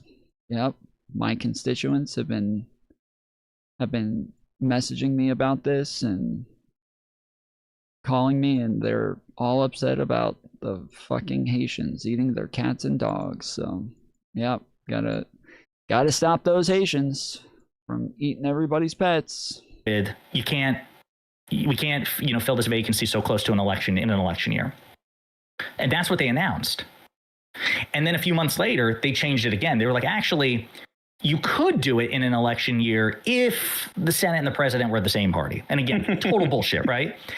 But what was funny was Lindsey Graham said at the time, hey, look, I know we're changing the rules on you, Democrat. And there's a clip of him doing this, not just a quote. He did this on camera in the Senate. Who was the top Republican on the Judiciary Committee, said, I want you all to use my words against me. We're going to be consistent. If Donald Trump wins the 2016 election, and in the next election year there's a vacancy in 2020 when Donald Trump is president, we will not confirm Donald Trump's nominee. And what did they do? They confirmed Donald Trump's nominee in 2020 when it happened. And when Lindsey Graham was confronted, like, hey, you said use your own words against you. Hear your words, motherfucker. What changed? He said, well, I didn't like the way you guys treated Brett Kavanaugh during the Kavanaugh hearings. So I'm taking back what I said. So my point is, you guys are mean to me. Right. So my point is, the shameless, anything you do that in any way shameless. intrudes upon or intervenes with the Republican Party's unfettered control of the court, be it ethics reform. The Republicans fought on ethics reform. I agree with this, but this is the problem is that the Republicans don't give a fuck about democracy. They do not give they don't give two single fucks about democracy, whereas we do. And so it like, if we're talking about, okay, we need to do all of these things so that we can save democracy, but what we're doing in the process is further destroying our democracy, like, I'm sorry, I don't know like what that thought process is really doing. I don't know that that's enough for me to just be like, hey guys, in order to save democracy, we gotta further burn it down. Like, okay, well, if that's what we're doing, then like, let's go ahead and just push for revolution, dude. Let's go full fucking Tea Party now.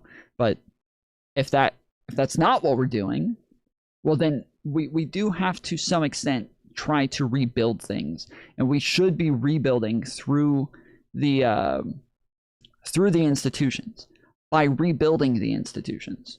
If we're just further like starting new wars that are further tearing down the institutions, well, I get your logic, and I think you're right. Like, Republicans are just they're unable to abide by the fucking norms that make these things possible. So we need to like put these things into law. We need to put it into we need to like have all of these things outlined pretty clearly. What you know, the House and the Senate can or can't do, and XYZ. But what this does instead is just it further it creates more problems than it's fixing. So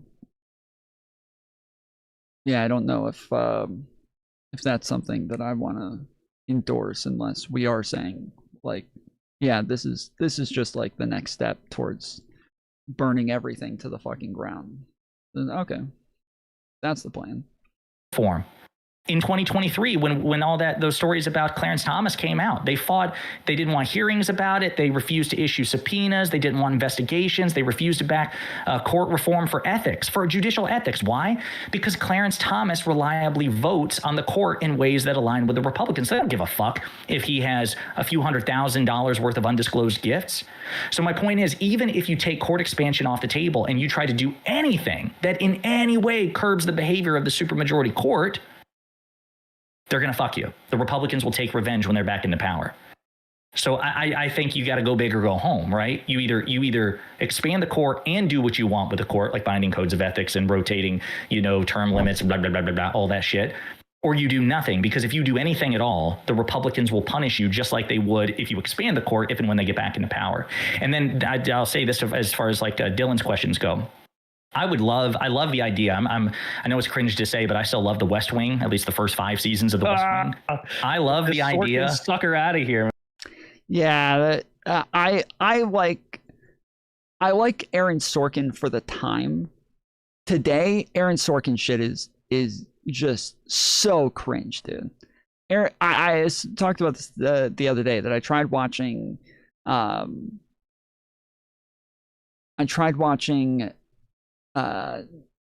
was it? The News Office? What was it called? The Newsroom. Tried watching The Newsroom.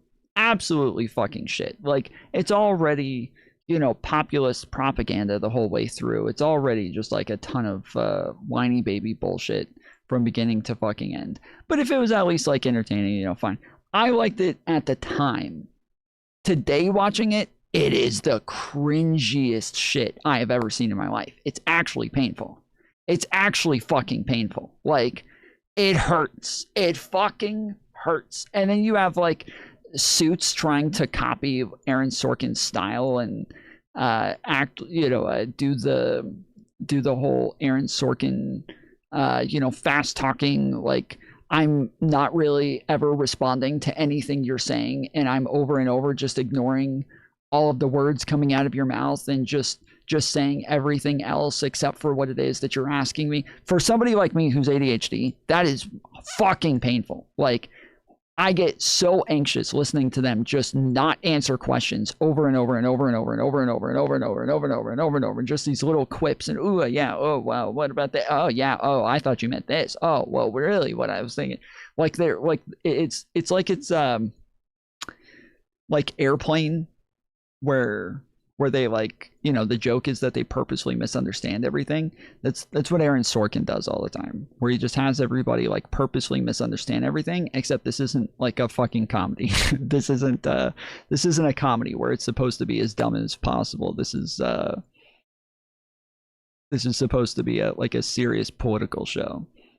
Man, oh yeah. Why don't we all just come together and work together and have I love the idea of that Democratic president. Right, I love the idea of that, but that's not where we are. That's probably never been where we are, and that certainly will never be there again if we were ever there in the first place. And so, to your question about the court, do I want an independent court? I'd love that, but I don't believe that thing exists. I believe that the Supreme Court are partisan political actors. They're not as partisan as members of Congress, but they are partisan. And why wouldn't they be? Like, I hear. No, it's not Tom sucks.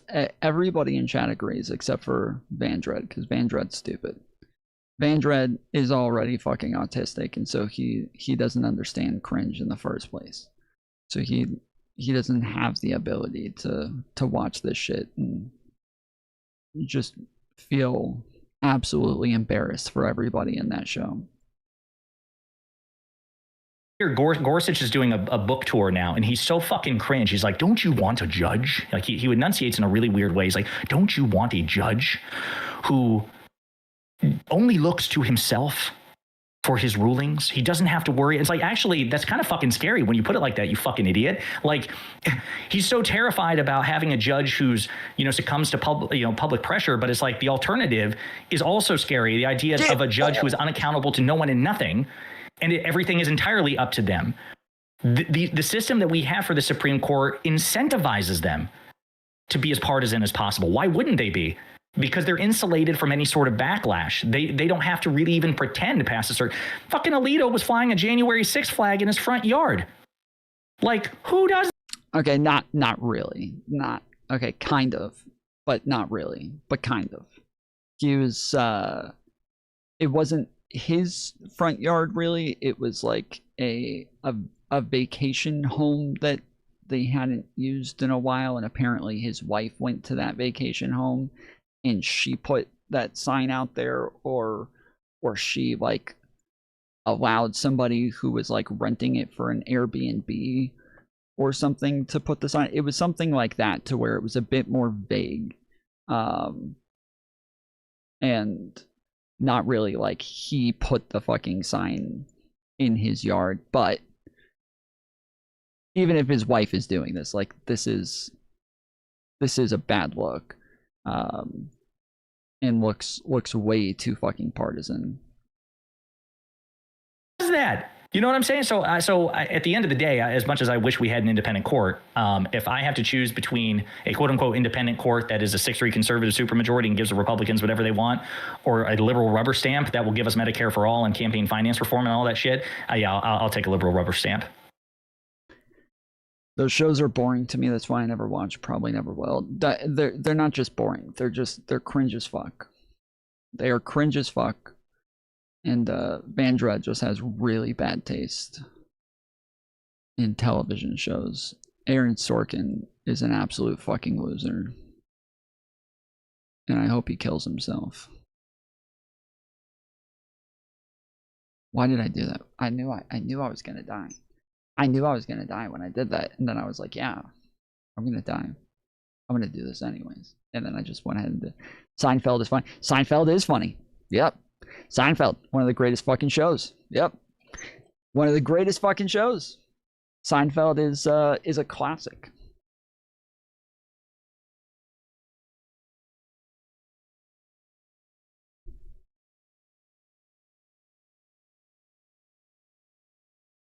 Seinfeld wasn't even mid. It wasn't. Yeah, it wasn't even mid. It was absolutely top tier.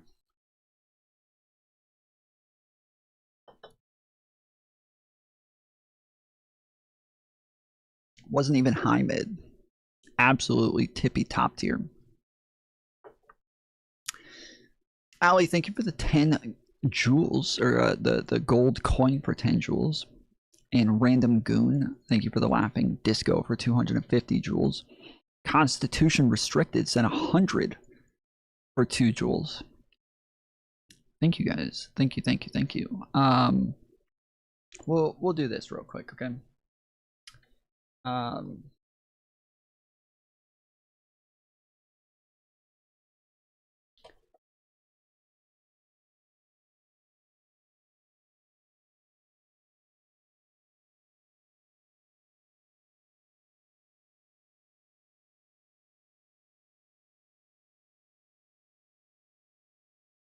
All right, so we put a poll in chat about Aaron Sorkin. Answer the question real quick on Aaron Sorkin. What do you guys think? What do you guys think about Aaron Sorkin? Let me know. Also, everybody, while we're here, take a minute, hit the thumbs up button. And we got 0 out of $25. We got 15 minutes left. Now is the time to rush those donos in. Otherwise, I'm getting off. Last night, I saw a bunch of you guys when we ran out of time. First off, I extended it like 30 fucking minutes, okay? So the fact that you guys were mad at me for getting off after I extended it 30 minutes was a little annoying. But I extended it 30 minutes, and then when I was getting off, I saw you guys saying, hold on, Tom, it's coming. And while I'm in the middle of talking, so I'm trying to keep up with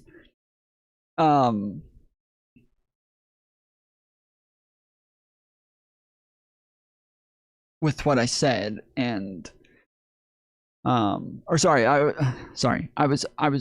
in the middle of talking, and you guys are like saying in chat, hold on, somebody's about to donate or something like that. But the guy that you guys were talking to send it was saying, no, I'm not about to donate. So once I saw him saying, no, I'm not about to donate, I was like, okay, well, I guess that's it. I'm not waiting anymore. But then once I got off, you guys are like, Tom, he was about to fucking donate. We said, wait. I was like, oh, wait, what? The send it said no. What do you mean? What are you talking about? So I don't know if I missed something, but oh no. Okay, so it was okay, so I am right. Okay. All right. So the question in the chat is Aaron Sorkin the worst? Is Aaron Sorkin not the worst? 80% said yes, he is not the worst, and 20% said no, he is not the worst. So it looks like almost it looks like 100% of chat thinks that he's not the worst. I disagree with all of you guys. I think that Aaron Sorkin is the worst. I disagree with every single one of you. I think that he is the worst, and for 80% of you to say yes, he is not the worst, and for 20% of you to say no, he is not the worst, I disagree with all of you.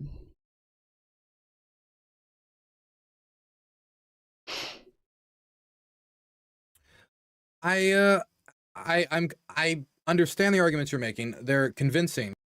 Wait, I think I messed up my fake answer. They're both the same answer. I asked a negative question. If you ask a question in the negative, both yes and no mean the same thing.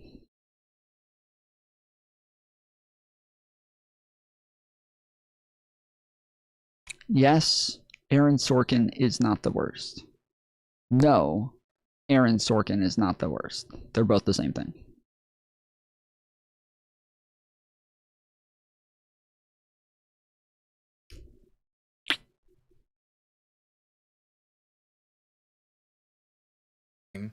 But I'm still not convinced that this is the best strategy in order to get the outcomes we want. Because I acknowledge that any change is going to open up the envelope. That if we make any reform, that they're going to say, well, you made this change, so we can go even further. But that doesn't mean we need to overshoot in a way that will make it so that if Republicans get back in power, we're going to have 14 Rudy Giulianis on the Supreme Court. Dylan, the fundamental question is, do you think that Republicans wouldn't do it if, one, they needed to, or they thought they could get away with it? Because I think me and Josiah are coming from a place of like, of course they would. So why not go past the like, they're going to escalate it every time, get it to a point where we're going to be in control long enough to like actually get anything done. Okay. All right. I asked the question again in a real way. Do you like Aaron Sorkin? Yes or no? Do you like Aaron Sorkin? Aaron Sorkin made The West Wing, and he made The Newsroom.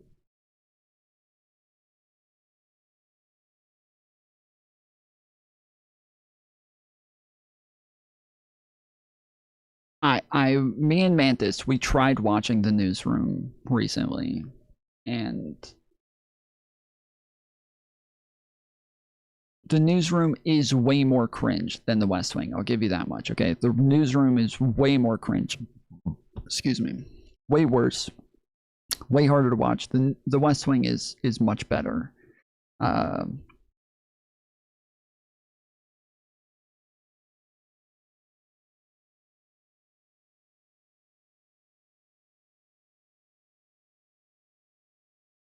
Whereas option 3, Aaron Sorkin is gay.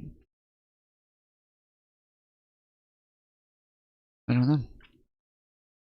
So yeah, 83% says no, they don't like Aaron Sorkin. Out of 1,000 votes. So.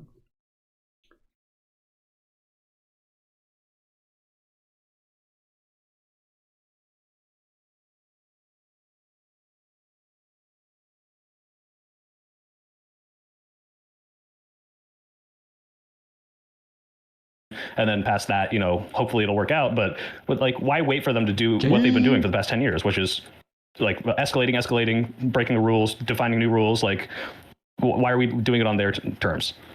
I think it's important to do it on their, not their terms. It's important to do it on America's terms, knowing that if we do pack the Supreme Court, we will make.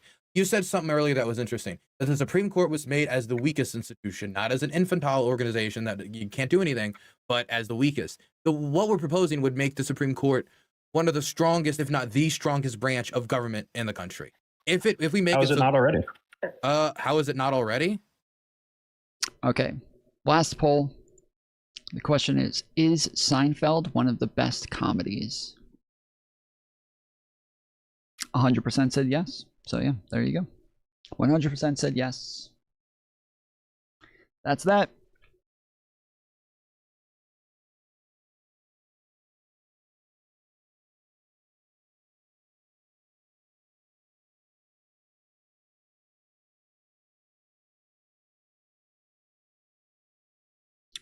I've got real life politics. Why would I watch political drama? What does that mean? Like, oh, sorry, I've got real life meth to smoke. Why would I watch Breaking Bad?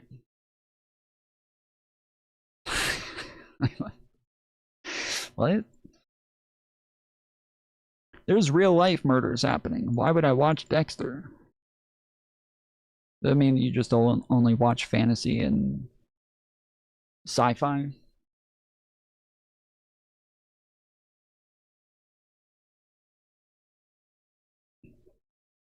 Yeah, like what's the difference between a partisan Supreme Court that I would will say the like difference understand most is of what the not most, everything. That's the difference. The difference would be if Donald Trump said, I think we can have election 2032. The Supreme Court says, okay, yeah, we can delay the elections. This is a national emergency. Sure. A Supreme Court that is not hold to anything but the fact that they can be put in. It's completely partisan. We admit the partisanship of the court. And we... Did you say Ally McBeal?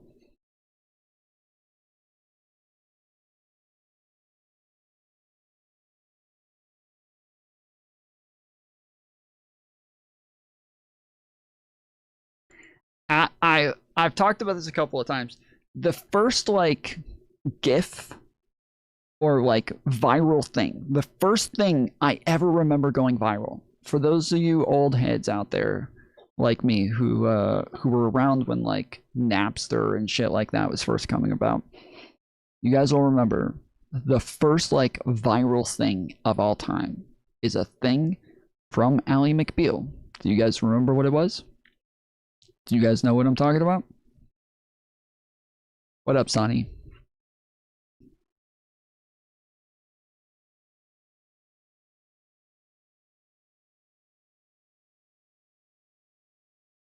No, I had a wife then. Nobody remembers. Like the first, like, yes, the baby. Yes. Yes, the dancing baby. The dancing baby.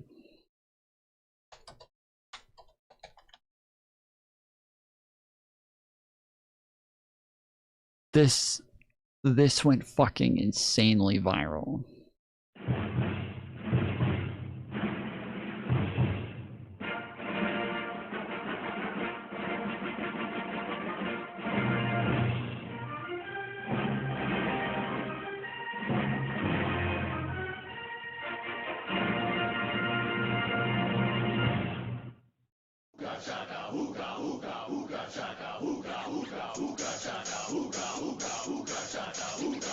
I can't stop this feeling deep inside of me. Girl, you just don't realize what you do to me. Yeah, it's from the show. It came from the show initially, and then it went viral later.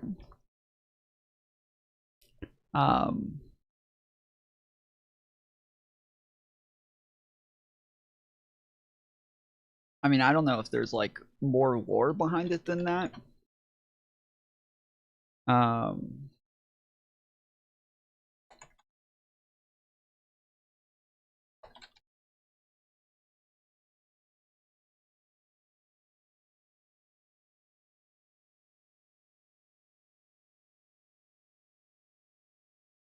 I do enjoy the fucking memes today though of like little babies dancing, like the AI videos.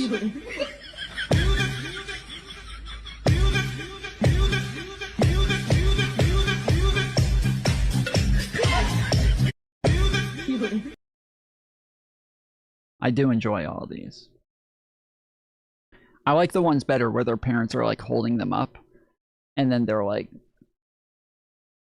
totally breakdancing, but their parents are like holding them the whole time.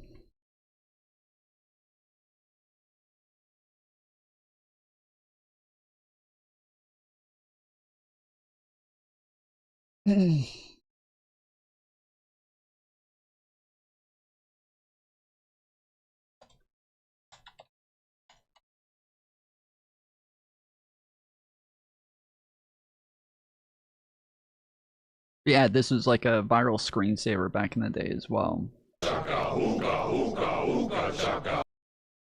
And so everybody would have this like little baby as their screensaver. Things you'll only understand if you grew up in the 90s. You were the first to witness one of the oldest memes in the whole world, which was the dancing baby. If you forgot what this was about or you've never seen this important piece of internet history, here's a short clip. I can't stop this feeling. Things you'll only understand if you...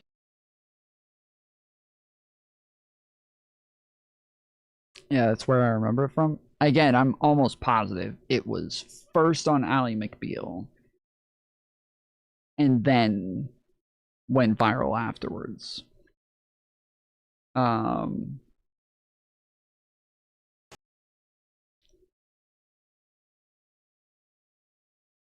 Where does the 90s dancing baby meme come from? The dancing baby meme, often known as the Ooga Chaka baby or Baby Cha-Cha, originated in 1996 as a 3D animation sample designed to showcase character animation software. It became one of the internet's first truly viral phenomenons before gaining mainstream fame on TV show Ally McBeal. Okay. All right, so yeah, I guess it was a thing before Ally McBeal. But apparently it started in 1996, and I think the other thing that we saw said that it was on Ally McBeal in 1996. Creation, the baby was created by developers at Kinetics, a division of Autodesk, to demonstrate the capabilities of their Character Studio software for 3D Studio Max.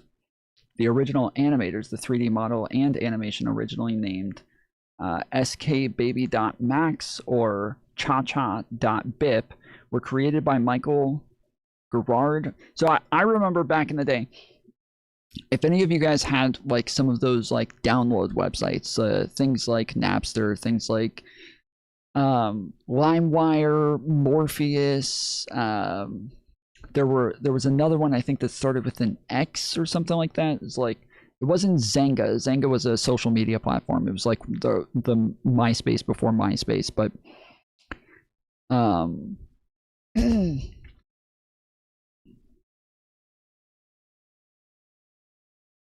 but yeah, the dancing baby meme was like always one of the top downloads. All right, we're at 0 minutes. We're still at 0 out of 25, so I'm getting off. You guys suck. Oh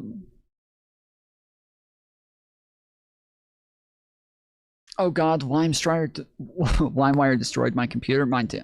I either had to get new computers pretty consistently, or I had to do like a full reset of my entire computer. I had to do a computer default reset pretty consistently.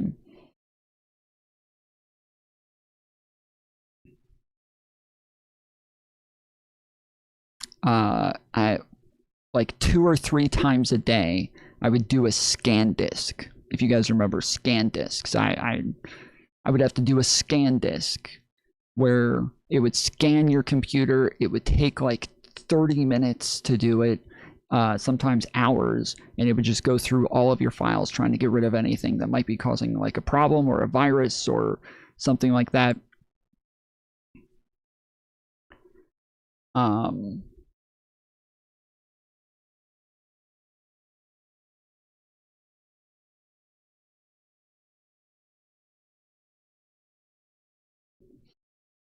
Leaving my computer on overnight to download one song. Yep. Back when we used to turn off our computers. It's crazy. Crazy times.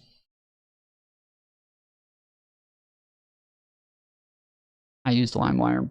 So I think LimeWire and Morpheus, I believe, were the two like P2P downloaders that were like, I think they were the same exact company, or maybe it wasn't LimeWire.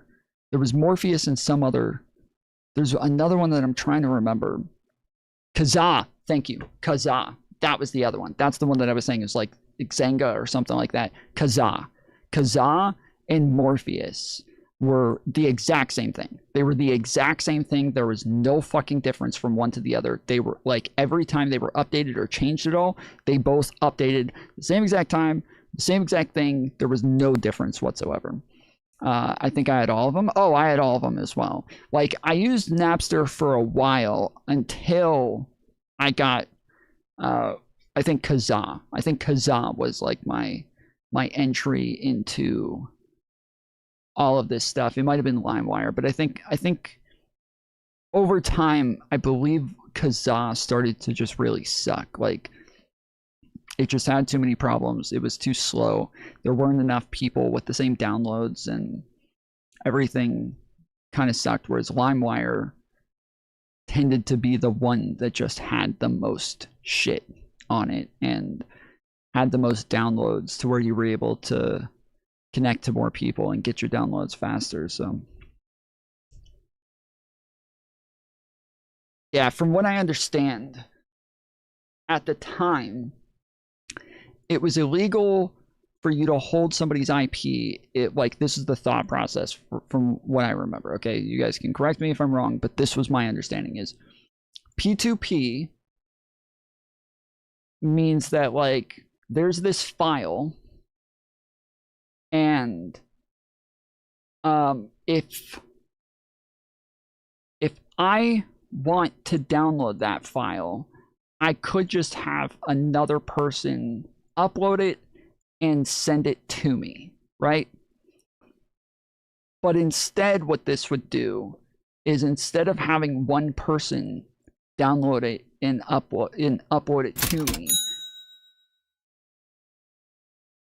Silty Water, thank you for the 19.99. All right, so we're pretty close. Generally, I only count super chats as like 2/3 of the donation, but since you guys suck today, I will count that as the full $20. So thank you, Silty Water. Let's get some cheers in chat. So we got $5 more to go. If you guys want to donate, the best way to donate is through Stream Elements. The link is pinned at the bottom of chat.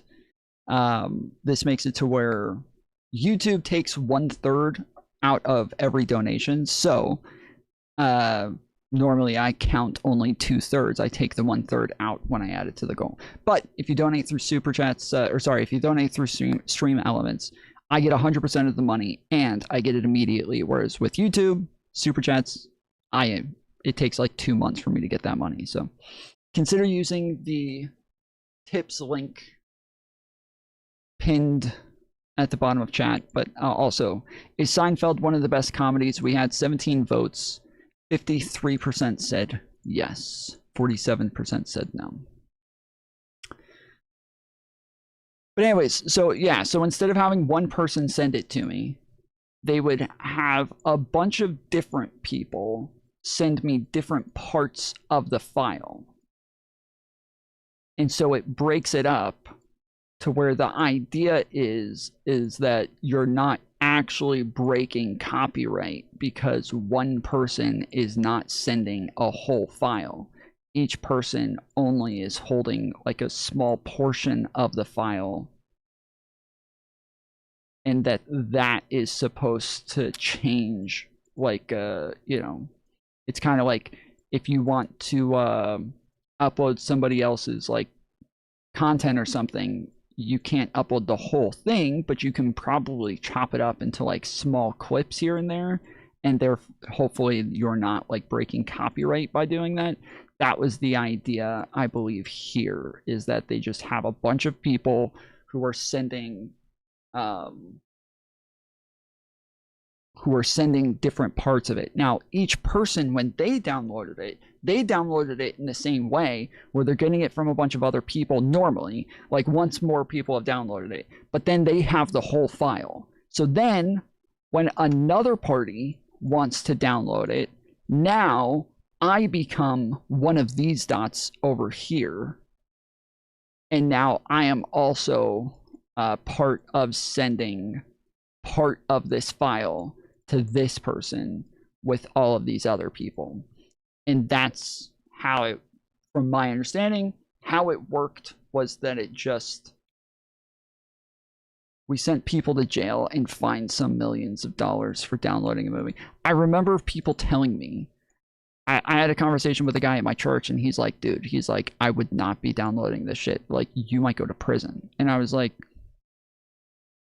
why? And he explained this whole thing to me, and I was like, that doesn't seem right. Feels like the people who made this possible should do it, because I don't even know how the process works. I don't know what I'm downloading. I don't know if, as far as I know, it's Paramount Pictures who uploaded this to their website. I don't know that it's not Paramount Pictures that's not just making it free for me to watch. I have no idea. It could be them. It could be anybody. I have no idea. So why would I get in trouble for this? That doesn't make sense. It's the person who's uploading it who's the problem here. Or the person who's even making the platform available who's the problem. He kept saying, dude, I get what you're saying. Delete that shit. You're gonna go to fucking jail, or your parents will go to jail. I'm like, I really like watching movies and downloading entire TV shows and shit. I don't know.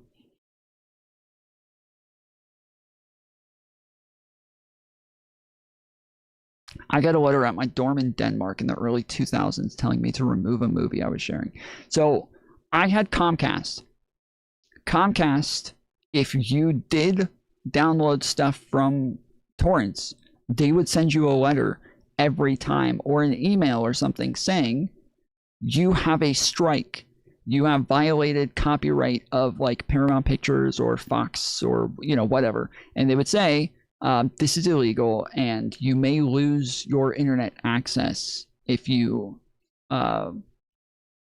continue doing this. I continued doing it. I never fucking stopped. And I even called and like argued with people at Comcast, like, stop sending me these fucking emails, okay? My parents are getting mad at me for this. You're not going to do anything about it, but my parents think you're going to do something about it. So please stop. They're like, so you might lose your internet access. I'm like, no, I'm not. I'm not going to lose my internet access. You're not doing this, okay? So just please stop. My parents are freaking out over here, like losing sleep, thinking that you guys are going to send them to prison over this shit.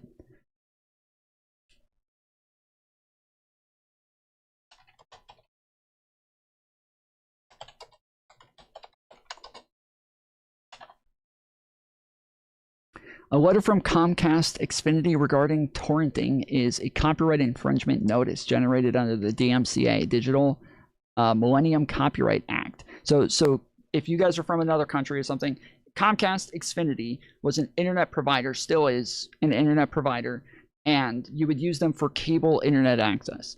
And if you're using them as your IP, then they know when you're downloading copyrighted material, and then yes, would send you like a copyright infringement thing saying you're using our services for illegal activity. So we might cut off your internet access if you keep doing this. So for downloading or sharing copyrighted content such as movies, games, or software, and notified Comcast. Warning: initial letters are usually warnings informing you of violation, identifying the specific file, and asking you to stop. Repeated infringement. Continued violations can lead to suspension or termination of your internet services. Legal risk: while mostly meant for deterrence, these notices can sometimes precede legal action or lawsuits from copyright holders. Identify the source. So yeah, so I looked it up and like found a bunch of forums where they were talking about it. I have to admit, I got scared. This scared the fucking shit out of me when I first found out about it. And then I stopped, and then I looked up forums that said they're not going to do anything about it. Like, don't get too crazy. They're like, don't be downloading, like, you know, every movie every day all of the time. But, you know, if you're downloading like, you know, a couple of things a month here and there, it's not that big of a deal. They're not going to do anything about it. They can't get all of us. And so I I was mostly downloading shows. I've talked about this a lot. Like, I was binge watching before binge watching was a thing. And I literally called it binge watching back then. And I remember my sisters would like come over and they'd be like, hey, what have you been doing? And I'm like, oh, I'm watching this show, blah, blah, blah. And they would laugh and they're like, it's so weird how he talks about watching a show like he's reading a book. Like, oh, I've been reading this book. Like, it's so weird. And I was like, no, it literally is like that though. Like, I download the entire series and well, yeah, eventually I think it was with torrents is when I was getting in trouble for it. I think that's what I'm talking about here, and that's what I googled is like letter from Comcast for downloading torrents, because when I did it through LimeWire or those other things, I never got anything from them. But I was using like AOL and Mindspring at the time. So it was very different at that point. It was dial-up. But yeah, with Comcast, yeah, I was using torrents and downloading entire shows at a time, just like every episode. That's how I watched Game of Thrones. That's how I watched Breaking Bad. That's how I watched Dexter. That's how I watched like most shows that I watched. I just downloaded the torrent, just downloaded every season and watched it from there. If the movie or series is released, you can download without issue and they can't prove you don't own it. But movies that are still in the... Yeah, well, so this is... damn, silty water, sheesh. Not going to deal with stream elements tonight. Sorry for the YouTube bite. Thank you for another $19.99. Let's fucking go, dude. And you know what? On behalf of Silty Water, fuck everybody else here. A bunch of fucking freeloaders who aren't paying their fair share. You guys are like torrent downloaders, is what you guys are. You guys are like these fucking IP thefts over here, taking the content, not even paying your fair share. It's fucked up. It's fucked up. All right.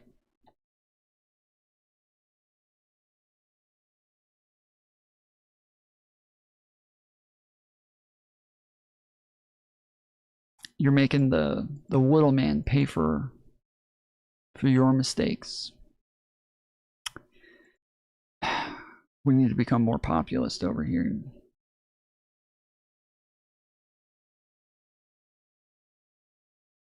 But anyways, yeah, I was downloading entire shows at the time for the most part. It was when I downloaded movies, that's when I would get these letters normally. And I downloaded a lot of movies. I downloaded a lot of fucking movies. Sometimes I would have like 20, 30 movies on my computer at a time. On my laptop mostly. I had a couple of different laptops that I went through pretty quickly, but yeah, I went through laptops pretty fast considering because of the torrents that I was downloading, so. I never got any letters, I guess, when Stream didn't care. Imagine downloading anything in 2026. Well, I mean, I've said before on here, I said that like me and my like siblings, we all share stuff. So like for the longest time I had been paying for Comcast and I paid way more than everybody else. Like I was paying for Comcast, which I got on demand. Everything was on demand. You could watch on demand through your television or on your computer or on your phone or whatever. And then you also got like HBO with it, Showtime, Cinemax, like all these other movie channels that you could also just use their apps and use their streaming services to watch all of that. And then I also paid for Netflix. And then my other siblings were like, my brother would pay for Disney, which is now Disney and Hulu. And he had both of those and still does. And then my sister had Amazon Prime, and we would all share our passwords with each other and be able to just watch literally anything at any point at any time. But every time I talked about this, a bunch of people in chat were like, why would you even stream it? Like, why would you pay for a service if you could just go fucking torrent that shit? Like, go pirate it. Why the fuck were you paying for any of that? It's like, because my computers last a lot longer. That's why. I posted the website for watching free TV and movies. The Discord, as long as you have an Xbox or PlayStation, you can access the internet on your go. So I am using a website currently. The other day, because me and Alex wanted to watch the show,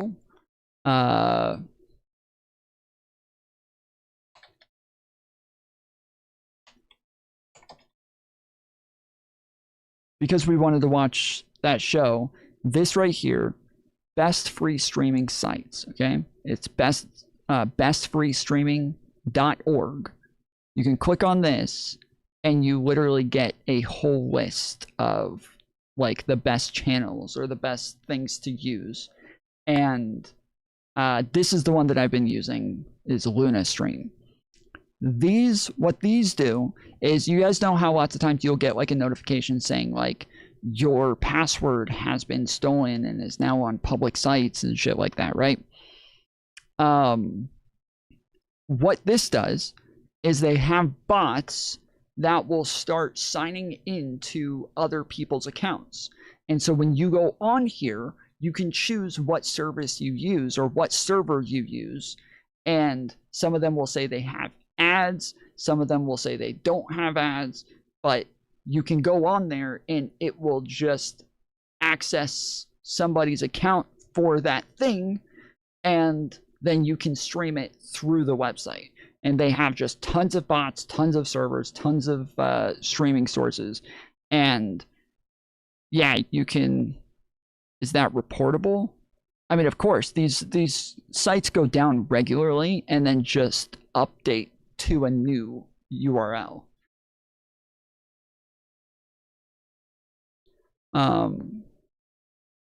My site has everything. It's the best thing I've ever used for entertainment, hands down. Yeah, these things are pretty sick. Like, I mean, I can't really like play anything, but they have literally everything. So this is where I was watching the newsroom, but you have like tons of movie channels, movies on here. You got every show you could imagine. I mean, my favorite thing about like torrents back in the day and like LimeWire and all that is that I was able to watch movies in like HD before they even came out. That was my fucking favorite. I hated the bootleg versions where they were just like sitting in a movie theater recording it with a camera, but that was my favorite thing about those. These, they'll even have sometimes movies before they come out, but yeah, there's tons of like things like this, and almost all of them are based in another country, so they're like there's not much of a way for them to get in trouble with the US unless they get like extradited or some shit. But yeah, you can search like literally anything on here and it'll all pop up. I guess here. So you can see sniffing out Berlin. Okay, so this is the show.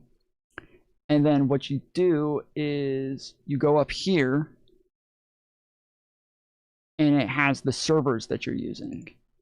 And here, so it's using VidFun here, VidEasy, Cinecirc, Vidify, VidFast, Vidnist, and all of these like have ads. This one doesn't have ads. And so it'll normally default to the one that doesn't have ads.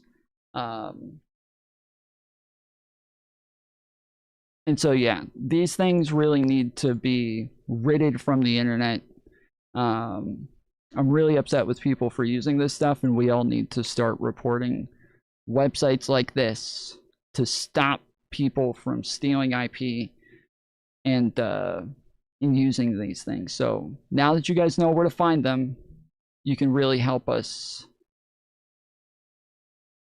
rid the internet of this stuff.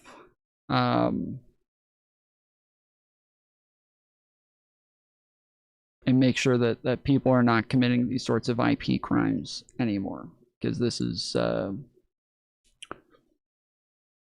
it is uncivil. We just expand it anytime we take power in order to try to push out the previous Supreme Court members. I think that it will just degrade the Supreme Court to the most partisan institution in the nation, while also strengthening it so you can essentially rewrite the Constitution by winning an election. Like, not because you actually got the majorities to do so, just because you won the election. Now, freedom of speech, freedom of assembly, freedom of the press, the Second Amendment, like all of these things could potentially be put on the chopping block with no restrictions, no decisions against the people who are in power, because you're literally just creating a rubber stamp institution at that point. Like, here's a question. Do you guys think Jerome Powell is a partisan man? No. No. Do we all agree? He seems to be like one of the like very like of all the ways he could be partisan, it's like he's so clearly like respects his position and wants to remain impartial the way it's meant to be. Yeah. And can I just say real quick why I think it, because I'm normally not a believer in like nonpartisan independent actors, but I think the case for Powell is pretty substantial. He was first appointed by Tom, you wouldn't download a car, would you? I wouldn't ever steal someone else's content if they didn't want me to, without full permission or paying the full price or anything like that. Like, imagine if somebody did that to me, you know, like streamers need to make money as well, and we would lose ad revenue if somebody was just streaming their content to like 50 people who are all now like watch partying that person's content. That sort of thing hurts people like me, you know? And so I even for small things, big things, all the way around, I am against all IP theft. By Trump and then reappointed by Biden. So right out the gate, there's like bipartisan consensus. And he has acted in ways that politically fucked over both parties. So, you know, Democrats like Elizabeth Warren was furious that he was not cutting interest rates in 2023 and 2024 when it would have politically advantaged the Democrats. But he stood fast and just refused. And he's also not cutting interest rates to the extent and to the frequency that Trump wants, which is pissing off Trump. So he basically has bipartisan support and a history of pissing off both sides in equal measure. So would we agree then that the Fed is not a very partisan institution? Not that there's no partisanship in any of its board members, but that compared to the Supreme Court, it is not as partisan. Would we agree? I would say pre-Trump term 2, yes, but remember he's trying to purge the Fed and he's appointing that guy to take Powell's place, who won't even acknowledge that Joe Biden won the 2020 election. That's true. He is doing that, but it's also difficult. But so I think but the Fed chair isn't the one who also dictates Fed policy. It's the board, which Jerome Powell will still stand on, and there's still going to be a majority of board members that are not. I'm trying to use something besides the R slur, but that are not, you know, of that ilk. You can say retarded. It's my stream. It's but well, I think they will be. I think well, hang on. I can't remember, and I'm too lazy to Google it right now. But I'm pretty sure once what's his face gets confirmed. Yeah, Soypill keeps saying it's my stream, and I don't think he knows that Dylan is live while they're having this conversation.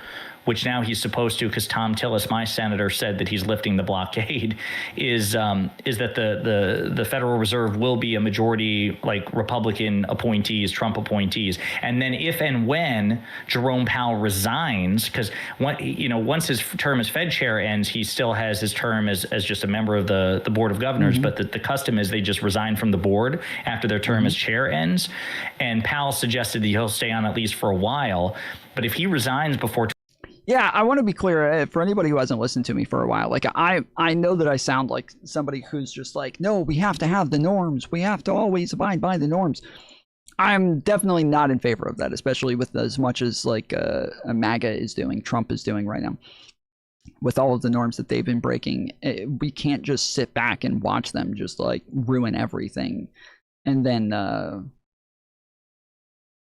feel principled at the end that we didn't do anything back. But they are doing things just for power and just for gains. That's it. They just want the gains. They don't care about anything else. And they're not actually like even using a lot of this power to implement things that they promised. Some of it's, you know, going against their promises. A lot of this stuff is just for their own power overall. The Democrats, I don't think, are doing the same thing. I do think that they are a bit more principled, and that they are actually hoping for, you know, democracy to win out in the end, and for norms to win out in the end. And so if that's the case, as I've said, like we need to act as though that is the goal, or, you know, that is the outcome that we want. That is the long-term goal, is for us to have our institutions working properly again at some point. If that's not the goal, then yeah, I think like even doing any of this shit is kind of pointless. Like if we're planning on just like if all this shit is meant to just continue breaking down, we just need to go ahead and just go full fucking revolution. Like that is where my head is like I don't want to like slow pace this shit and then wait for Republicans to shoot first. Like if all we're doing is just saying, yeah, let's, like if they're fucking decaying everything that is that have been like these American institutions that have made our country great in the first place, and we're just doing it back, well, there is no like real long-term goal there. Like we need to fix the broken systems. We need to make it to where somebody like Trump can't exist in the future. And if that's not what we're doing, then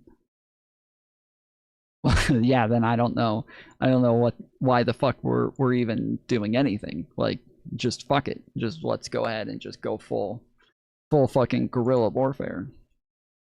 2028, then it will be up to Trump to fill that vacancy too. So it either is about to be controlled by a majority of Trump appointees, like it's either about to be, or it is already. And to give a scale of what I mean, okay, a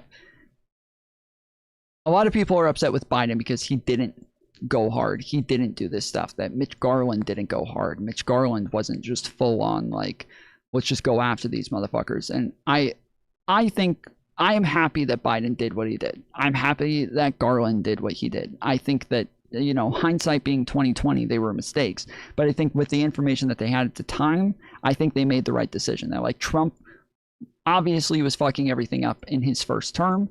And it seemed like people were tired of him. Republicans were tired of him at the end of his first term. It seemed like this was a chance, as Biden would say, to let the country heal and to bring back norms. And so that's what I wanted from him. Is I wanted him to make an attempt to heal the country. And that is what he did. That is what he did. That's what he made an attempt at. It didn't work. It was obviously a failure. We ended up with another Trump term that was 10 times worse than his first one, after really not being able to imagine something worse than that. And all of us standing there after Trump got out thinking, yeah, the guardrails held. Like if Trump, you know, was good for anything, he was good for proving that like our institutions and our guardrails are very strong and are able to handle somebody as fascistic as him. But this time, that's not the case. This time, they are not holding. This time, they have found ways around everything by getting loyalists in across the board in a way that I truly did not think was possible. I did not think they would ever be able to like get this many people to just become this brazenly corrupt. So I think at this point, yeah, there isn't like extending the olive branch again like Biden did. we can't do that.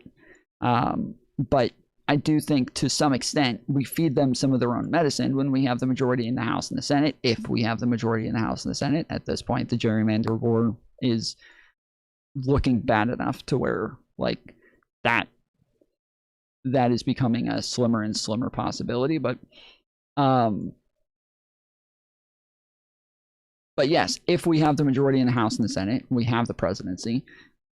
Yeah, I would say just feed them their own medicine, let them know what it feels like, while doing things to save our institutions, to put better roadblocks in, to put better guardrails in, and make sure that somebody like Trump can't happen again.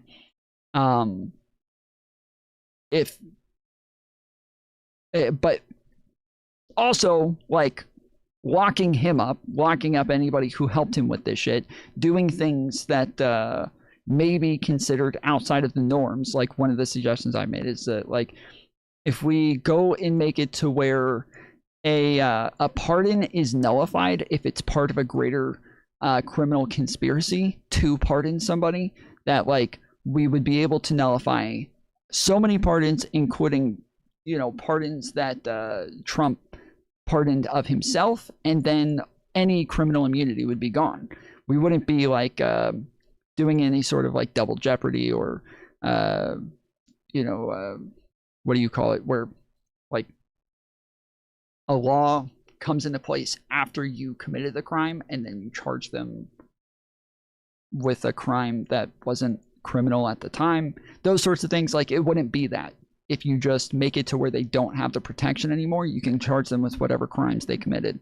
Like, these are things that I think a lot of people would consider to be like dirty tactics or whatever, but those are things that I am 100% in favor of, and making it to where presidents just lose that ability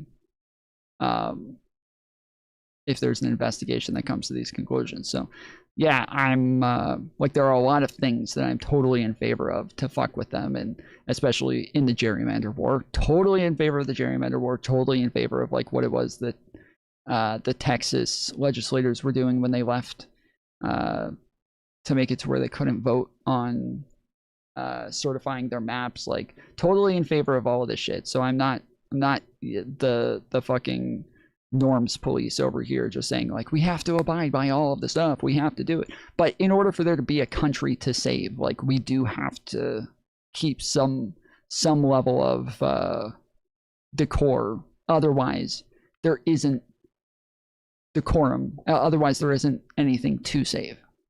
Like, I would like us to make sure there is something to save in the end. Here it's about to be. It's one of the two.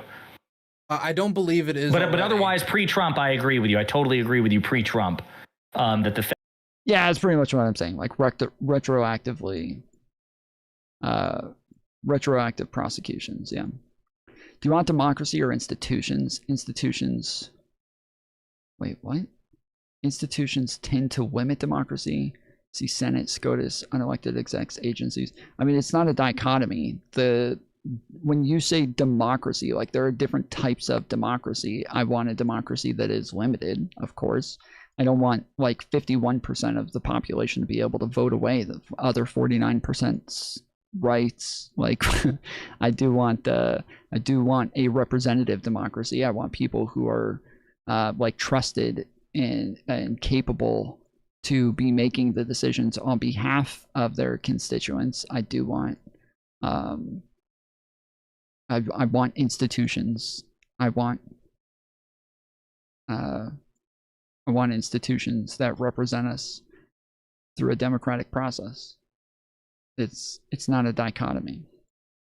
It's not like one or the other, unless you have just like a very shallow view of like what democracy is. Fed was pretty independent. What, do you think that an independent Fed operates better than one controlled by the President of the United States directly? 10,000%, 100%, yes. Okay. Would you say that one that... Cool, it's institutions versus populists, in my opinion. Populists? What do populists have to do with? I mean, I do think populists are constantly kind of like breaking down our trust in institutions unnecessarily in a lot of cases. Not in all cases, but in a lot of cases, unnecessarily creating more distrust in our institutions. If that's what you mean, or if are you just calling populism democracy? Like, populism is not democracy. Populism is a certain like rhetorical strategy to gain a movement. Is controlled by the president of the United States becomes basically like it's not even an organization anymore. The whole point is that it's supposed to be independent and make like it doesn't even have a purpose to exist. Yes. Okay. I would make the same argument for the Supreme Court. My only argument is that it could be even more destructive because we're talking about rewriting the Constitution. So my argument isn't that, you know, hey, the Supreme Court isn't partisan. My argument is if we want this institution to work, just accepting it as a partisan institution, saying that's how it's going to work. I mean, it almost feels like it's like gerrymandering. Well, gerrymandering's around, yes. So we're going to do. And this is what I was saying, is that it makes it incentivizes more partisanship. That doesn't seem like a good idea in my eyes. Gerrymandering, that's the goal forever. Well, you know, the Supreme Court, it's partisan, so it's going to be partisan forever. Well, it seems Donald Trump's making the Fed partisan, so we're going to make that partisan as well. So that means that these organizations essentially flip all of their values based upon one election.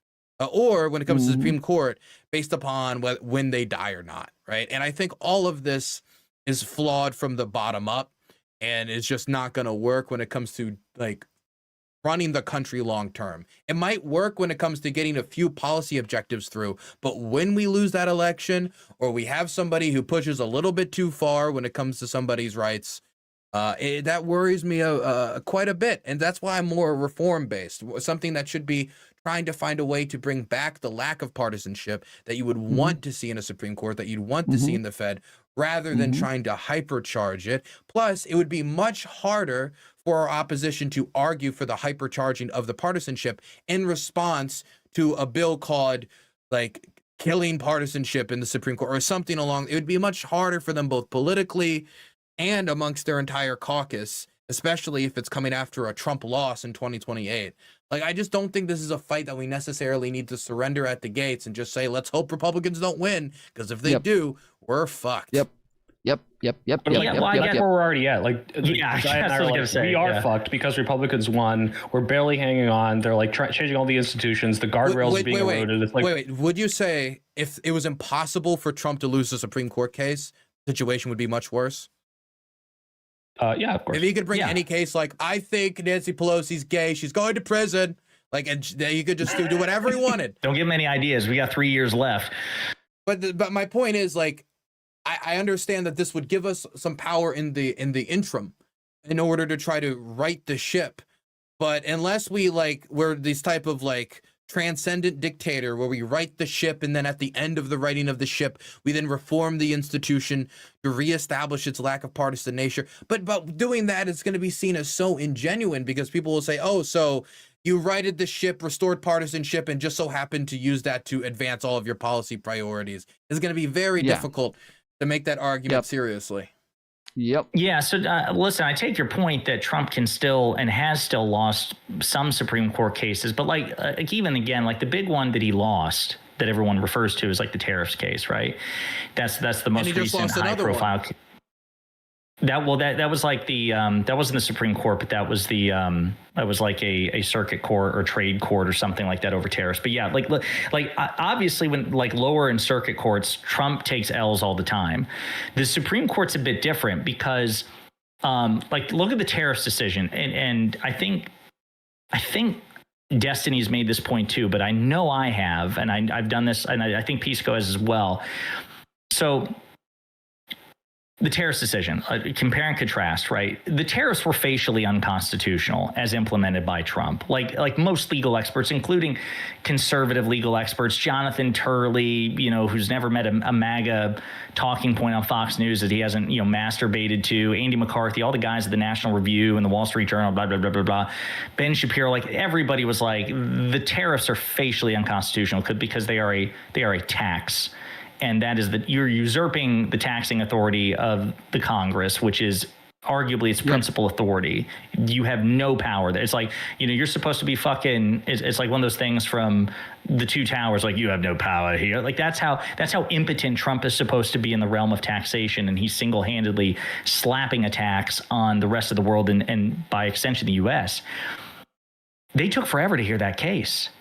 And when they took the case up, they took forever to decide the case. And in the meantime, they let him continue to levy the tariffs. Yeah. Now, meanwhile, when Joe Biden...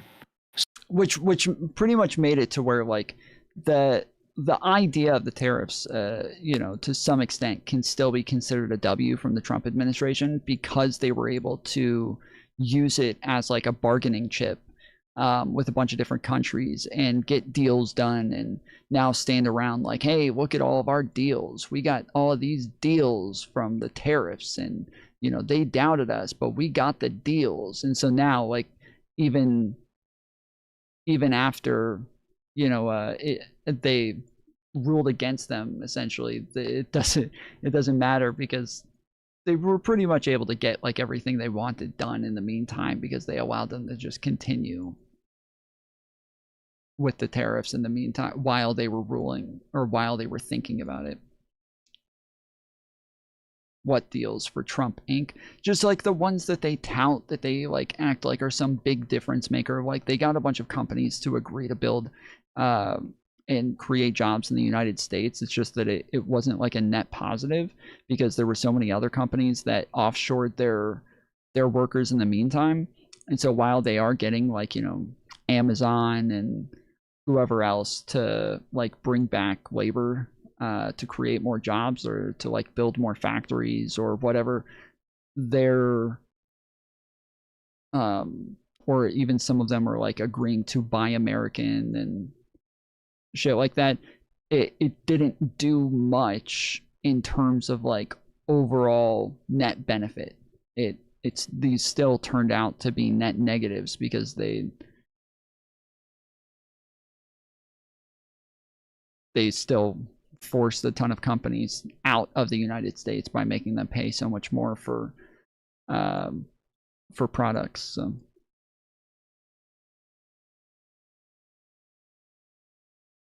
But yeah, they did get deals. They're just not deals that actually benefit us. But they run around we got $5 billion in deals. It's great, dude. $30 billion just got fucking offshored. So well done. Who the fuck cares? Started to talk about student loan forgiveness. They slapped that shit. I haven't seen a single deal signed. They're not those kinds of deals. They're not deals where they actually sign some sort of contract. They made promises to build factories and stuff in the United States or something like that, and they have a lot of them have started building already and started reshoring labor, and so these things are taking place.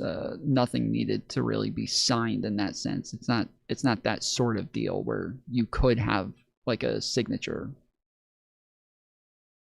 Shit down. They're like, hey, asshole, we're going to hear this case, and in the meantime, you may not give student loan forgiveness. We are hitting pause until such a time as we decide to hit delete. And with Trump, was something infinitely more unconstitutional and infinitely more sweeping. The court is so biased. They were like, fuck, we're going to rule against him. But in the meantime, we're just going to let him do it. Even then, Trump's defeat on tariffs, it's not it's really not as comprehensive as people talk about. Like, yeah, it's a big deal, but they pulled their punches even with that as much as they possibly could, to say nothing of presidential immunity, which I maintain is the worst Supreme Court decision, at least in modern American history, making the president effectively unaccountable to any sort of like criminal prosecution and total betrayal of our constitutional values. Like, They rule, when they occasionally rule against Trump, they do everything in their power to soften the blow. Like even the Kilmar Brago Garcia thing, just a naked violation of due process. They're like, fine, you need to effectuate his return, or you have to facilitate his return, but we're not ordering you to effectuate it. And it's like this court, even when it rules against Trump, rules against him in such a lame ass way. It's not just that it does so infrequently. It's like it pulls its punches when it finally lands one. Like it's just like a slap on the cheek. And so I'll also point out that nobody trusts this court. Like court approval and court trust, the American people, they're not happy with this thing and haven't been for some time. And so it's not like we'd be taking an institution which is widely respected and driving it into the ground. It's already viewed as kind of a partisan hack court, and I think for good reason. Yes, but that, again, that is the problem, is that like if that's the case, then what the fuck are we even doing? Like why continue with some broken institution that isn't going to work? Like why even continue in that direction? If we're just saying, hey, it's already broken, so let's just break it even more. Like, well, then just fuck the fucking courts. Like, we need to do something else. But what it is that people like Dylan or I are talking about is that, like, there has to be some long-term goal to get out of this. There has to be a long-term goal to end the cycle. And it's not going to be like, oh, we hit them back, and then they'll be like, oh, okay, fair enough. Yeah, you gave us a taste of our own medicine, so all right, like, that's that. Like, that's not gonna work. What we need are better guardrails. We need something that actually stops this from ever happening again in the future. If that's not the plan, then why the fuck are we even trying? Like, seriously, why are we even trying? If all we're doing is just saying, yes, let's make everything just as corrupt and broken as possible and just get away with as much as we can while we're in power, like, that's not a long-term plan that I'm on board with. That is not a long-term plan that I'm willing to play into, because that is just delaying the inevitable, which is just, yeah, all out fucking anarchy. Like, if that's what we're working towards, let's just do it now. Do that shit now. Like, why are we waiting? What the fuck is the point in just like continuing to drive shit into the ground and make it worse than it is already, if all we're doing is just waiting for everything to just fall apart? Reason. I mean, I take your point. Would it lose further legitimacy if it was just transparently a naked football political football between the Democrats and Republicans? Yes, I do agree with you there. Like, they would go from 14% approval down to like 4 or 10.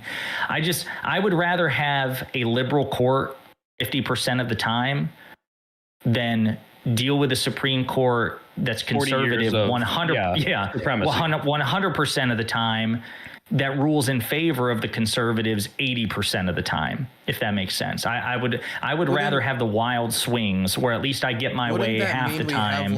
We'd have like 2 constitutions then. Yeah, I guess because they'd be interpreting it either one. It's at least 2 interpretations of the Constitution. Like, I do think that there are real legitimate interpretations of the Constitution that can be made in like a more conservative way, that like language is not objective, that there are different values that tie on to different ideals and things like that. Like, these are things that I think can be disagreed on in good faith. Which is why we do allow like different presidents to put these justices in, because that is something that like is pretty obvious to everybody. But I don't know that any of that like justifies just fucking everything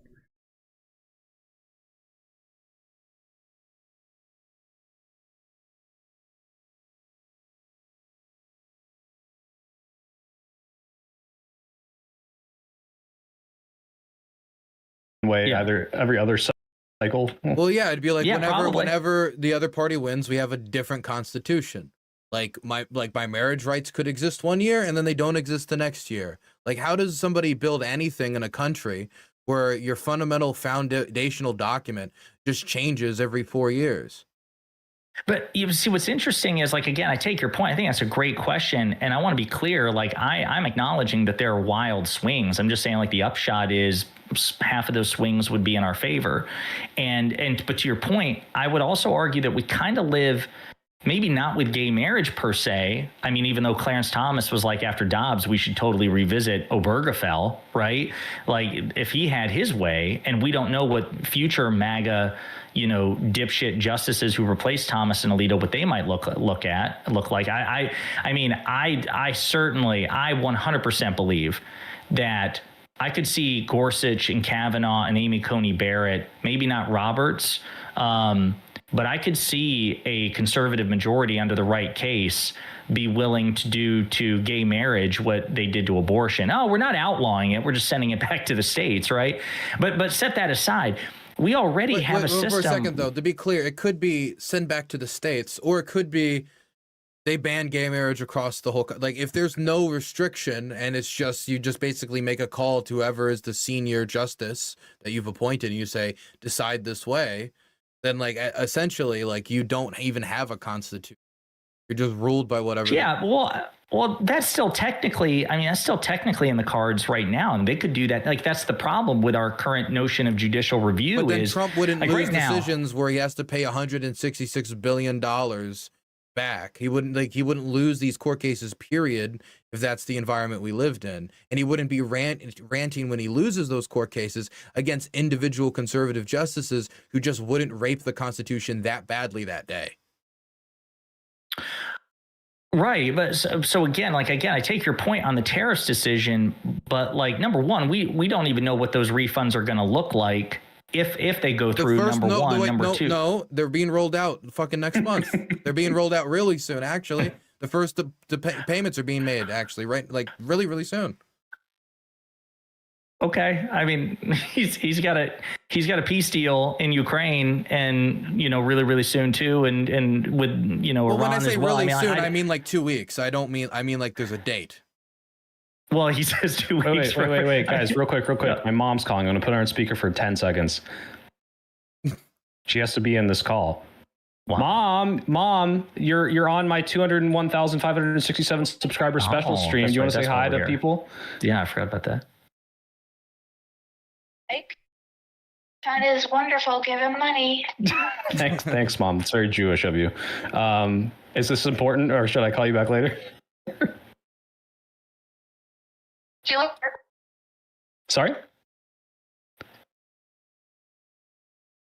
All right, I can't hear you, Mom. Did she just hang up on you? I think she just hung up on you. Yeah, she just hung up. She fucking hit the fuck you button. I mean, so I'll wrap up with this, I guess. I'll say I'm still not confident that those refunds are coming out. They're certainly not going to American citizens. They'll be, if they do go out, they'll go to the companies. They're going to the companies. Yeah, they'll go to the companies. So we, the people, got fleeced no matter what, and there's going to be no record.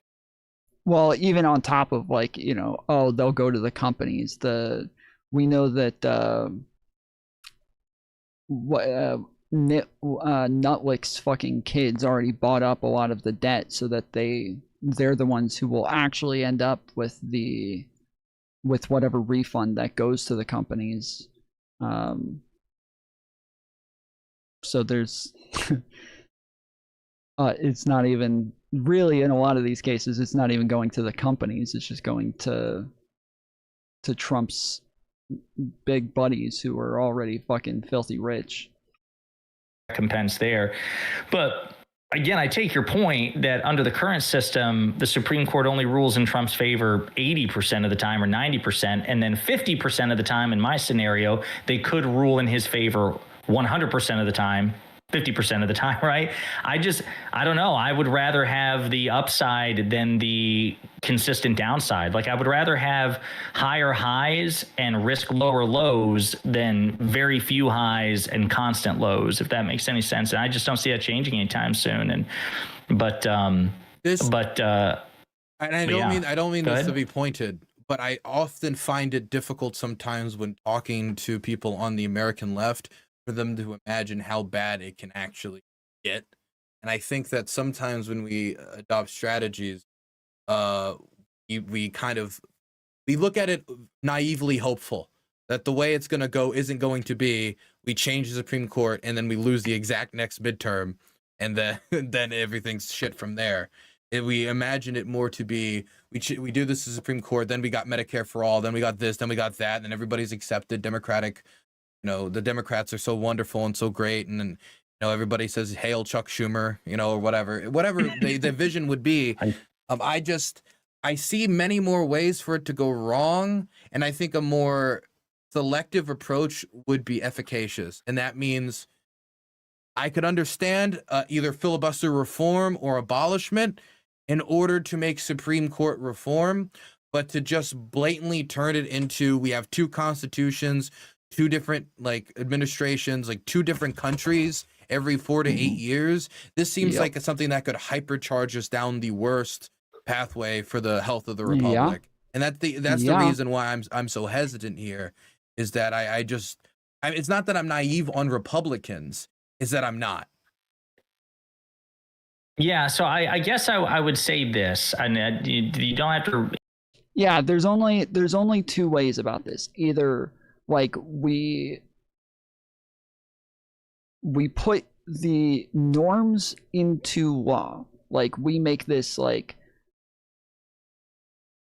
cemented in law that this is how this has to go, this is how this has to exist, this is how you have to act in these scenarios.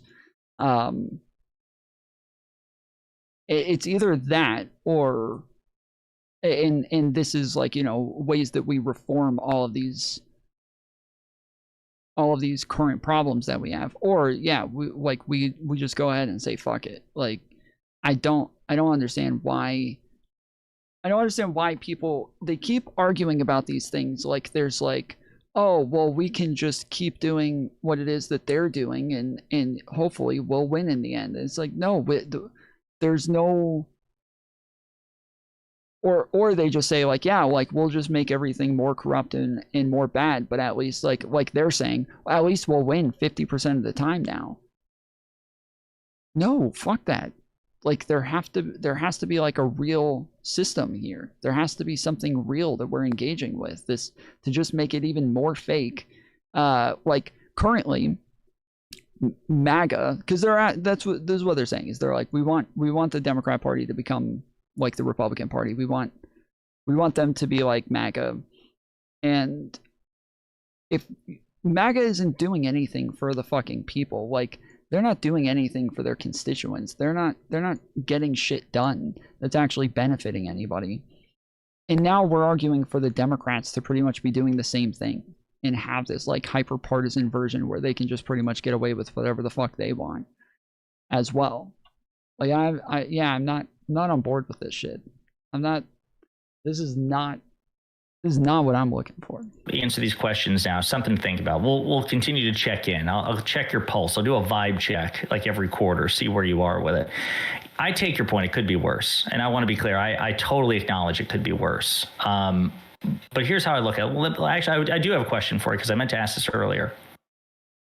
If Democrats take control of the Senate the last 2 years under Trump, and there's a vacancy on the court, should Democrats give Trump that vacancy? Or should they do what Republicans did to Obama and say, no, we're keeping this for a Democrat. Go fuck yourself. They should do the same thing back. They should hold it. They should do the same thing. Reciprocal action is the only way you could make both sides ever even roll their eyes at the idea at reform and an acknowledgement. If there's, bro, it's so nice. It's so nice to finally hear somebody saying exactly the same shit that I've been saying this whole time. This has been it's been lonely here at the top, It's been lonely being the only person with some brains about them, but this is literally what I've been saying as long as this conversation has been had about packing the Supreme Court. This is exactly Dylan is arguing everything that I've been saying against both sides.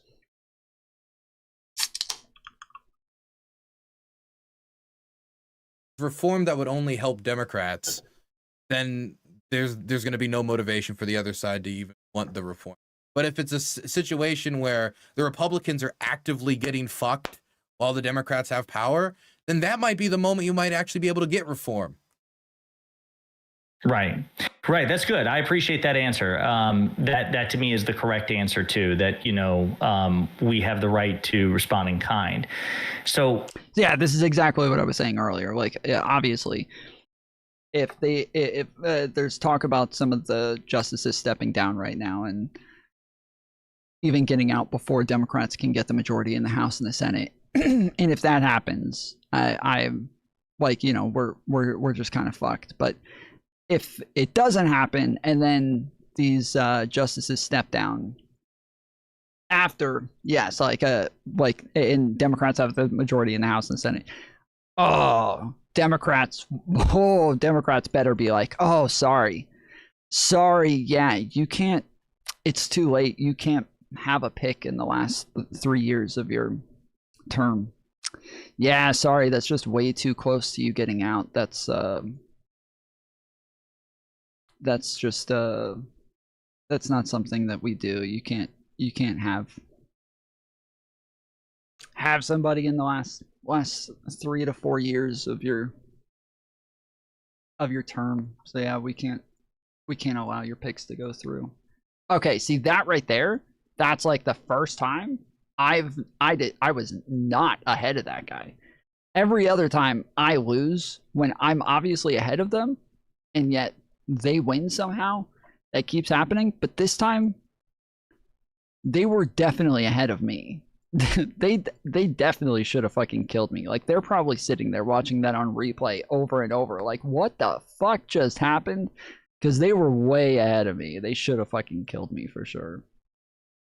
Well, I'm trying to get you, I guess, and because I started there too. I was initially, for the longest time, I opposed Supreme Court reform. And then a few years ago, I slowly started to get radicalized in that direction. And it all started with an acknowledgement that we do recognize, unless we're total cucks, you know, we do recognize that Democrats do have a right at some point to hit back, right? Like gerrymandering, right? It's a good example. We didn't start that fight, but it is self-defense. And if you come up to me in a bar and hit me in the face, I have the right to hit you back, and you don't have the right to bitch. I'm not going to start the fight, but I will hit back, right? Like that meant.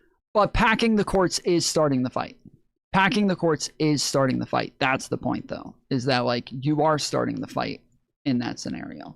You are doing something very different than what it is that they did, and you're now adding like new rules to the game, and that's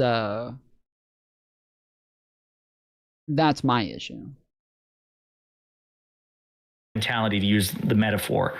And it's the same thing with like the Supreme Court and the Senate. You all fucked us with Obama and Merrick Garland. We have every right to fuck you back, and if you cry about it, we will masturbate with your tears as lubricant. That's how much joy we will have. Based. It starts there, you know, and I think over time, what you might find is just really where you draw the line at the end of the day. Like it sounds like you are open to a more ruthless Democratic Party. It's just right now you feel that the risk of packing the court is such that you're not prepared to endorse that move yet. Is that fair to say? Yeah, if there came to a point where there was no other option and there was like the only escape hatch and you would pull this, and then under that you would reform it. But even then it wouldn't be, this is the solution. This would be more like the Republicans already did that. They stole 2 justices. I literally just said that, like, if we're doing that, if we're saying, no, you can't have your picks, then sure. I don't know if you're not listening, but I literally just said, if we're just telling them back, no, you can't have your picks, and we're blocking their picks, then sure. But if we're adding seats to the court, that is different. That is not, I don't know how when I say this, you're like, no, but they did do that. No, they didn't. They did not add seats. They denied our picks. We can deny their picks. We ought to deny their picks. We better deny their fucking picks. I don't care if it's like, you know, the next time there's a pick, it's like the first month of the president's first term. Nope, sorry. Nope, sorry. You can't pick that late in your term. Sorry. It's too late. You're too close to getting out. Very radical step on to hopefully get to more solid footing. Because there's like no, I don't want to get to the point where we're just accepting that like basically the Constitution just changes every 4 years, right? It's stayed a pretty, it's like the longest surviving active Constitution, and that is something that I think deserves respect and deserves to be cared for. And I think messing up that rhythm, that history, for a move that might require reform instead of just complete destruction, which is how I view, is just basically completely flipping the table and hoping that it lands the right way. I'm very hesitant because I don't want to make a really bad calculation in the grand experiment, to use flowery language. No, I get that. I would just argue if the Supreme Court is the ultimate interpreter of the Constitution changes all the time anyway, right? I mean, look at where the Constitution is now under our current Supreme Court compared to where it was 100 years ago or 100 years before that. You know, that's the thing. Everybody's bound by Supreme Court precedent except the Supreme Court. Dobbs was precedent and then super precedent until it wasn't, right? And so you do have these wild swings, usually not in like a 4-year stretch, but over a span of decades. You know, the Constitution is radically reinterpreted. But I take your point. I understand you're not there yet, and this was fun. I liked having this conversation with you, Dylan, especially because like I know you know, obviously with your career, you're putting your life on the line, focusing on foreign policy and then this foreign war. But everybody, don't sleep on Dylan in the sense that there's all. Okay. Dylan W. Dylan wins. Let's get some Dylan W's in chat. Damn, Daniel. John, Donald Trump has finally landed on a message for the midterms. Let's hear it. When you're negotiating with Iran, Mr. President, to what extent are Americans' financial situations motivating you to make a deal? Not even a little bit. The only thing that matters when I'm talking about Iran, they can't have a nuclear weapon. I don't think about Americans' financial situation. I don't think about anybody. I think about one thing. We cannot let Iran have a nuclear weapon. That's all. That's the only thing that motivates us. Every week, this guy gives us a new quote, just sort of like outlining how much he does not give a shit about voters who are mad about the economy and inflation. Is this the worst one yet? So that's the first time I've seen the clip. I had heard about it yesterday because everyone was talking about it. And often with these clips, you're like, oh, when you actually watch it, you're like, oh, I'm a little disappointed compared to the buzz. Better than the buzz. Better than advertised. That's insane. He said it. He didn't just say like, no, I don't think about that. He said, I don't think about their financial situation. Like, he did all the words. I don't think about Americans' financial situation. Not even a little bit. If a Democratic president said that, or a Democratic candidate in any race, a House or a Senate, like, they would be the laughingstock of that news cycle. Everyone would leave them for dead. They'd be like, oh, you're obviously not going to win. Well, and then again, in the same exact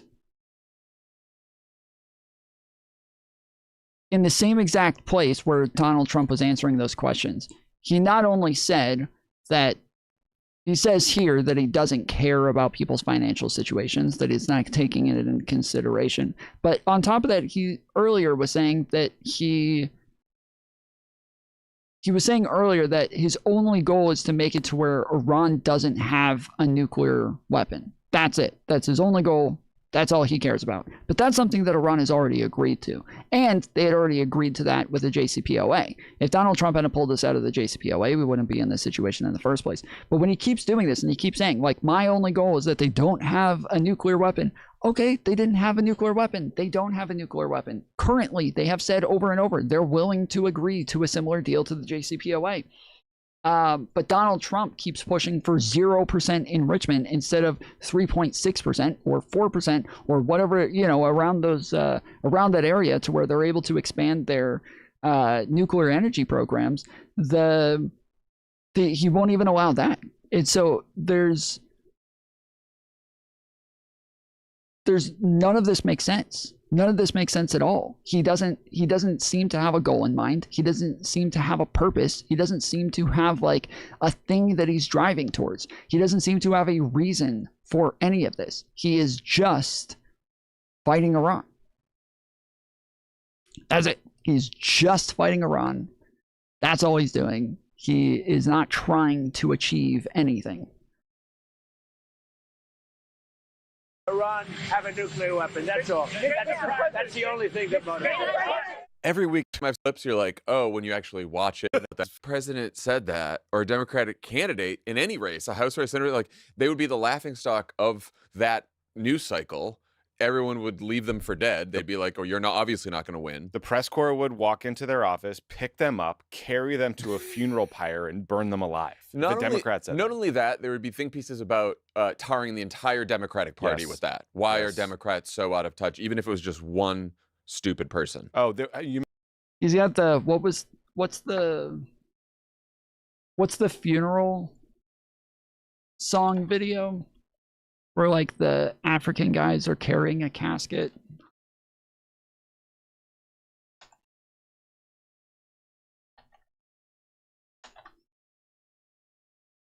This one, yeah.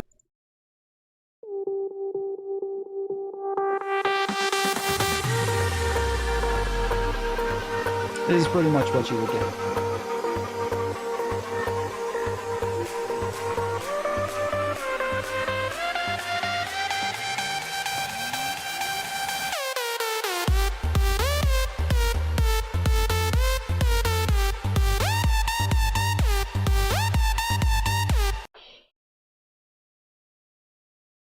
Republicans can do it, no problem. The Republican constituents are so fucking cucked that they'll accept anything. They do not care in the least. And a lot of them will respond with something like, yeah, but isn't it more important that Iran doesn't have a nuclear weapon? I guess if that was more important, Donald Trump never should have pulled us out of the JCPOA. And if you want to bring up some issue that Trump had with it, like the fact that it didn't cover nuclear missiles, he could have, or sorry, not nuclear missiles, but that it didn't cover their missile program. He could have had a new deal for the he could have had a new deal for the missile program, or he could have renegotiated the JCPOA to include the missile program. He could have, there's a ton of things he could have done. He didn't even attempt to renegotiate the JCPOA before pulling us out. He didn't even attempt to get a separate deal added onto the JCPOA, or just like as an addendum, or as just like a completely new deal by himself. He didn't try anything. He just pulled us out of the JCPOA. He just pulled us out. He didn't try reinforcing it. He didn't try nothing. Iran was abiding by the deal the entire time, and he did nothing to make that situation better. He just pulled us out of the JCPOA, allowing Iran to enrich uranium, and then starts bombing them for enriching uranium. There is no way you can make sense of this situation. There's no way you can make sense of this. It's so weird because it seems like, again, he knew he was going to do this. Pulling us out of the JCPOA, he had to have known that, like, allowing them to enrich uranium will make it to where they do enrich uranium, and then he's just going to start bombing them. He ran on lowering gas prices and crap like that. Like, he ran on this. This was like his whole thing, complaining about Joe Biden's inflation. This is his whole thing. And then he does something. Joe Biden didn't do anything to like create the inflation problem in the first place. Joe Biden did not create COVID or create the inflation that happened to the whole world. He did not do that. Donald Trump created the problem here, where we have this much inflation, where we have these gas prices, where we have these issues. Donald Trump created the problem all by himself. There were not like external issues that were forcing him into this situation. He did all of this all alone, all by himself, just created the problem, which goes directly against everything that he ran on. And Republicans will defend it the whole way through. They will defend all of it. But as I said, like, yes, if a Democrat ever said something like this, like, that would be the end of their career. Imagine how many diner stories there would be in Ohio interviewing, like, white people who happen to be members of the Republican Party. Right. There'd be like fake rich populist candidates using it. It would be a whole thing. Spencer Pratt would be like, tearing his shirt off. Yeah, everyone would be like, wow, they really nailed something here. He was high on the Venezuelan operation, simple as that, or the IDF actually has compromising information on him. Well, it was a bit more complicated than that because, yes, he did have the Venezuelan situation, and maybe he thought that it was going to be as easy as that when they took out the leadership. But, because even early on, Donald Trump didn't seem to think that the son was still alive to be able to take over. And he was saying things like, no, Iran has to consult me before naming a new leader. I have to approve any new leader that they want. And obviously that's not the case now. Obviously that's not the case. He has dropped that talking point pretty quickly. But in the moment that all of this was happening, Donald Trump's approval ratings were tanking. He was complaining about his approval ratings tanking. He was not happy about it. And he was dealing with tons and tons of scandals with ICE, right? He had all these issues where 2 US citizens were just blatantly murdered in front of everybody by ICE agents. And he was scrambling to replace Kristi Noem and try to fix this whole situation. And then all of a sudden we're going to war with Iran. And I don't know if it was just that he was high on the Venezuelan thing. I think that's also part of it, but I think he was just dying for a win. I think he was dying for a W here, and thought that I think Netanyahu probably convinced them that this would be just an easy win to hopefully help his numbers. That's the best thing. Yeah, it's just incredible. You know who does care about voters? Us, which is why you should subscribe to Pod Save America here on YouTube. We think about your financial situation. We're trying to hold this administration. They knew it would be an actual war. I don't agree with that. I think that what you remember when Trump said, when they closed the Strait of Hormuz, and Trump said, none of us expected them to do that. None of us thought that that would happen.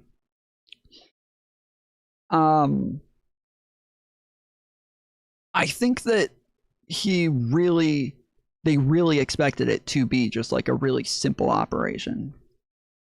And even JD Vance has complained apparently about the fact that Netanyahu misled them and made them believe that this was going to be a lot easier than it actually was, that this was going to be a week, 2 weeks tops, and that he feels like they were misled by Netanyahu. And so I do think that to some extent they probably were misled. But on top of that, we also know that Trump wasn't allowing his top officials, who were the people who should be consulted on these sorts of things, like Tulsi Gabbard and others. These are the people who should be in the room, who should be part of that conversation, and who should be some of the most important voices in the room. They weren't even part of the conversation. They weren't consulted. They were totally out of the loop completely. And so yeah, I think that they just thought it was going to be super simple. Administration accountable. They're god awful. And when you subscribe and like and share these videos, you help us reach more people and get good information about what these guys are doing. It's at the YouTube algorithm and not the right-wing propaganda. So please give us a follow. Also, it's free. So yeah, I was going to say that shows you that we're thinking about your financial situation. That it is absolutely free to subscribe to our YouTube channel. And we don't want Iran to get a nuclear weapon. We do both. So somehow Trump's self-delusion got worse. This is from later in that same mini press conference before he left for China. And again, we apologize for the fact that they like to do press conferences next to the Marine One jet engine blaring. It drives us insane too, but you can get through it. Yeah, I've said 1,000 times, I hate that he does all of his press conferences out here in a place where you can't hear a fucking word he says. It's so obnoxious. You promised to bring inflation, Mr. President, you promised to bring inflation down. It's now at its highest level in 3 years. Are your policies not working? What's happening? Policies are working incredibly. If you go back to just before the war, for the last 3 months, inflation was at 1.7%. Now, we had a choice. Let these lunatics have a nuclear weapon. If you want to do that, then you're a stupid person, and you happen to be. I mean, I know you very well. So again, there you go. If you're mad about high prices, you're a stupid person. Got him. Because what you should really care about is Iran not getting a nuclear weapon that they weren't on the cusp of getting and didn't ever have. Right. Yeah. What progress did the war make in making sure? Bro, I don't know what they're talking about. Iran was 2 weeks away from having a nuclear weapon for 5 years. I mean, how long are you going to let them be 2 weeks away for? They don't have a nuclear weapon. There's dust. Zero progress. No, now we have dust. Zero progress. Yeah, well. We're going to either get the dust or not get the dust, because we could just look at the dust, but the dust doesn't matter, but we really want the dust, and Netanyahu wants the dust. But we can check Google Maps to make sure they're not. And there is no dust. There's also no dust. They destroyed everything. There's no dust. We're fine with the dust. The strait will open, may open. It'll open on its own. If it does, we don't care. Yeah, we don't use that If it anyway. doesn't, we also don't care. We have our own gushers. It's cool. It's cool. If we lose this election, we might as well. We are the worst pack it up. opposition party in the Pack history it of up. the world. Just done. Just quit. It's bad. It is bad. But okay, so again, don't just take it from us annoying libs. Here's CNN's Harry Enton. He's their polling guru, talking about some recent polling about Trump, his approval, his handling of inflation. Let's watch that. On a historical perspective, though, how much don't they like how he's handling inflation? These are the ugliest numbers I have ever seen on inflation. And it's not just one poll, Johnny Berman. It's many polls. Just take a look here. President's net approval on inflation.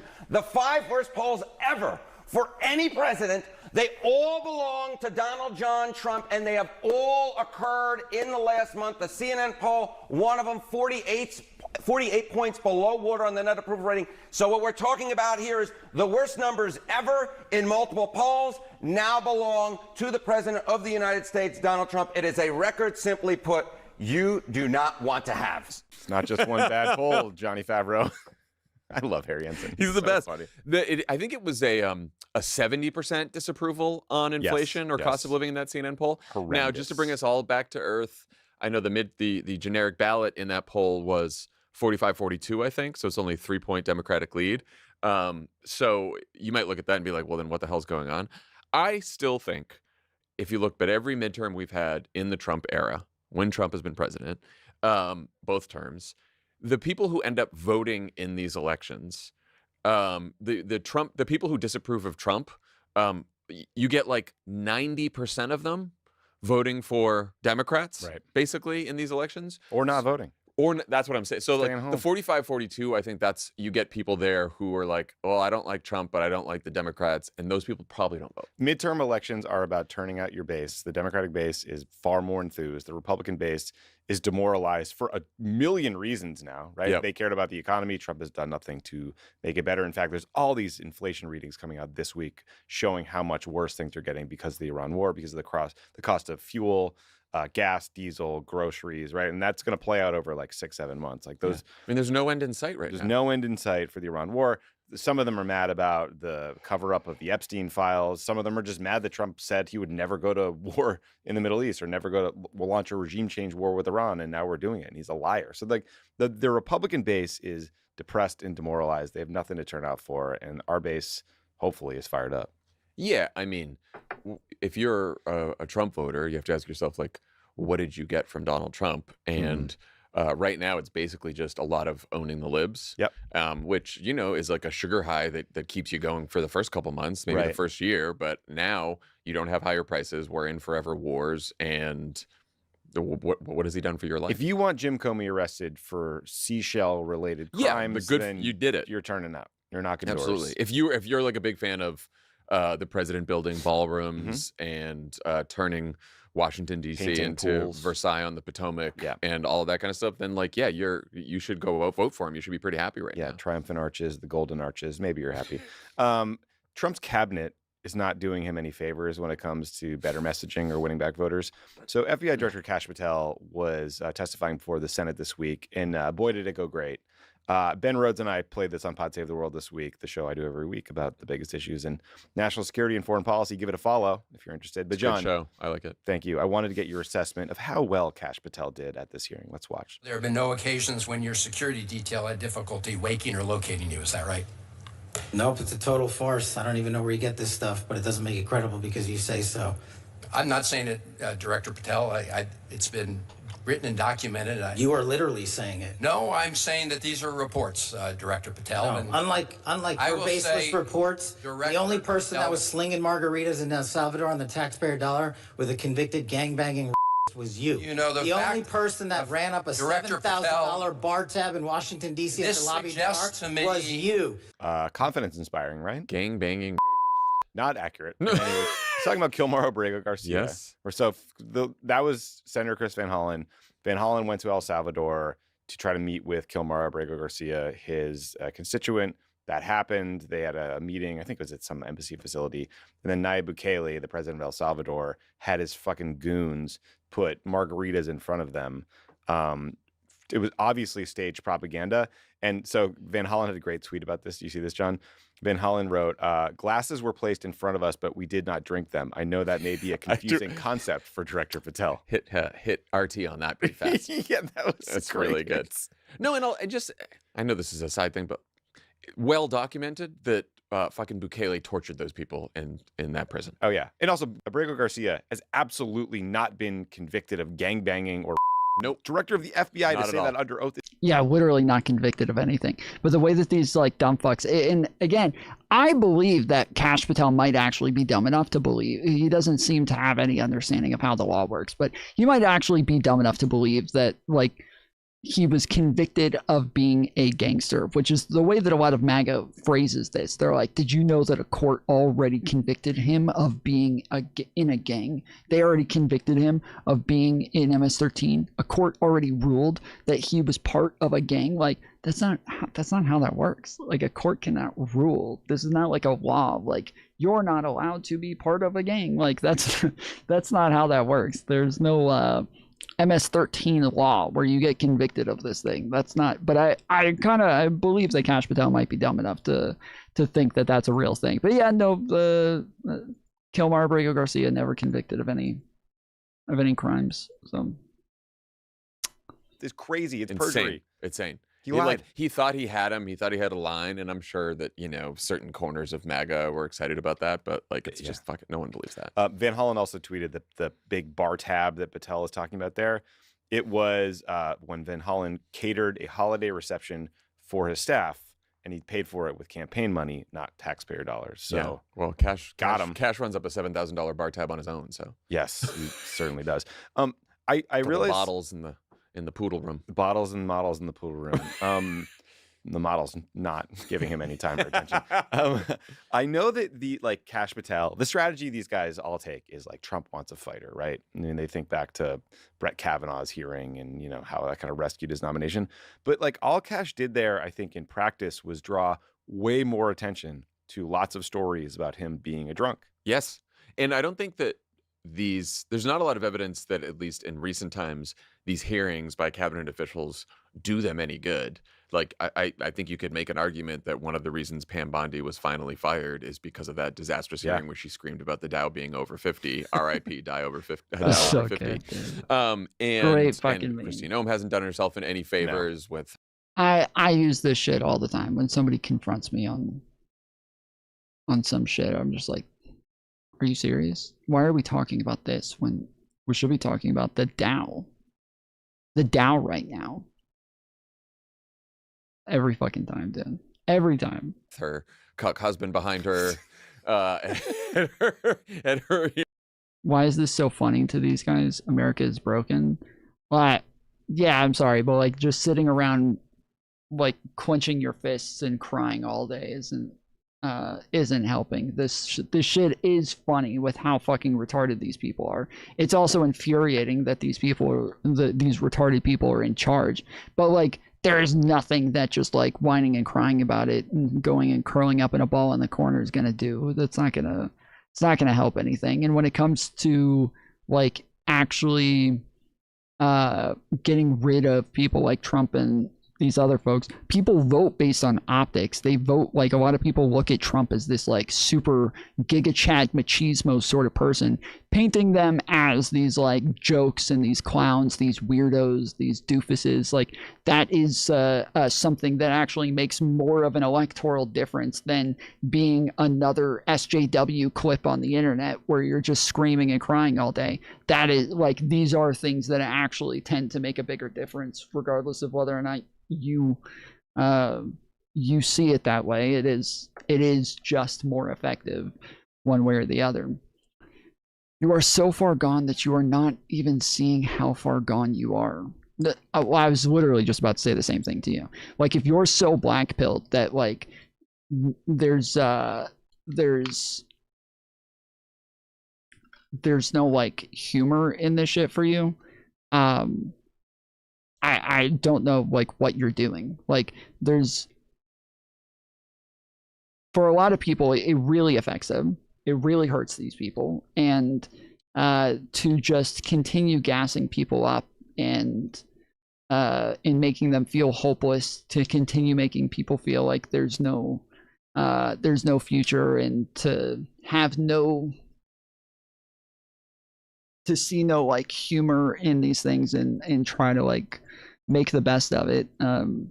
Like, there's tons of communist podcasts for you to go watch as they all scream at the fucking clouds all day, but there's, for the rest of the world where we actually want things to be better and want don't want to continue just pushing people into further depression and further blackpilling folks.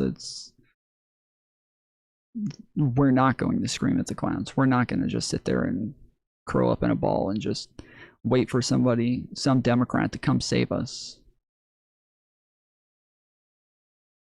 Hearing. So like, I'm not saying that this will lead to him getting fired, but I don't think this is, we're long past the time where Donald Trump watches these and is like, oh, Cash got off a good line there. Got him. Got Van Hollen. You're right, though. The Kristi Noem one does remind you. Could be worse. Could be worse. Could be a lot worse. Did you bang your staffer? Husband's like ice grilled. Okay, so our friend Jen Psaki pulled together this excellent segment for her show on MS Now about all the previous times Cash has talked about, bragged about drinking in like, podcast interviews and other things he's done. Here's a clip from that. Sunday nights would roll around and the president would try to find me. I'd be like, sir, I am on call every day, including Sundays, except the very late evening, where Sundays are for God, hockey, and beer, not in that order.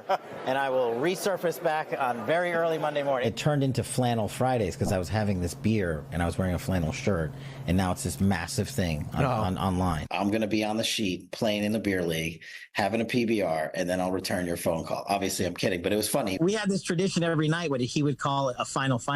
So we'd have dinner and then we'd go somewhere and have like a final drink. Everybody should have a beer or three. It's gonna be pretty lit. I might have some special apparel. We're gonna throw down. There's gonna be bourbon. There's gonna be sparklers. We ended up in northern Italy and we were slamming Negronis at our last night, and I was like, Devin, I need a subpoena. I went to Devin and I told him that in the morning. He goes, dude, if you're gonna start drinking at 9 a.m., get out of my office. Can I be the first one to say that if I ever go before Senate confirmation, they're gonna call me an alcoholic? Shout out Jen Psaki's team. Unbelievable work. I was gonna say, what I love about that is they started with the like least offensive ones. So like the first one was like, "I'll have a beer." I'm like, well, that's not. Well, he's bragging about telling Trump like, "I'm not going to take your call because I'm boozing." By the end, like if you're going to be drinking at 9 a.m., get out of my office. Drinking at 9 a.m. For a while there, I was like, look, you have a job, whatever. Right. It's a serious job. You still once in a while, we like getting drunk. We of course are not the FBI director. I'm 45 now, and it kills me. Right, but shout out Z-Biotics. Drinking at 9 a.m. No, that's nuts. That's nuts. And remember, for those who haven't been following this, I mean, there's the video of Kash Patel chugging beers at the Olympics with the men's hockey team, and ruining their time there. Those are his good friends. Those are his good friends. There was the big. This guy's making good, honest, hardworking alcoholics look bad, man. This is rough, dude. The level of just like Just there's no shame for these people. There's absolutely no fucking shame. Big Atlantic story about how his drinking is actually a source of concern within the FBI. And there was one time when he was unresponsive because of drinking, and they had to call like the SWAT team to see if they could get one of those rams that you bash down a door with. And then Kash Patel sued the Atlantic for I think $250 million. Yeah. Maybe was investigating the reporter who wrote it, and she was like, "Oh yeah, here's another story I'm going to drop on your ass about your special bourbon, your special bourbon bottles." You and I did I think a rapid response last week on the special bourbon bottles. Also, I can't imagine anything I'd rather do less than to throw down with Benny Johnson and bourbon and sparklers. Yeah, you gotta be. I don't know what he's doing with those sparklers. You gotta ask Benny to define what throwing down means in this context, because it could go places you don't want to go. I don't know. I'm surprised that Trump is still hanging on to Kash Patel. I think firing people maybe signals weakness, but he did just fire a couple people. Yeah, I think he's taken on so much water in so many different places now that he can't have a firing story right now, because Iran is there's just too many bad things going on. Why add that to the pile? But my thought has always been after the midterms. Imagine what he and Kash Patel talk about privately, about like, sir, here's the latest on, how we're harassing Jim Comey or your other political enemies. Here's how we're spying on them using the vast powers at the FBI. I mean, I'm obviously speculating here, but like that's the scary thing about Kash Patel. Like, there's a lot of doofuses and dipshits in this cabinet, but very few of them have the authorities and the capabilities to do real harm and, spy on people. I would bet that Todd Blanche has now just cut all of these bozos out. And he talks to the president because they have a personal relationship, because he was the president's personal lawyer and probably saw what happened with Bondi and realizes the Kash is a fucking joke and realizes there's a bunch of lunars and probably just like, it's just Blanche and POTUS, and he gives them the updates and he tries to cut Kash out as much as possible. That's what I would bet. That would be very smart, although to actually make sure that happens, you would have to get Trump's phone, go into his contacts, that's true, yeah. delete, K $. I forgot they have that extra issue where anyone can call the president and get into him all the time, unlike most White Houses where there is a chain of command. Anyone with a Substack is just calling Donnie T. Right. John, one last clip to surprise you. Okay, I love this. This comes from our friends in the UK. This is a back and forth between a woman named Cami Badenoch, who is the head of the Tory party, and Keir Starmer during Prime Minister's questions time in front of Parliament. Let's watch. I'm particularly getting tips from her on how to win friends. This is from the person, Mr. Speaker, who previously called us orcs and goons. But, Mr. Speaker, I am a gooner, and so, as usual, she is less than half right. That's the Prime Minister of the UK announcing that he's a gooner. What kind of what does gooner mean over there? What does gooner mean to you? This is so truly, when I first heard the term gooner, I thought this was somebody who was like in a gang. That's what I thought it was. The first couple of times I heard somebody being a gooner, I thought it was somebody in a gang. Like, that's what I think of. It's like, okay, you're a goon, but what's a goon to a goblin? Like, that's, I didn't say, okay, Google, shut the fuck up. Turn off. Stop. Thank you. But that's, yeah, I think of goons. That's what I thought it was. Like a gooner, somebody's gooning. I think they're going out and fucking killing people, dude. I think they're gangsters. That's what I thought it was.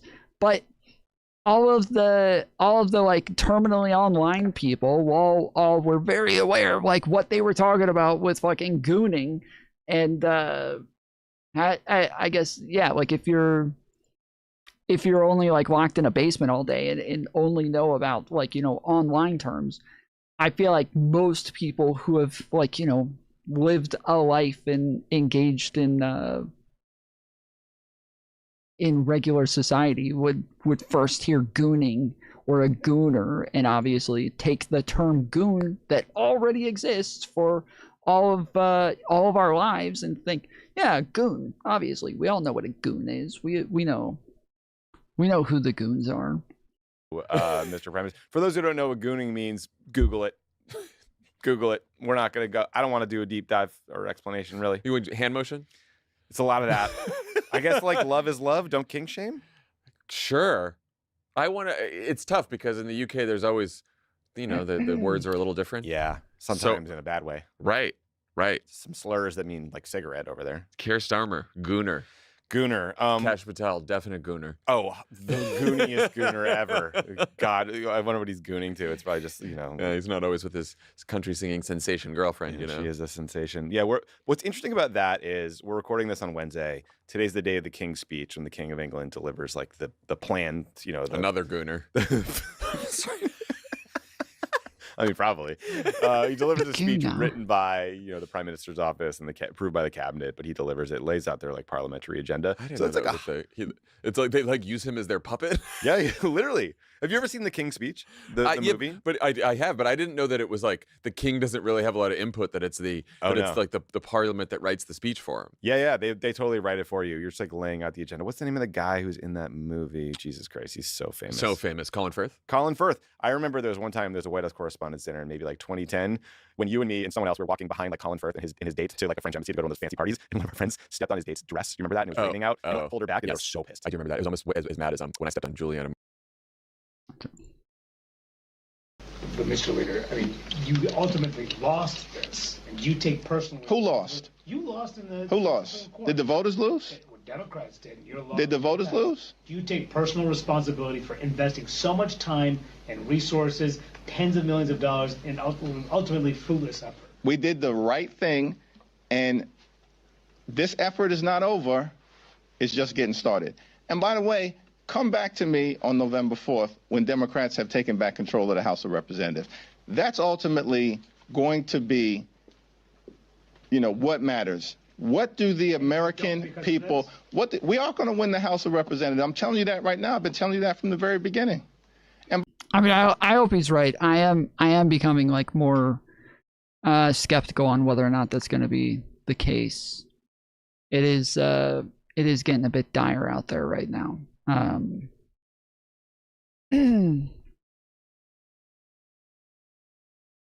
The gerrymander board does look, it looks like Democrats are just less and less likely to win this, and I think currently it's something like Republicans have gained 17 seats and the Democrats have gained 6, and so we're going drastically in the opposite direction right now.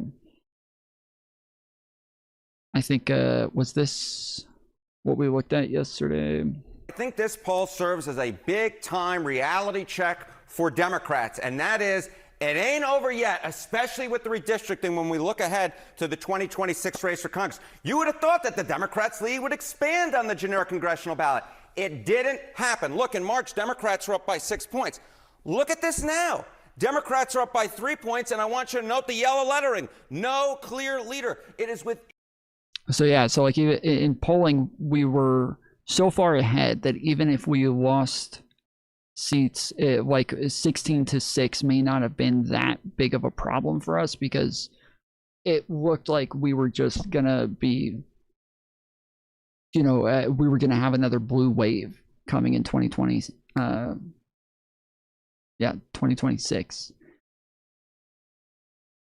But that seems to be declining. That lead seems to be slowly disappearing, and with the amount of gerrymandering, the amount that we're losing in gerrymandering makes it even more worrying right now. But I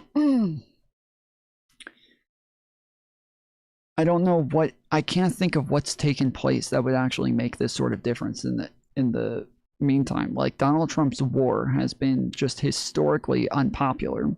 It is rare that a president is losing popularity when they go to war. And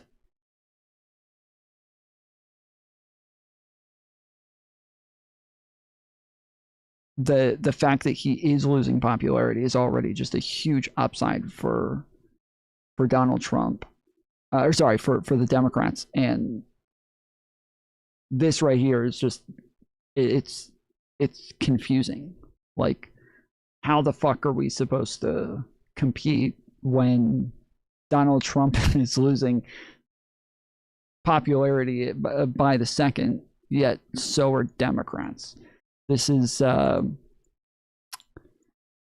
this is a huge issue, and I do think, again, like, I think that a big problem is a lot of what we've been talking about is that, like, if you actually care about the future of the country, you actually care about where we're going, you actually care about what, like, needs to get done, the amount of hate towards Democrats, the media, the left-wing media really does have to take some more responsibility and just start making it clear that while we still want to hold them accountable, we still want to criticize them when necessary, there's just so much unnecessary criticism of Democrats that gives people a very skewed view of who they are, what they do, how much they achieve. And even when they do achieve things, we have a lot of, people who are just gonna shit on the Democrats either way. And there has to be a better movement for really giving Democrats some praise for what they've been able to accomplish and what they've been able to achieve, even as the minority that they are right now. There really has to be like a much better, for lack of a better term, a much better like propaganda war that's being engaged in, because this just isn't doing it. This just is not fucking doing it. And again, this is, I very clear, I'm critical of Democrats all the time. I've got lots of criticisms of tons of Democrats all the fucking time. But there is an actual fucking fight that's being fought, and Republicans are dogmatically pushing their propaganda and winning at it by, especially in alternative media. And I use this phrase all the time. If you guys watched me debate Pisco a while ago on like the who's on the team and who's in the coalition,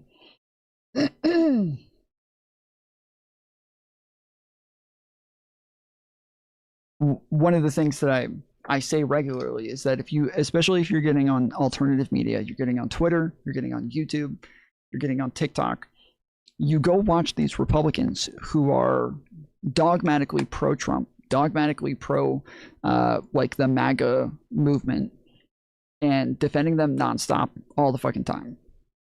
And then you go to, and so they make Republicans look great, sound great. Then you go to the left and the big content creators on the left, and you watch like Majority Report, you watch TYT, you watch Hasan, you watch most of these people, and they're still just shitting on Democrats and saying Democrats are horrible and Republicans are horrible. Whereas Republicans are saying Democrats are horrible, but Donald Trump and the Republicans are fucking great. And so they really create this like, oh, well, I only ever hear good things about the Republicans. I never hear good things about the Democrats, but I hear good things about the Republicans all the fucking time. Like, sounds like the Republicans are really fucking killing it over there, and Donald Trump's really killing it over there. And it's not beneficial. It is not beneficial for anybody.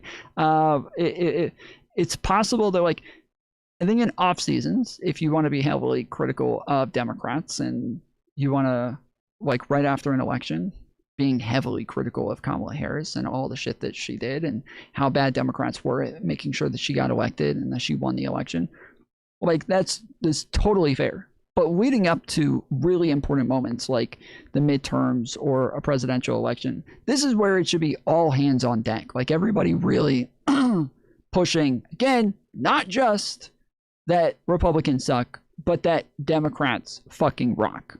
We gotta have both of these messages. It cannot just be, look how much Donald Trump and the Republicans suck all the time. It's got to be that Democrats are fucking awesome as well. And I do like what it is that people are doing with Gavin Newsom and what Gavin Newsom is doing. And AOC has been killing it lately as well. But yeah, when it comes to the people who really like own this alternative ecosphere, this is not currently happening, and it's not looking good. in the margin of error. So despite all of the talk about Donald Trump's unpopularity, the fact is Republicans very much remain in the game when it comes to the congressional midterms, which are occurring in what, 6 or 7 months at this point? Yes, and don't call me Shirley. So a lead of 3 points in the generic ballot test here. Does that get the job done?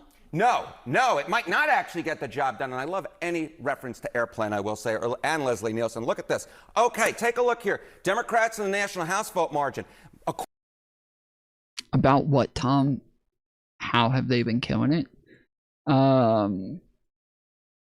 What, like, as the minority, in the House, the Democrats obviously did really well in the government shutdowns. They were the ones who won that contest by far. The polling was heavily in favor of Democrats, even more so than normal, where whoever holds the majority or holds the presidency normally takes the blame to some extent. But in this case, it was even disproportionate to what it is we would normally expect, to where people heavily blamed the Republicans in this case. Donald Trump's popularity is in a free fall, but the problem is that it's in a free fall with the Democrats. Is why I'm talking about the propaganda. But the way that like even people like Gavin Newsom have been battling on the internet and gaining popularity, the fact that they've been out in front of the cameras regularly talking about what it is that the Republicans are doing, the fights with the Epstein cases and really pushing that and making it like putting a bright spotlight on what was going on with all of the Epstein cases and how the Trump administration and Republicans were trying to bury this for their own benefit.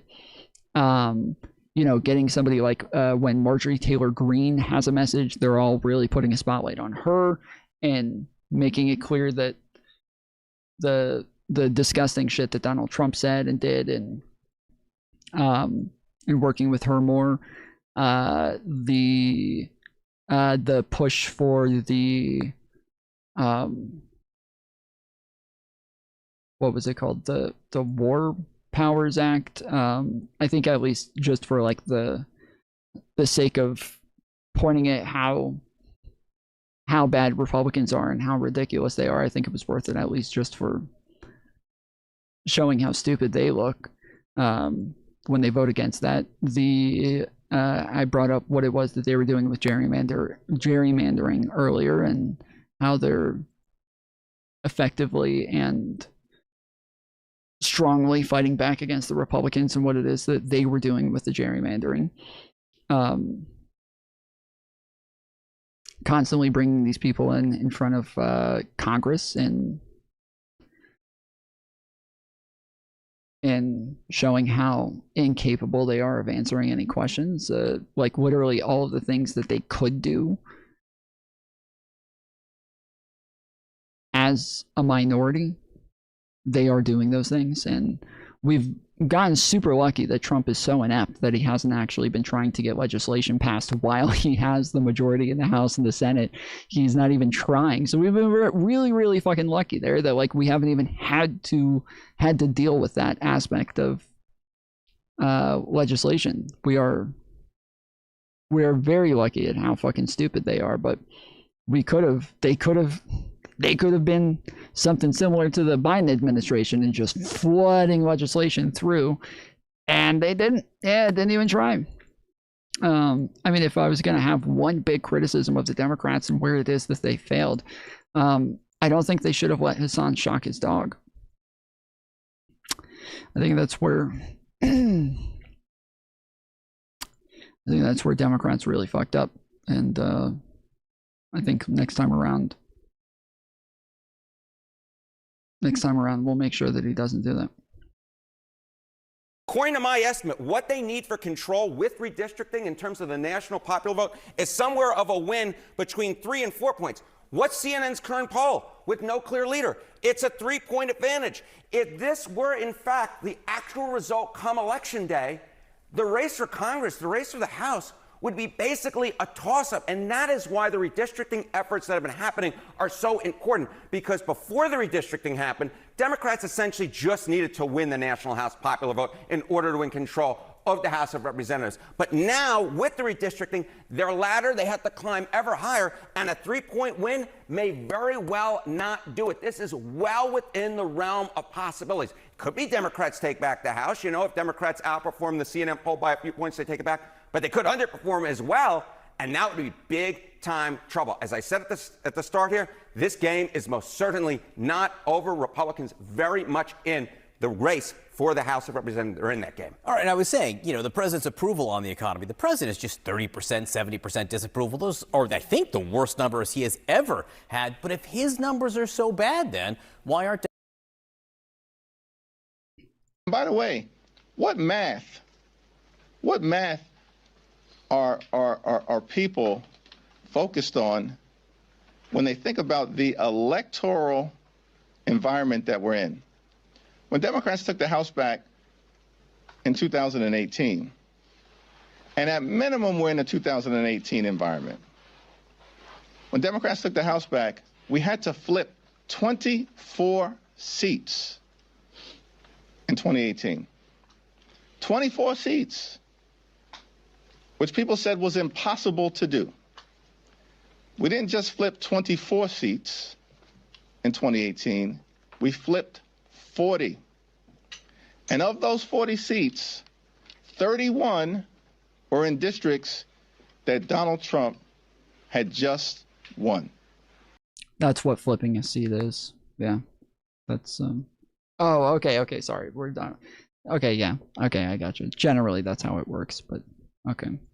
I mean, this is, I think, where they go over the math. Show redistricting. On the campaign, you literally are taking Memphis, which is a city that with black voters, and you split it in three, stretching 3,000 miles. Who's the current Democrat congressman there? What is it? A black congressman? Just because black people are allowed to like people that don't look like them. Exactly, and that is the point I wanted you to make, because just because you're not going to have a black congressman, why is it that a Republican can't do just as well representing black voters as a Democrat? Because why they does aren't your race, electing. Why does your race determine your politics? It does.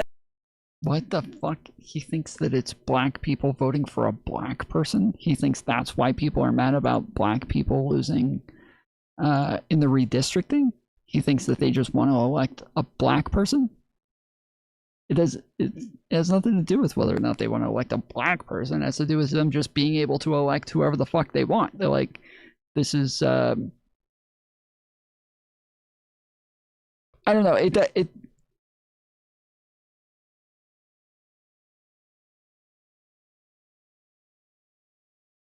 doesn't. Never mind. It does. No. You're making my point, actually. The assumption is black people. No. The assumption is black people will only elect black people. No, black people are smart enough to elect. No, let me finish. Black people will elect people who will actually represent them, who have their best interests in heart. And what Republicans have done in Tennessee is dismantle the power for black people to have their voice. They did the same thing in Texas because they said they thought Latinos were going to swing for Republicans. There are black people that are represented. I'm black and I got a Republican president right now. Black people don't elect black people based on race. They elect people that are aligned with their their beliefs in justice. And Republicans just took that away from them in Tennessee and in other states. I just disagree that the only kind of a politician who can elect black people in Congress must be a Democrat. This is just an artificial. That's not what I'm saying. Democratic. That's not what I'm saying. Black voters are still fully franchised and go vote for whoever they want. That's not it what just I'm doesn't saying. have to be a Democrat. Well,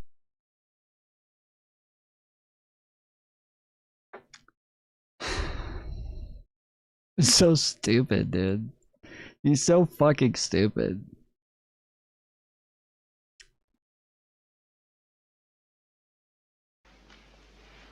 In this particular instance, we started out this Congress needing to flip 3. When it's all said and done, Republicans at best will add a handful of gerrymandered seats to that total. How is that not the implication? Who it is that black people vote for versus whether or not they want to vote for a black person? The people being black and voting for somebody is not the same as them voting for a black person. Those are not the same things. That's not the same fucking thing. What do you mean that's the implication? How is that the fucking implication?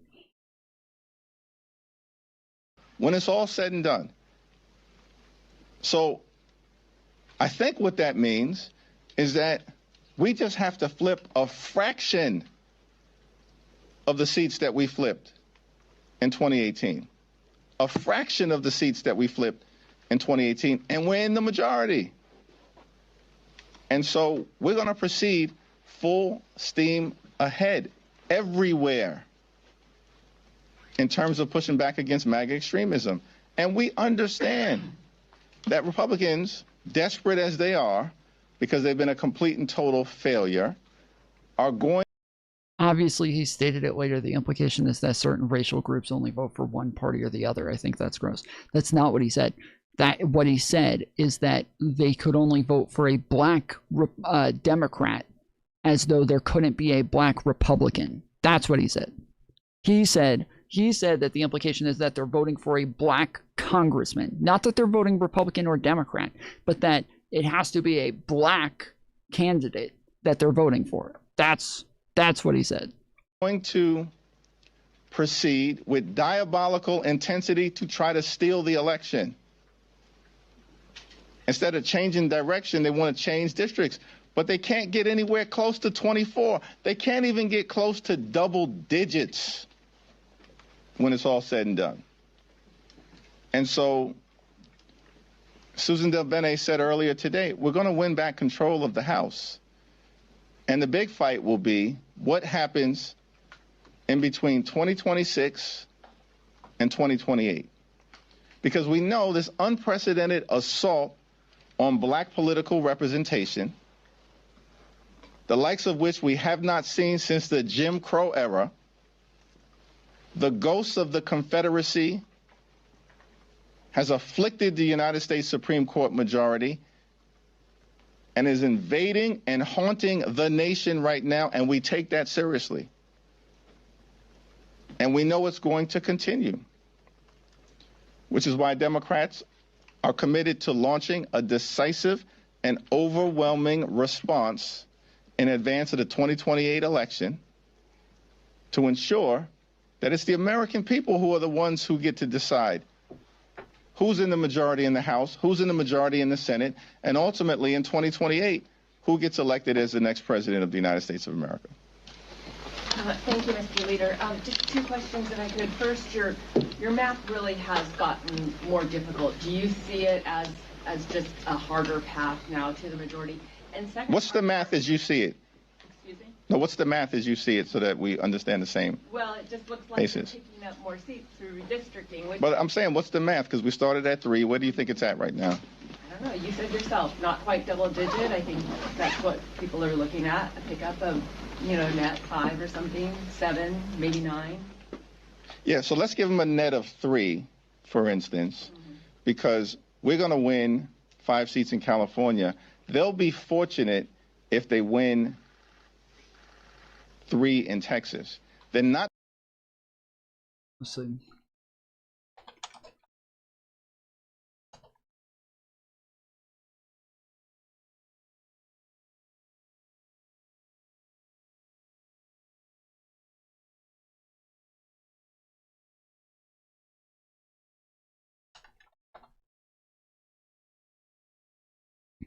As of May 2026, Democrats are estimated to have picked up or be on track to gain up to 10 seats nationally through redistricting efforts, particularly in states like Virginia and California.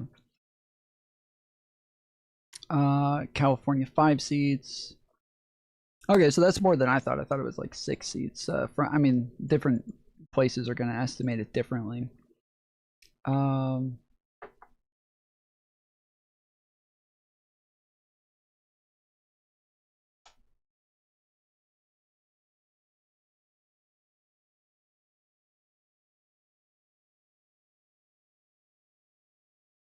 Estimates indicate Republicans have positioned themselves to pick up 12 to 17 total seats nationally through mid-decade partisan gerrymandering, giving them a distinct upper hand in the redistricting battle. Okay.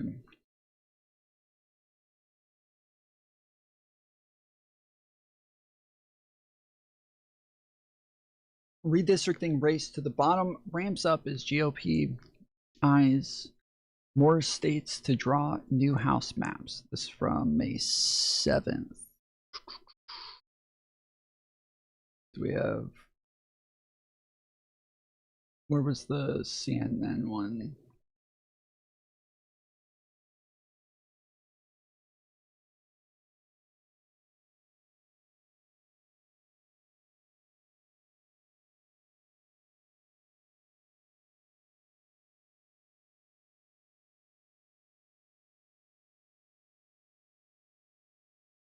This is May 8th. Okay. How the Republicans pulling ahead in the redistricting war affects the midterms. 2 weeks ago, after Virginia voters approved a new heavily Democratic congressional map, it was looking like President Donald Trump's bare-knuckle gerrymandering push had fizzled and might even backfire. 2 weeks, it turns out, is a long time in politics. A pair of court rulings, one from the U.S. Supreme Court and now one from the Virginia Supreme Court Friday, have sharply recast the 2026 redistricting battles in the GOP's favor. That doesn't mean it'll be enough to save the GOP's House majority in 2026, and the impact this year could be more muted than a lot of people appreciate. But the redistricting battle has now clearly benefited Republicans, and it will probably help them even more in years to come. A pair of GOP wins. The Virginia Supreme Court on Friday struck down the map passed after Democrats spent tens of millions of dollars to promote the referendum enacting it. The court ruled Democrats in the state legislature didn't follow the correct procedure in setting up the constitutional amendment allowing the vote last fall.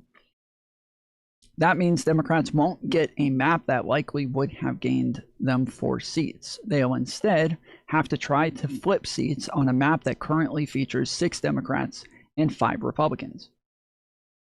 That news comes after U.S. Supreme Court delivered an even more significant ruling last week, one with not just immediate partisan implications, but also long-term implications, including for racial politics in America. In Louisiana v. How do you say that? Calais?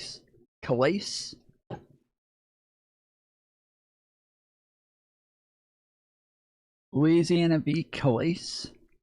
The court further gutted the Voting Rights Act and made it easier for Republicans to disassemble the majority-minority district that are all about Democrats having Democrats today have in the Deep South. The GOP has quickly set about doing that. Tennessee has already carved up a majority black district based in Memphis to give Republicans a 9-0 map. Louisiana is expected to soon eliminate one or both of its majority black districts. Alabama has petitioned to lift a court order that requires it to keep a second majority minority district. Calais district? Okay, Calais. The GOP's edge is not as big as people think. Applying these changes to CNN's redistricting tracker, it's looking like Republicans will have drawn as many as 15, 16, or 17 new winnable districts for themselves for this year's midterms, while Democrats will have drawn 5, all of them in California. Utah also added Democratic-leaning district, but it was because of a court ruling. That's certainly a much better scenario for Republicans than 2 weeks ago. Rather than Democrats having to flip the 3 Republican seats they needed to break Speaker Mike Johnson's razor-thin majority, they could now effectively have to flip more than 10.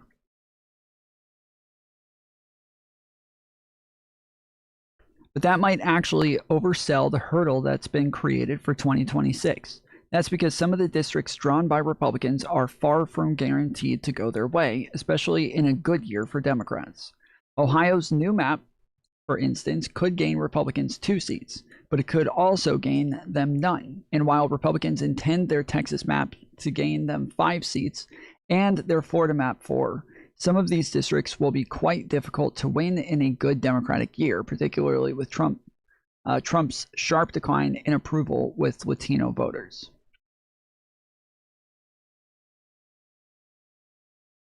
Even in Virginia, Democrats could still flip 1 or more seats on the current map in 2026, meaning the ruling isn't necessarily a loss of 4 seats. Yeah, like again, these are estimates that assume that like they will gain these seats. But again, the problem is that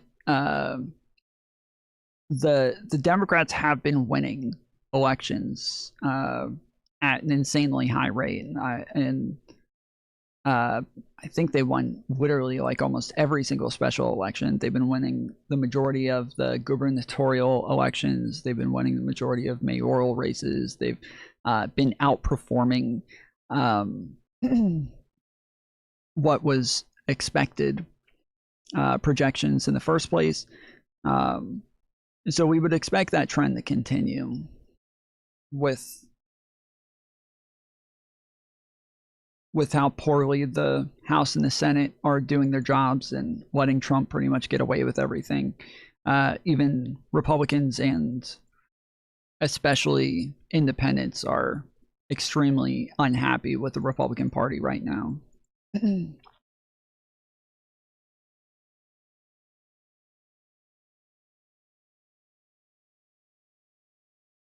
If the current map holds in Virginia, we will at minimum flip 2 seats, House Minority Leader Hakeem Jeffries told CNN on Friday. And we're exploring other options given how unpopular the policies of the Republican Party have been. Before the Virginia Supreme Court ruled Friday, the Cook Political Report's Amy Walter estimated the actual net benefit for Republicans in 2026 was likely to be closer to 4 or 5 seats, even if the Virginia map was struck down. The GOP might not be able to save its majority. Even if the GOP forces Democrats to flip double digits worth of seats rather than 3, that's looking quite doable for the blue team. That's because Trump is a historically unpopular president. Presidents with low approval ratings don't just lose 12 seats, they often lose a multiple of that. As Hakeem Jeffries was just saying, he said that they were expected to flip something like 24 in 2018, and they ended up flipping over 40. So Trump in 2018 had lost more than 40 House seats. Barack Obama in 2010 lost more than 60. George W. Bush in 2006 lost about 30. And Trump is worse off right now than all of those examples except Bush. The universe of competitive seats is smaller these days, meaning a huge wave election would seem less likely than in the previous midterm elections, but it would still be surprising if the Democrats couldn't win enough to flip the majority. It will likely benefit Republicans for years to come. At the same time, it's overly reductive to just look at how this will play out in 2026. That's because all of this, and especially the U.S. Supreme Court ruling, will reverberate for years to come. Reverberate. I was like, what is overberate? What does that even mean? And that's where the GOP's real likely gains could come in.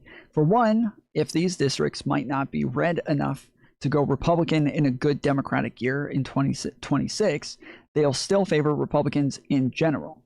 And they could well flip red in a better environment for Republicans, be that in 2028 or 2030.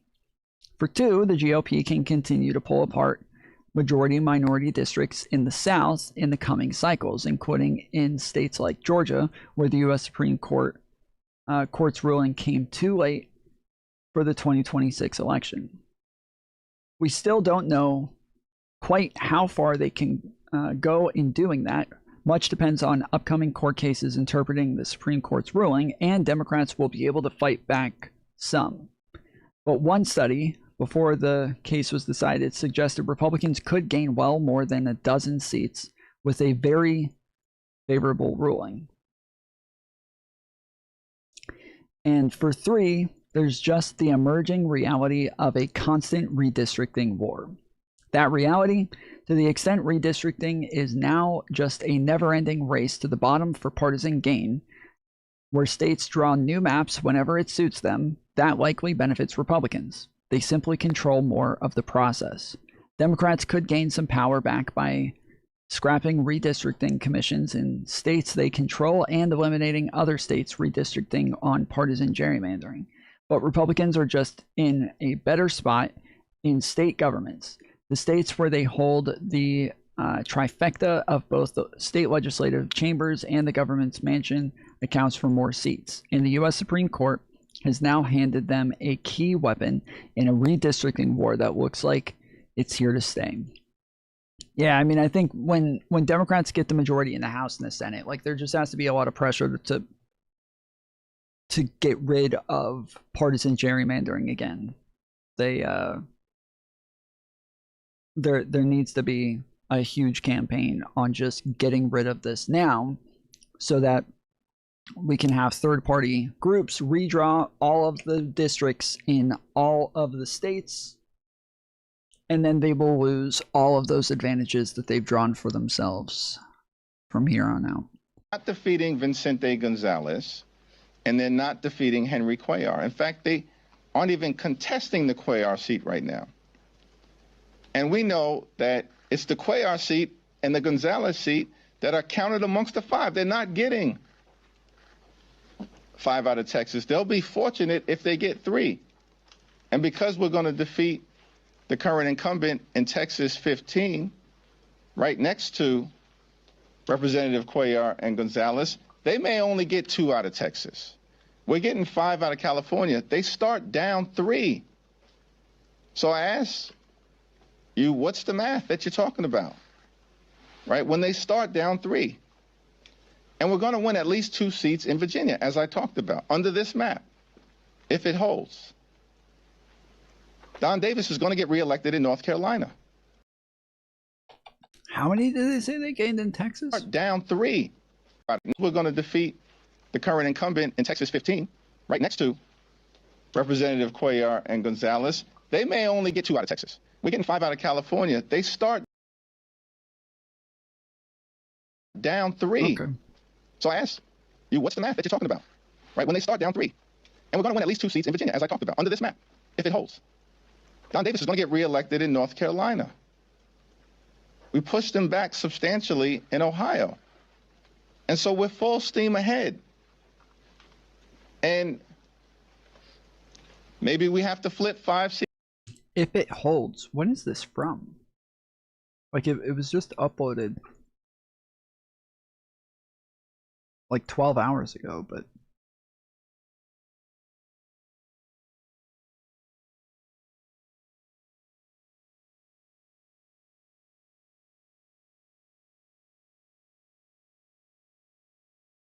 seats, maybe we have to flip 6 seats. We'll see where it all lands once all the litigation is over.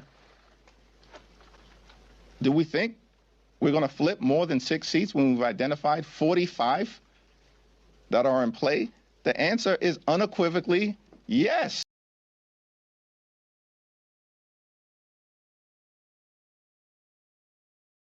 Don't despair, Democrats, how the party can get even or pull ahead. What did you want me to get out of this?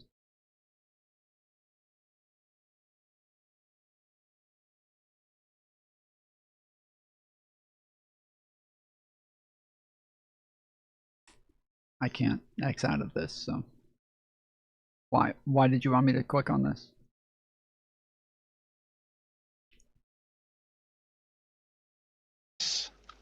Of course we are. And then to follow up, are you essentially saying that the redistricting war now shifts to 2028, or are you still eyeing potential redistricting fights in some of the outstanding states? We have ongoing litigation right now in 3 different states, in Virginia, in Florida, which is a blatantly unconstitutional. Click the X. There was no X that I can see. That I can see. Where do you see an X? Am I blind?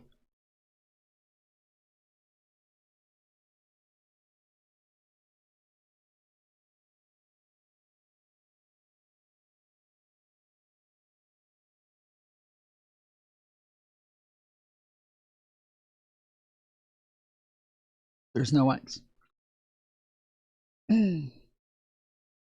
Map.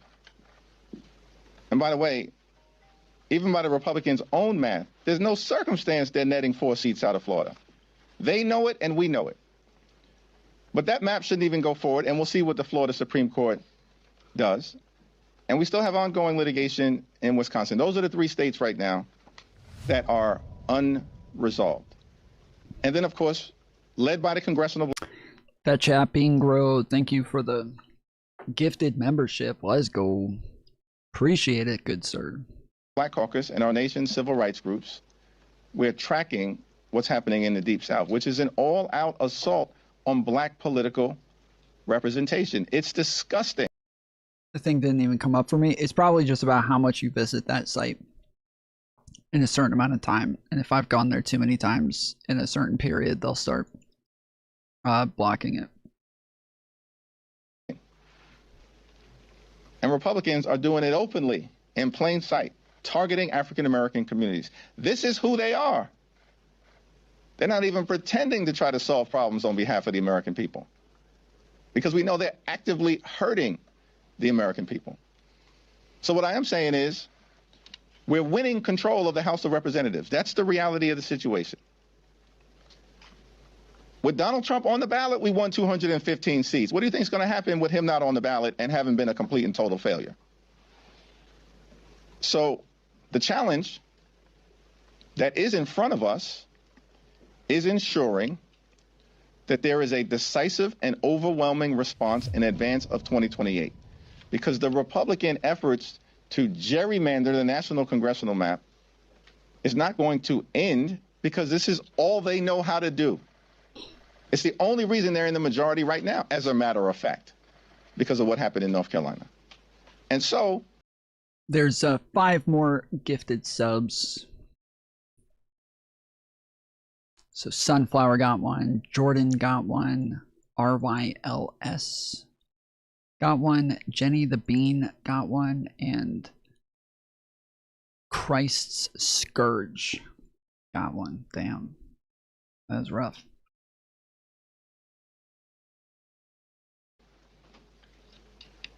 I've been very publicly clear about the fact that in advance of 2028, where we will have additional states that will come online, including but not limited to New York, New Jersey, Colorado, Washington, Oregon, Illinois, and Maryland. That's at least 7 states. Right, Tom, you can learn new tricks. Show wasted who's boss.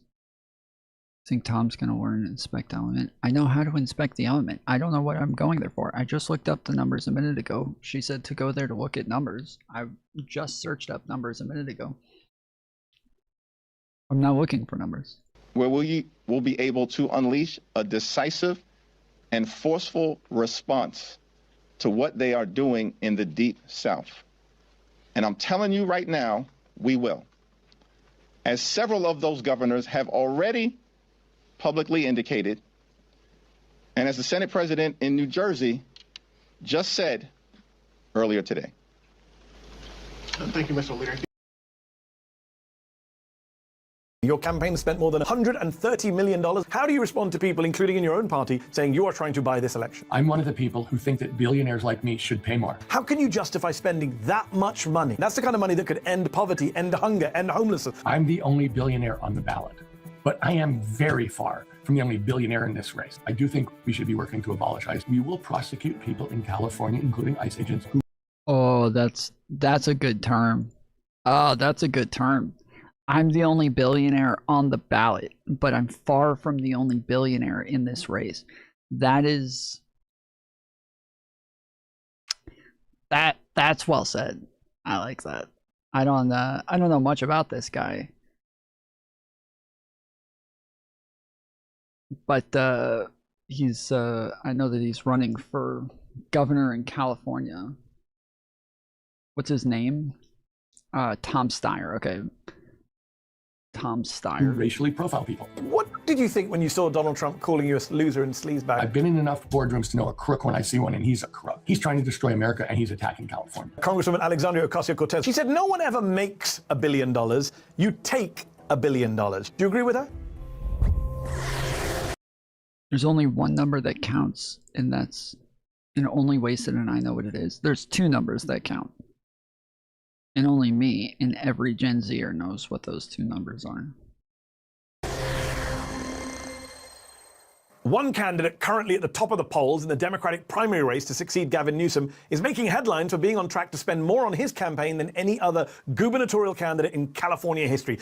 Billionaire Tom Steyer, a longtime businessman who founded what became at one point the largest hedge fund in the world. Steyer went on to become a progressive environmental activist who also unsuccessfully ran for the Democratic presidential nomination in 2020. Now, the billionaire is pushing a progressive agenda ahead of the June 2nd California primary, promising to build 1 million homes, ban corporate PAC money from state elections, and put ICE. I know what numbers you're talking about. No, you couldn't possibly. You couldn't possibly know. You couldn't know what this number is. Couldn't know what this number is. You couldn't know what either one of these numbers are. I'm telling you, bro. Telling you, there's no fucking way. Only we know. Agents in jail. Tom Steyer joins me now. Thanks so much for joining Mehdi Unfiltered. Mehdi, it's nice to see you again. It's been a long time. Last time we spoke, you were running for president. Now you're running for governor of California. A recent CBS News YouGov poll put you narrowly at the top of the pack for Democratic candidates at 15% compared to... Alley Cats, thank you for the jewels. I don't know what those are. I don't know what that is. Bunch of squiggly lines. Whatever the hell that's supposed to mean. Thank you, Alley Cats, for 67 jewels. And that Japingro, thank you also for 67 jewels.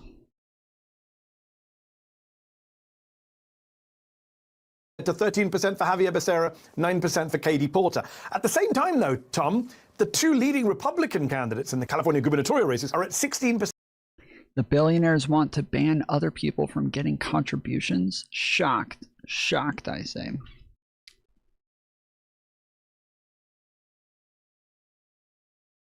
You know who's not shocked? Hasan's dog. I'm tired of the misinformation about Hasan's dog being shocked. I'm sick of it. It didn't happen. Did not happen. And 10%. The big concern for a lot of Democrats in your state is that the two Republicans end up winning the top two spots in this primary. Is that something you're concerned about? Yeah, Allie was on track. I don't spend any time on that, Mehdi. My job is to be a candidate and to speak directly to Californians, hear their stories, and make sure that what I'm talking about is what they need to hear. And so if I do that well, I think all of the other concerns go away. And that's my job. You stand with Kaya. We can't release the Kaya files. If we do, it could hurt a lot of my friends. Okay?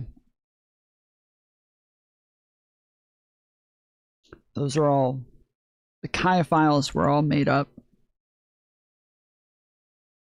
by Hutch and Destiny. They're all fake news. It's all a hoax.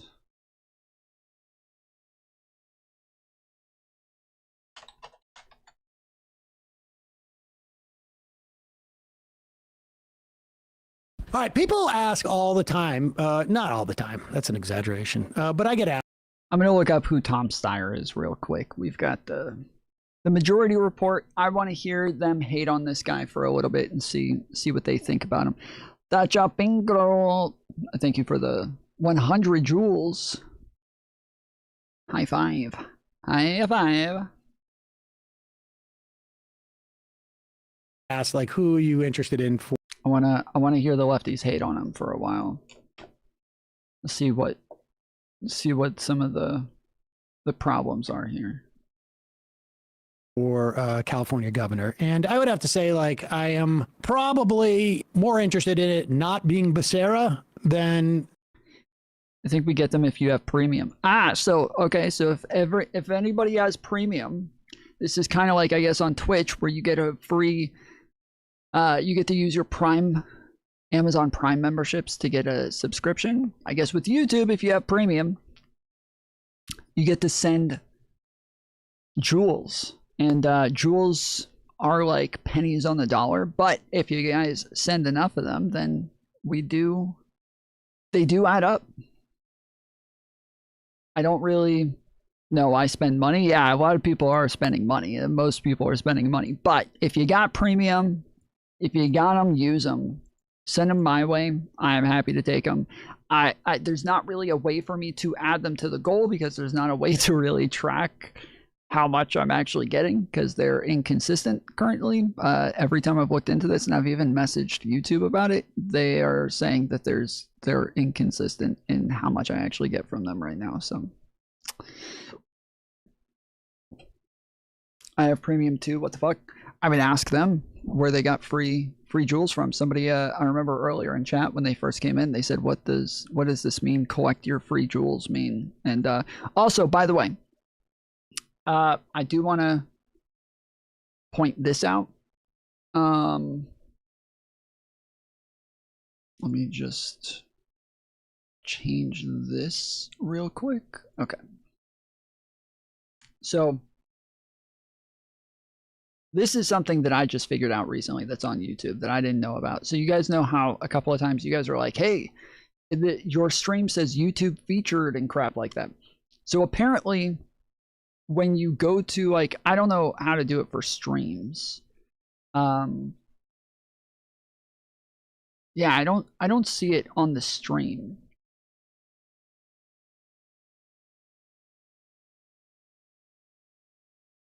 But when you go to videos on my channel, like posted videos, fuck, let me go to my channel. Holy shit. So like right here, you go to a video on my channel, right here at the bottom where it has the comments, you can swipe over, let me turn the, all right. Freddie, don't send me any dick pics real quick. Speaking of, let me just turn my notifications off before I do that shit again. Okay. So, right here, you can swipe over on the comments. So it says comments here. Swipe to the right, and what the fuck? It's not there. Well, shit.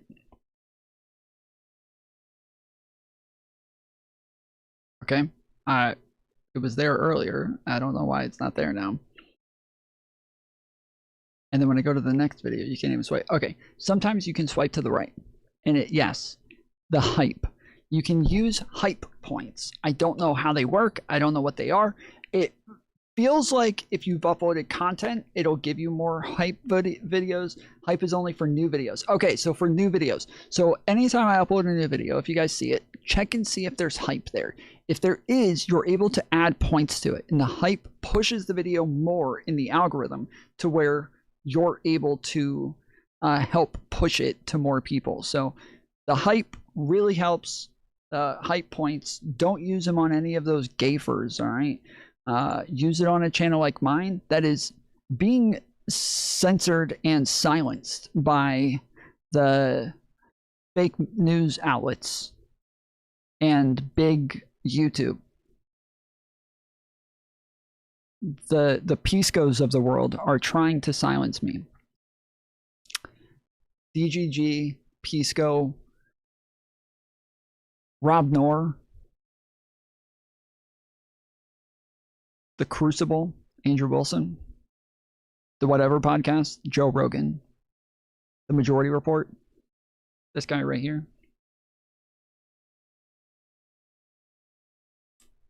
They're all trying to silence me.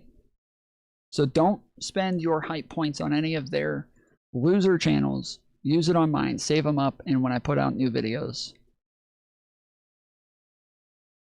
hype me up, homie.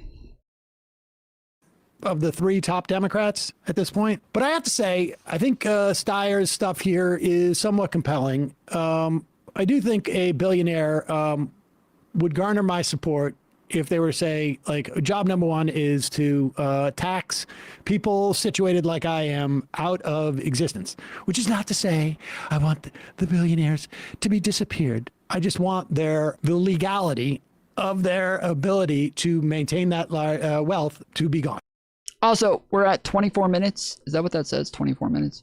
Yeah, we're at 24 minutes left on the clock, okay? We had one person who filled up all of the fucking $40 out of the 50 so far. Okay, we got 24 minutes. If you want to add 2 hours to stream, we just got to get $10 in. Okay, we could have 5 people donate $2. There's a link pinned at the bottom of chat for stream elements. Okay, you can use PayPal, you can use a debit card.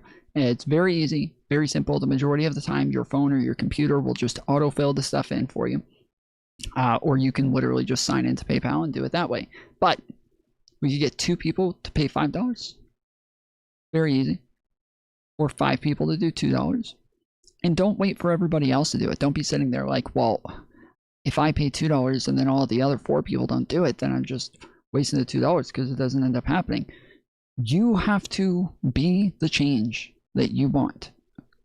Don't wait for other people to start. Be a leader. Step up. Because otherwise, today, you suckers gonna get served.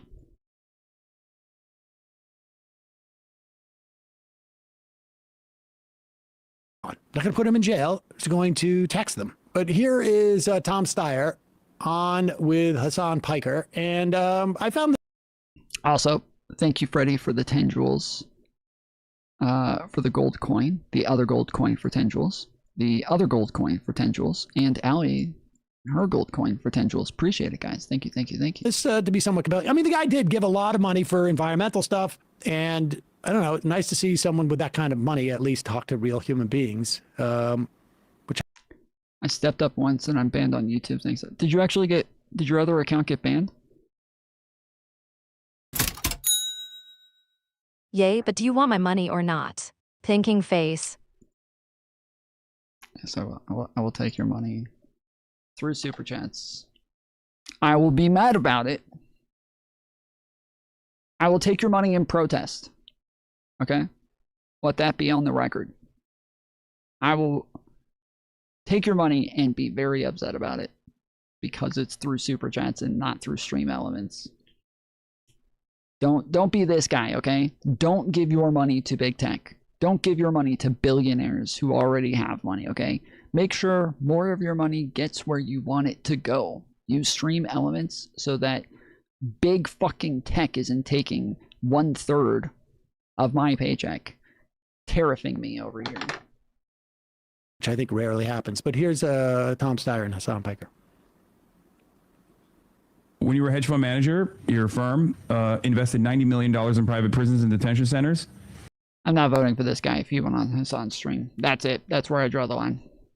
I know all I need to know now. If he went on Hasan's stream, done. And I want to know how that aligns with your current stance on ICE, because from what I understand, you're in favor of ICE abolition. So that happened 22 years ago, and it was a big mistake. And I realized it was a big mistake and sold it over 20 years ago. Okay. And the reason I sold it was for the reason you're saying. And it was more than a mistake. And it was this. It was a wake-up call that I was in the wrong place. I mean, people told you the tankies were supporting him. Yep, that's it. I'm not voting for him, guys. Okay? I am not voting for him. It's not happening.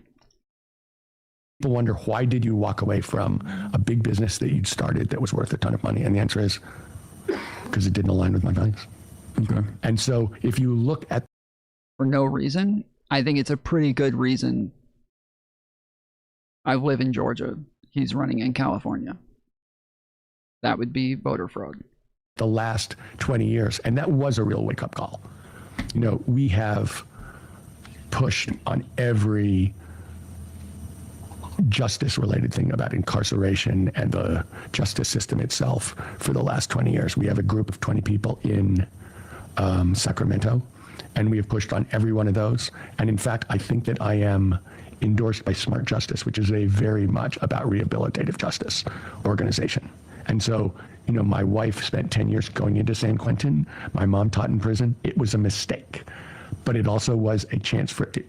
Absolutely is a wake-up call. I mean, you're sitting here saying, and I hear you, Hasan, the capitalist system has real contradictions and problems, and that's really why I walked away from my business, because I felt like this is taking me to places that are absolutely antithetical to what I believe in. And that's why I did it, and that's why I spent the last 14 years working on this. Felix 954 tip $2. Free Kaya. All right, there you go. We got another $2. on the books. All right, we're at $44. We got $6 to go. If we got some fucking billionaire in chat, we got some whale in chat, somebody who's really making the big bucks out there, okay? You can be the hero today. What? Not everybody can afford this, but you could put $6 Wasted in. Design tipped $6 for the hair fund. Hey! Hey! Wasted Design, the fucking billionaire! Let's go! That is one billionaire that I can get behind. $1 billion in Australia is like $5 in America, if we're being for real, but okay. They got that colonized money with the queen on it. Let's go, W billionaires. Yay, yay. Let's get some cheers in chat for all the non-cucked people who have our awesome emotes. You can do your Steven Crowder cheers mug. His mug club cheers. And your bubba based. What are some of the other avenues that you felt like was deeply unethical? Also, I'm asking you these questions that come across like tough questions, but I want you to No. your, I always say to people, there are no tough questions. Yeah. There are people who don't have good answers. Yeah, I also think that it's important to understand the like moral or intellectual. There are no tough questions for people who don't have good answers. I always say to people, there are no tough questions. Yeah. There are people who don't have good answers. Yeah.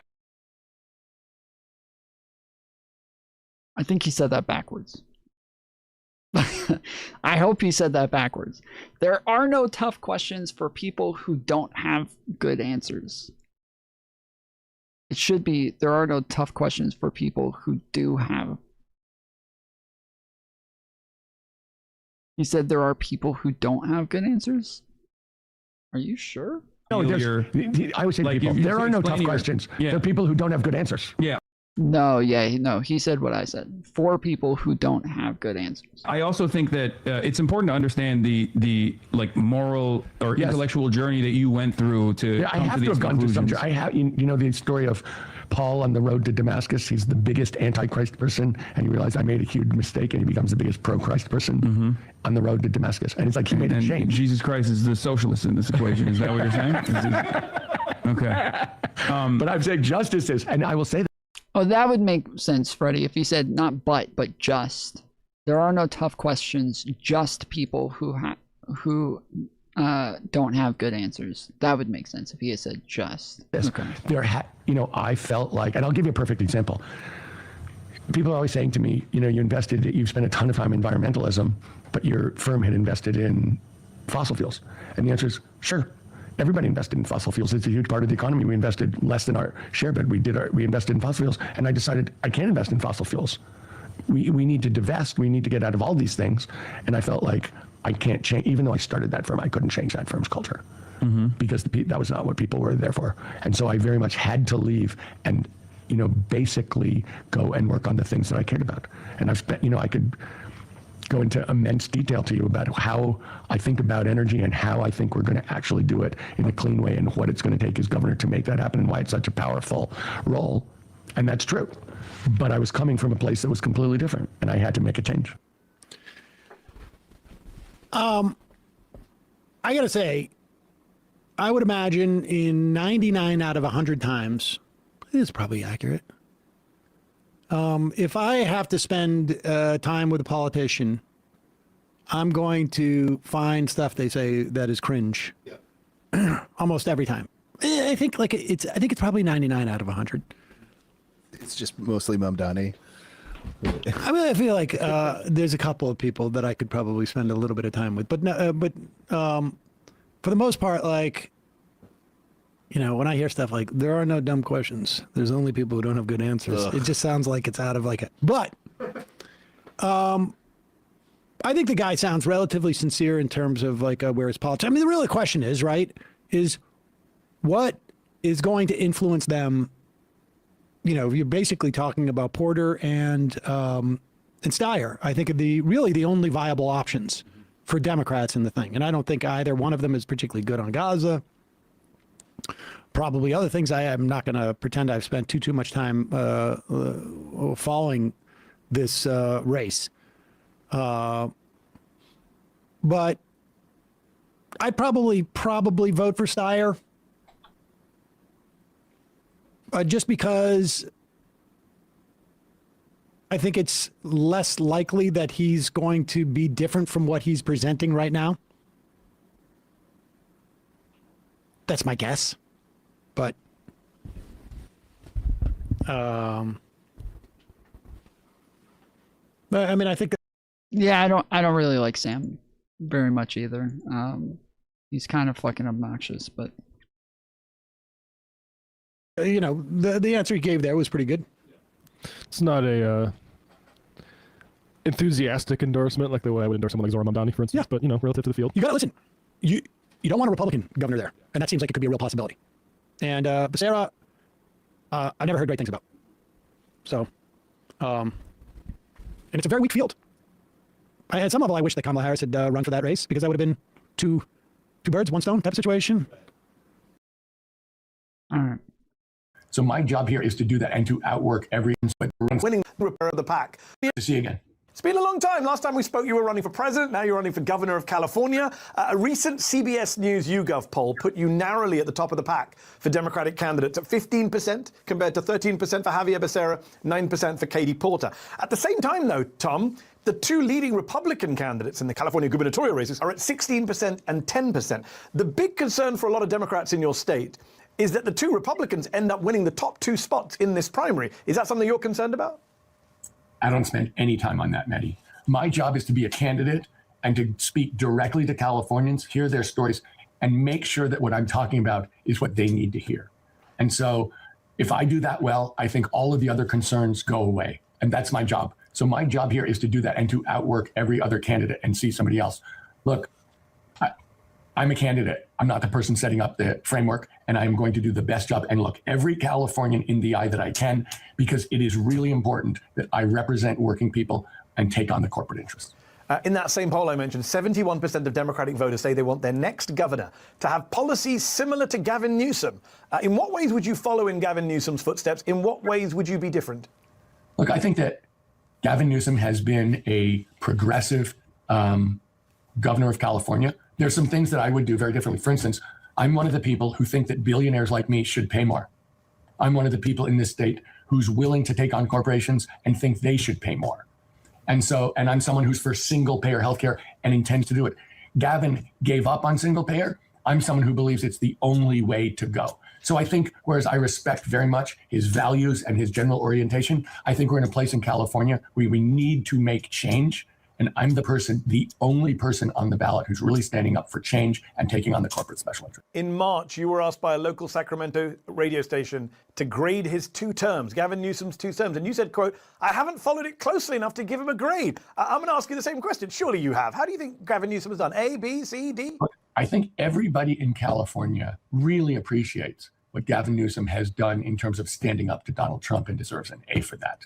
And I think the world has changed a lot. I think he has been run on specifically progressive values, which I agree with pretty much down the line. Look, I think what's true in California right now is we need to actually get things done. We need to build housing so we can drive down the cost. That is critical. I'm for single payer and really going to bat on it. I'm for breaking up the electric monopolies who charge us twice as much as the average in the United States of America. And so I know that Gavin's heart is in the right place. I think in some cases he hasn't been able to get done what he wanted to get done. And I think as an outsider who's taken on corporate special interests 3 times in the past and beat him every time, I think that's why I'm different from him. We'll come back to some of those policies you mentioned in a moment. You mentioned Donald Trump. In April, Trump called you a sleazebag and a loser on Truth Social. The president was lashing out at Fox for doing a big piece on you, he said, which he said was, quote, making it possible for a guy like this to win. What did you think when you saw Donald Trump calling you a loser and sleazebag on social media? Liking this video? And don't just watch, hit like. That's so funny. Like it's interesting because I think like a lot of people do look back at like, you know, Fox News and CNN and all the people who made fun of Trump during his first campaign, and they look at them as like the reason for why Trump ended up winning, because he ended up just getting so much coverage during that. I don't know how much of a difference it actually made in reality. It's not like when it comes to running for president, or running for any sort of office, really, name recognition is like the most important thing. Like having name recognition to where people know who you are, they know your face, they know what you look like. That is by far like the most important thing going into an election, and Donald Trump already had that, whereas the majority of those candidates didn't.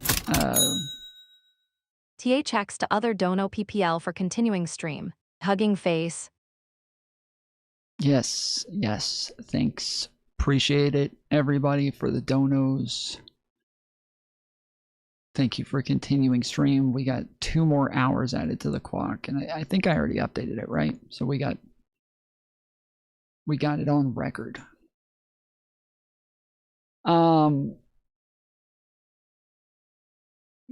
But yeah, like I didn't know who Marco Rubio was, or Ted Cruz, or most of the top candidates at that time. Maybe other people who were heavily involved in politics did, but I didn't, and I don't think most Americans did either. But most Americans did know who Donald Trump was. They definitely knew who that motherfucker was, and so having like any sort of name recognition going in just makes a huge difference for candidates. And I think Donald Trump was just gonna be one of those final people, one way or the other. Like, share, and subscribe. And tap the bell so you never miss a video or live show. But if you want early access to exclusive content, then you have to head to Zateo.com and subscribe now. You'll be supporting fearless, independent journalism. I thought Christmas came in March. It was like, look, Donald Trump is a malign influence in American politics. I started an organization to get 8 million signatures to impeach him in 2017 and 2018, because I've been in enough boardrooms to know a crook when I see one, and he's a crook. And he's been stealing every day he's in office. But more than that, he's trying to destroy America, and he's attacking California. So a lot of times, Mehdi, sometimes you know people by who's against them. And the same week that he came out against me, the head of ICE came out and said what a terrible guy I am, that I'm not fair to ICE agents. Yeah. And in both cases, let me say this. When people with whom you absolutely disagree and don't respect come out and say bad things about you, you should take it as a compliment, and that's exactly what I did. You mentioned him attacking California. We've seen some pretty devastating wildfires in California over the past several years. And Donald Trump doesn't... And thank goodness Spencer... Is that who he's running against? That Spencer kid from like Laguna Beach or whatever it was that he was from? Wasn't it Laguna Beach? That eventually turned into like Orange County, or am I mixing Laguna Beach up with something else? Laguna Beach was the one with like no, it turned into the hills, right? What are you talking about? You don't know about Spencer? We covered a little bit of it yesterday.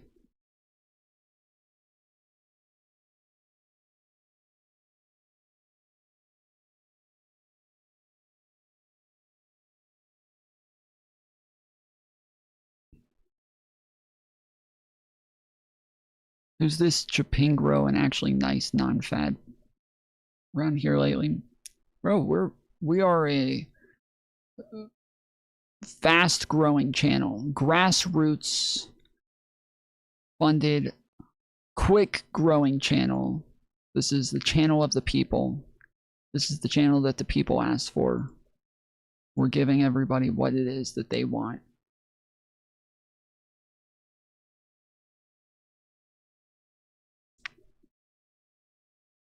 Doesn't seem to really care, and he has some really cool... Which is a lot of Slither and a lot of Spencer Pratt. That's right, that's his name. Spencer Pratt.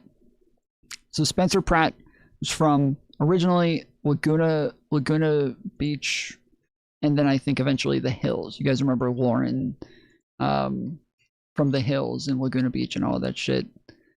Spencer Pratt was, fuck, I forget her name, but he was like the doofus guy who was dating the like hot blonde, one of the hot blonde girls.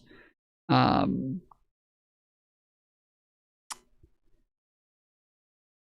just scrolled through content suggestions. I don't see it in there.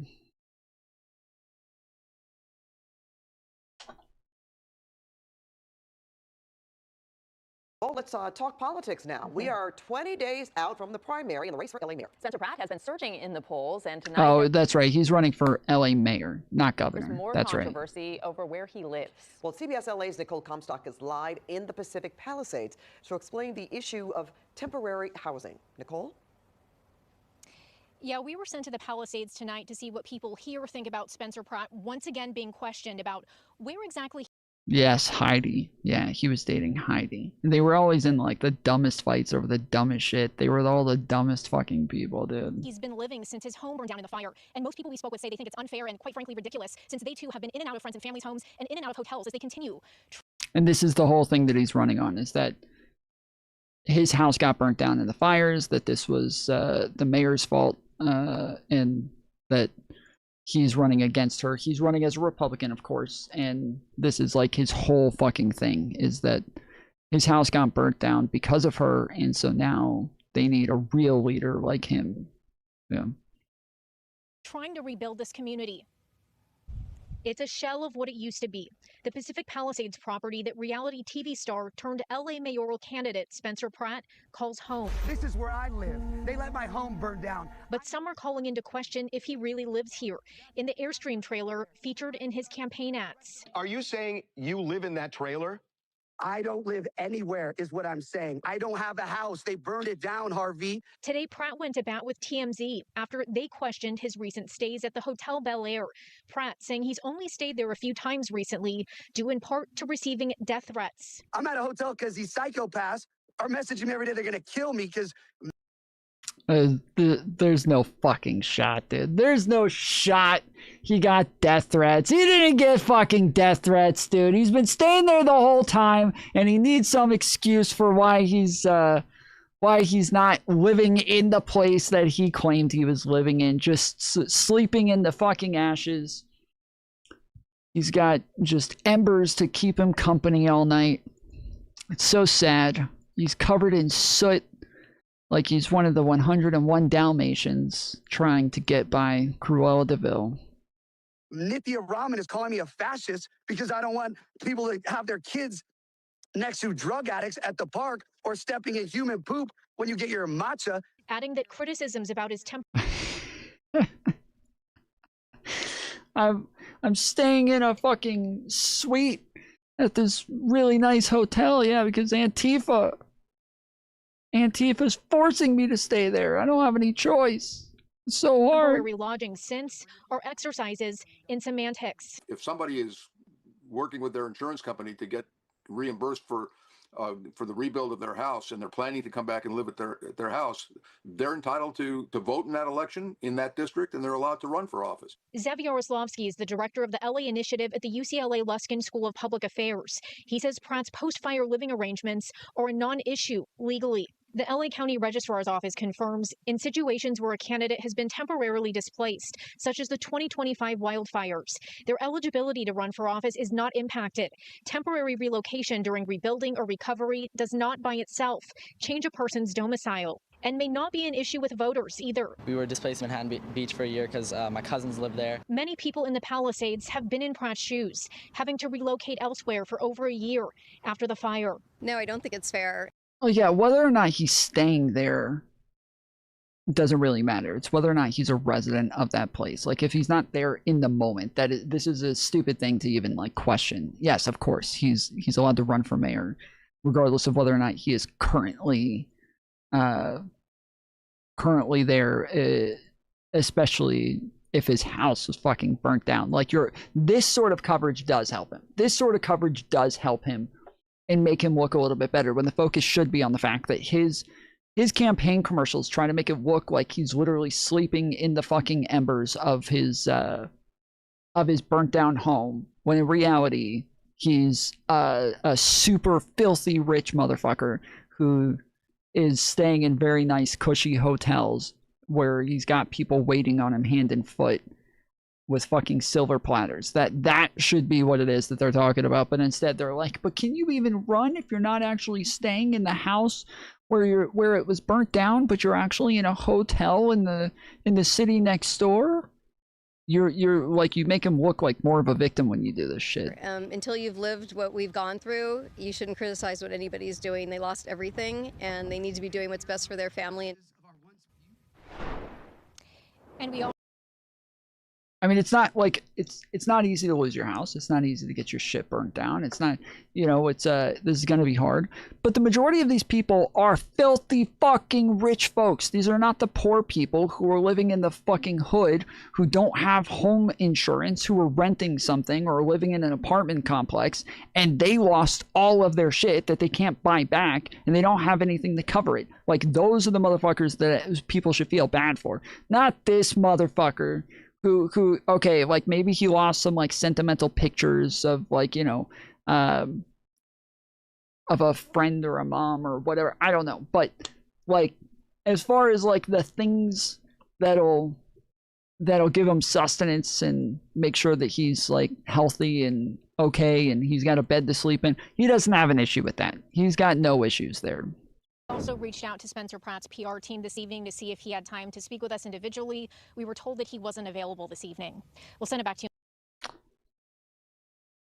It's probably because he's trying to sleep. It's really hard to sleep when you're sleeping under a pile of rubble. He's probably in there searching for that nuclear dust for Donald Trump. Kooky conspiracies about how they came about and how to prevent them. In his first term, he suggested California should be raking your forests. Trump also infamously told Gavin Newsom to open up the water main and blamed a small fish called the Delta smelt for the devastating January 2025 wildfires in LA. What would you do as governor, number one, to address these natural disasters that I mentioned, exacerbated by climate change? And number two, how would you deal with Donald Trump's absurd claims about raking the forest? I remember watching the video, and Gavin Newsom you can tell he's kind of just biting his lip and not saying anything because the president's standing next to him saying nonsense. Well, I think Gavin has gotten really... Wait, I thought the raking the forest thing was real. That wasn't nonsense. The raking the forest, I remember everybody making a big deal about that. Like, oh my goodness, he thinks raking the forest is helpful. No, that is a good thing. Like, if you live in dry climate to where you do end up with like wildfires like this, actually clearing floor debris is beneficial.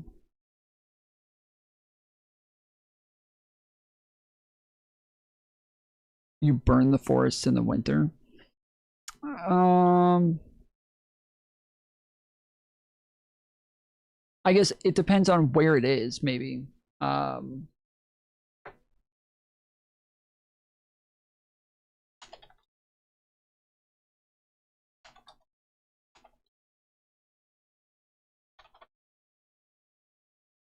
Raking forests in the literal sense of using a gardening tool is not a practical method of managing vast wildfires. However, the concept of clearing flammable debris, fuel reduction is critical standard practice. While cities do not rake entire forests, they perform fuel management. Yeah, I guess like depending on how big the forest is, you're probably right.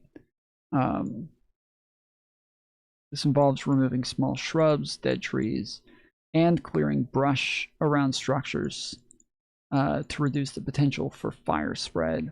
Fire professionals use controlled, intentional fires to burn away hazardous buildup of pine litter and underbrush, often in combination with physical removal.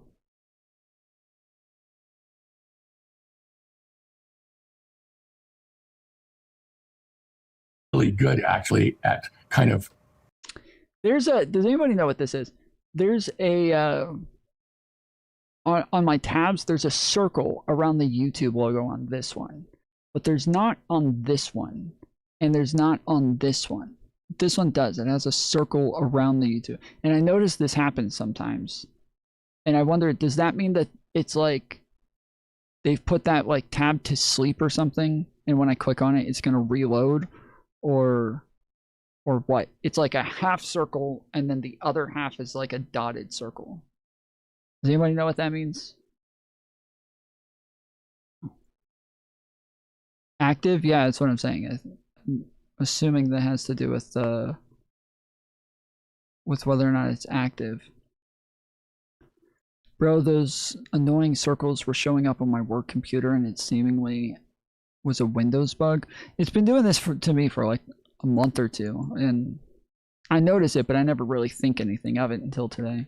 Twitting Trump, trolling him, and exposing his idiocy. In terms of the wildfires, let's be clear. It is largely a result of climate change making the state hotter. But what we're trying to avoid is catastrophic fires, not fires. California is a fire ecosystem, and we have to accept that. What we have to know is catastrophic fires near people and near buildings have got to be controlled. And how do we do that? One is on a macro level. We do need to do controlled burns and get rid of excess dry timber. And we need to real time be able to monitor fires, which we can do. There is new technology, not just drone technology, but from space, where we can be 24/7, 365 aware of every fire starting. So that's the macro level that the state needs to do. On a micro level, I think it's very clear that we need to harden homes. I mean, the most obvious part of that is making sure you have no vegetation within 5 feet of your house. But then there are things that you can do within your house to harden it that would let it get through the Altadena or Pacific Palisades fire unscathed. And those are things the state should be helping to finance to make sure of it. Because here's the truth. We can dramatically drive down the risk of catastrophic fires. We can dramatically make sure that homes are more insurable. Then it's the job of the governor of California to go to the insurance companies and insist that they're taking that into account when they're writing premiums. But as a governor, you have to work with the president. You're okay doing that with this president? Are you kidding me? Look, there's a thing in the United States of America called FEMA, which is supposed. I mean, you don't have much of a choice, whoever the president is. If you're somebody who's gonna like not help your citizens just so you don't end up working with the president, you're a pretty bad fucking leader. To pay for disasters, and FEMA owes the state of California $55 billion, which they refuse to pay. That's not called working with the president. He's doing exactly what you'd expect him to do. He's refusing to treat California fairly, and that's absolutely, we should be standing up to him. That's one.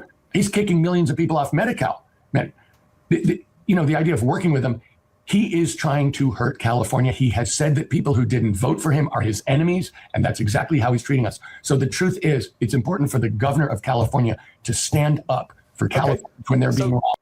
To be a fighter, I think. One of your opponents, Javier Becerra, who was Joe Biden's health secretary, recently tweeted about you, Tom, saying California deserves a fighter, not a billionaire trying to buy his way in. Your campaign has spent more than $130 million, I believe, most of which you've personally poured into the campaign. You are a billionaire, as you mentioned earlier. News outlets are saying you're on track to run the most expensive gubernatorial election campaign in California history. How do you respond to people, including in your own party, saying you are trying to buy this election? Mehdi, let me put it this way. I'm the only billionaire on the ballot. But I am very far from the only billionaire in this race. There are corporations and billionaires putting tens of millions of dollars into this race. And they're putting tens of millions of dollars against me. And the people who are doing that are the electric monopolies like PG&E, big oil companies, the realtors, and people who are absolutely opposed to single payer health because it would hurt their bottom line. And let me say this about Javier Becerra, which I think you know. The Chevron put in the maximum amount of money that they could into his campaign to support him. He said last week, Chevron are good guys. We need them. He has basically locked arm with big oil, which is ripping us off at the pump and polluting our state. And at the same I take your point about your opponent. That doesn't change the fact that people still look at your campaign and it looks like you are a billionaire trying to buy this election, some might say. What do you say to Democrats, especially in this populist moment in your party, this progressive base that is shifting left? You've seen it shift left over the years. Do they really want a billionaire? Fake news. We don't have a populist moment. Everybody hates populists, and we're all on board. We all agree populists are the real enemy. Running America's most populous state. No, but they do want someone who will stand up to billionaires and who will stand up to corporations. And I'm the only person in this race that will do that, Mehdi. The truth of the matter is I have no conflicts. I'm not taking their money, and I'm willing to take them on. So, of course, people don't want a billionaire, but they do want someone who's independent. They do want someone who has no conflicts in terms of standing up for working Californians. Look at the different policy positions. Look at who I'm taking on, and then look at everybody else in this race. There's only one person in this race who's fundamentally trying to change California in multiple ways on behalf of working Californians, and it's me. If you want the existing system that runs California, where corporate special interests have undue interest and there's corruption, then in fact, there are plenty of people on the stage you can vote for. But if you want someone who's going to take them on, who's actually going to work for working class Californians without conflict, there's only one person on that stage. It's by far the most progressive person on that stage, and it's me. And progressives have noticed that. Let me quote a progressive, though, who said something in 2020. Congresswoman Alexandria Ocasio-Cortez was asked back in 2020 about whether billionaire businessmen should be able to keep all their wealth. Should they have to pay higher taxes? I know you say you support higher taxes on billionaires. But she said something memorable that I wanted to run past you. She said, no one ever makes $1 billion. You take $1 billion. She basically argued that billionaires in this country exploit low-wage labor, working people, to get where they got to. Do you agree with her? Well, let me start by saying something, Mehdi, just so you can turn the dial down a little. My wife, Kat Taylor, and I have pledged to give the bulk of our money away while we're alive, and we're doing that. I do believe that we have far too much inequality, but the truth is the reason I started a business and made a bunch of money and walked away from it 14 years ago, and I've said we're going to give the bulk of that money away to support progressive causes, to support working people, and to support protecting the environment. In truth, let me say this. California is half the growth of the United States of America. Half, one state. Can you see if Van Dred is hidden? Is Van Dred hidden? Wait, did something happen?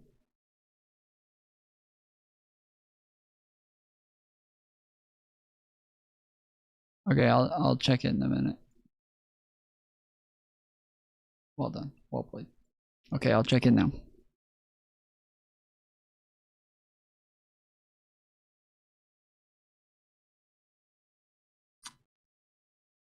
Boom, boom, boom, boom, boom, boom, boom, boom, boom, boom, boom, boom, boom, boom, boom, boom, boom, boom. Allie, why did you ban Van Dred?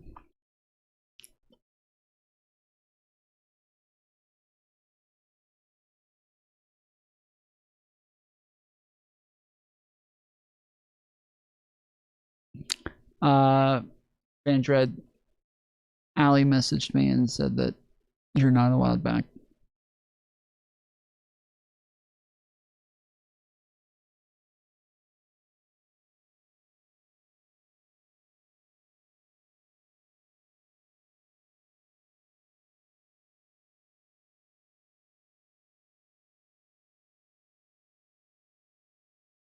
All right. I'll fix it. And there's a reason for it, which is that people here start companies that become huge companies. And I think 6 of the 10 biggest American companies that employ tens or hundreds of thousands of people were started here really since 1995, so in the last 30 years. Do I believe that that process is important? I do, because I think we need to be innovative. I think we need to be entrepreneurial. And the state of California is this. Do I? No, Allie didn't really say. I believe that California billionaires should be paying more in taxes. Absolutely. I've said it, and I'm repeating it here with you, knowing that I'm going to be one of the people paying those taxes. But do I think we should stop the idea of startups becoming huge companies, of creating? We're seeing it right now. California continues to generate the ideas that change the world and the businesses that make that happen. You mentioned the business you founded and that you walked away from. In 1986, you co-founded the hedge fund Farallon Capital. By 2005, it was named as the largest hedge fund in the world. You stepped down from your role in 2012. Today, you are best known as an environmental activist who spent hundreds of millions of dollars fighting climate change and other environmental-related issues. But at one point, your hedge fund did invest in multiple fossil fuel projects, something your critics, as you know, have called you out for. How do you square your climate advocacy, Tom, with the fact that some of your wealth, a lot of you're a billionaire, your extreme wealth, came from investing in the fossil fuel industry? Look, we invested in every.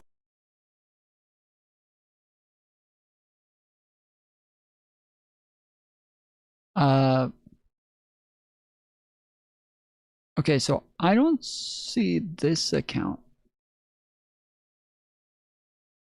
banned, but oh, okay, never mind. It doesn't show their ats. it shows their regular name. So this one is just Van Dread. Okay. All right, that should fix it. Every industry, Mehdi, and I did not realize in my bones where we were in terms of climate change when I started that business in 1986. And over time, that became something. It's a big reason I walked away, because I felt like this is a business that is pushing me to invest in things that I don't believe in. And I completely cleaned out my portfolio of fossil fuels, 15 years ago, because I knew it was wrong. But I didn't know that in 1986. And the truth is, neither did anyone else. What I said is this: I waked away from that business so that I could give back to society and so that I could full-time live my values. And that's exactly what I've been doing.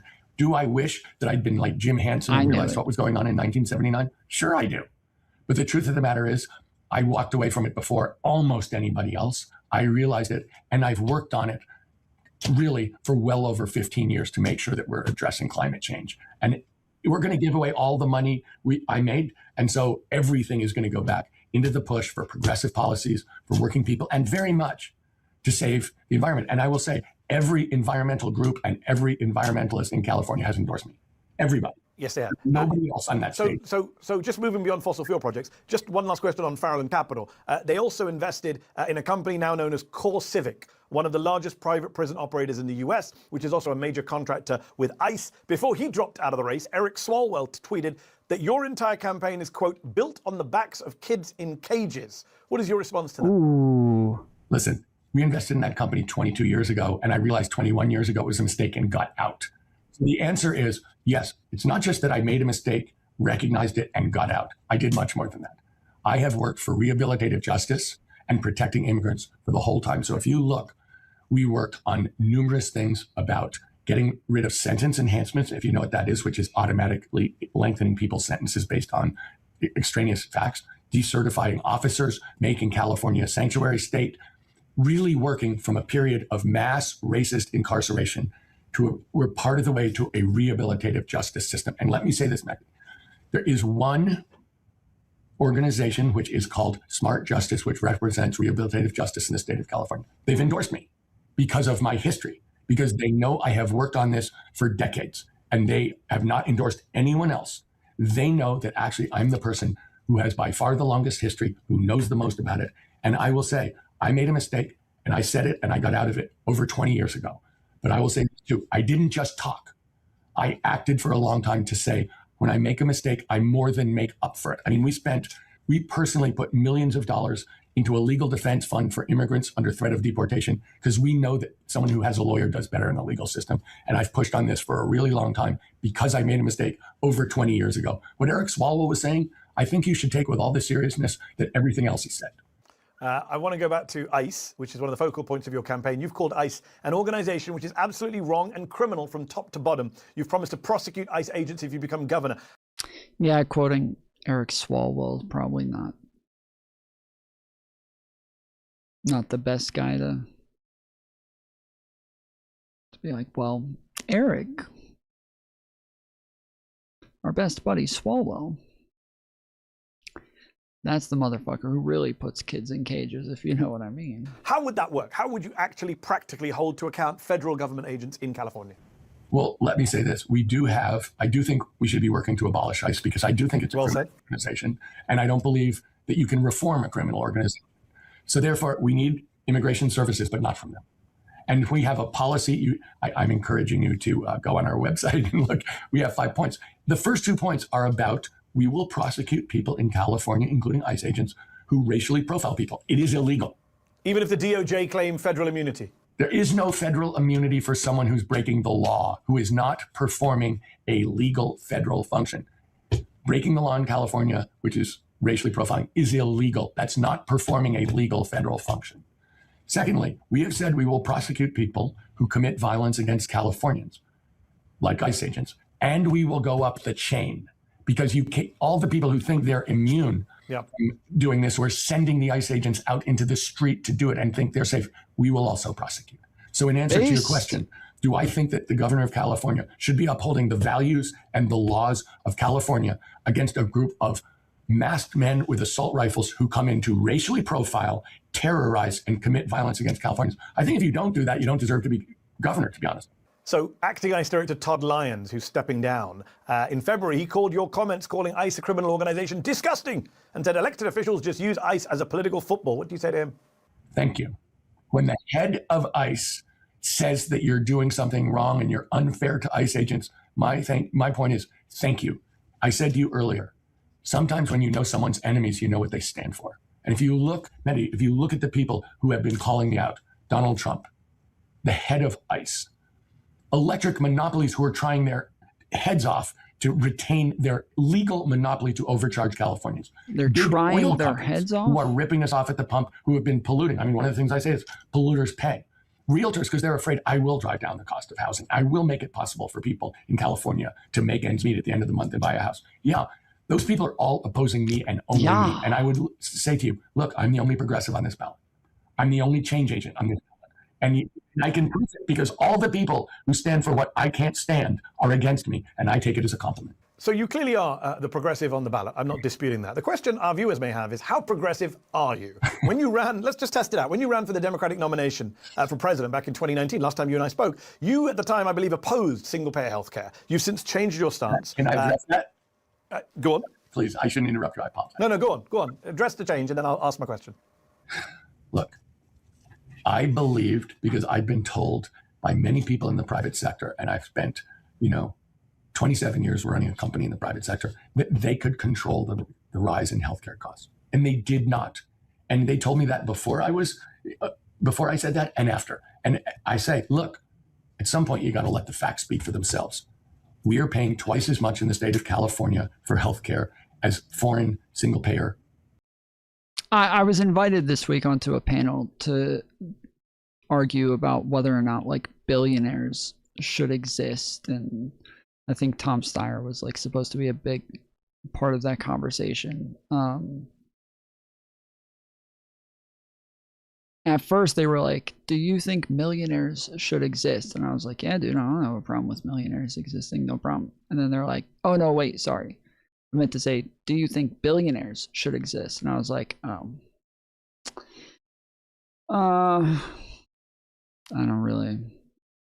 really want to have this debate. I'm not interested. Thanks. Operations do have. Yeah. And they are getting healthcare that is as good or better than ours. So when I see Californians who cannot make ends meet at the end of the month, when I see companies that can't afford the healthcare for their workers, and when I see the state of California's budget getting exploded by the exploding cost of healthcare, I say, you know what? Let's look at the facts and do what's right. And that's exactly what I did. And let me say this too. You know what politicians do when they're wrong? They double down. Look at Trump in Iran. He's made a huge mistake. It is very obvious he's made a huge mistake. And he's doubling down because he won't admit it. So let me ask you this. Here's my question. You said in a campaign video last month that you were wrong about opposing single-payer healthcare and that Bernie Sanders was right that U.S. needs single-payer healthcare. Bernie, of course, goes beyond single-payer. He's for Medicare for all. So why are you campaigning for single-payer? Why not campaign for Medicare for all? Well, let me say this. God is going to be in the details on this, Mehdi. Getting this system right is not going to be trivial. And I'm campaigning on the idea of single payer, knowing that getting these detailed rights and making it work is going to be important, really vital. And so I don't think there is that much of a difference between what he's saying and what I'm saying. Maybe the policy wonks understand it, but what I'm saying to Californians is we're going to have a public system for everybody. We're going to take out the profit motive, and that is going to enable us to really dramatically. But the argument, of course, is that Medicare for all covers everyone. Single payer still leaves gaps. And I think that, getting that right is going to be important, and we will work really hard to make this as broad as possible. Gavin Newsom ran on single payer, didn't do it, backtracked on it, and the latest effort to create a single payer system in the California legislature didn't even get out of committee. How are you going to pull this off practically? Some might. Well, let me say this, Mehdi. We took on the oil companies and beat them. We took on the... It's been a long time since I looked into that, but I could have sworn that it turned out it was impossible for him to do it. That they just literally couldn't afford doing some sort of Medicare for all or free healthcare or public option or anything like that. Am I wrong on this? Isn't that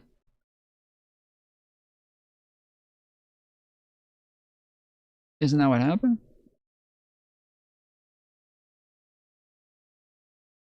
I'm putting these two in the box. This is gladiator time. One of you can leave. You just gotta kill the other guy.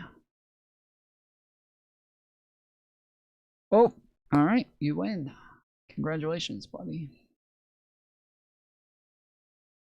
When no one said we could, we took on the tobacco companies that the legislature had failed to beat for 20 years and beat them. We took on the out-of-state multinationals that people were scared to take on and beat them. I am the person who's been able to get things done as a private citizen, and I assure you, we will get this done because we will do whatever it takes to get done. Let me say one more thing.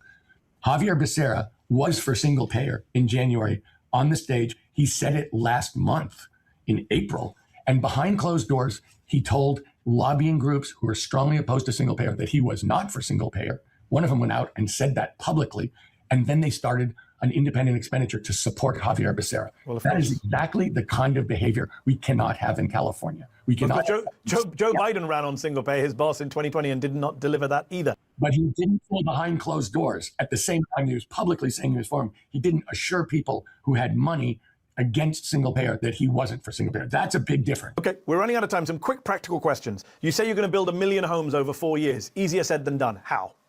Well, again, I'd say it's not a silver bullet. It's silver buckshot. A lot of the stuff is pretty boilerplate that in the sense that other people say it in things like permitting shorter and cheaper, zoning different, building houses offsite, assembling them on site. There are two things that are different about what I'm saying. I'm saying that we will close a corporate loophole that brings $22 billion to local cities and counties that are fighting housing. They're doing everything they can to drag their feet because it's an unfunded liability. And I'm the only person who's making it a funded liability to build houses, which means I expect the cities and counties to work with me to get it done. And I can tell you, I was talking to a mayor on Saturday, 2 days ago, who said, if you do what you're saying, I am so in for that. What you're saying is absolutely true. That's a difference. And also, the nonprofit community bank that my wife and I started has financed 17,000 low-income housing units.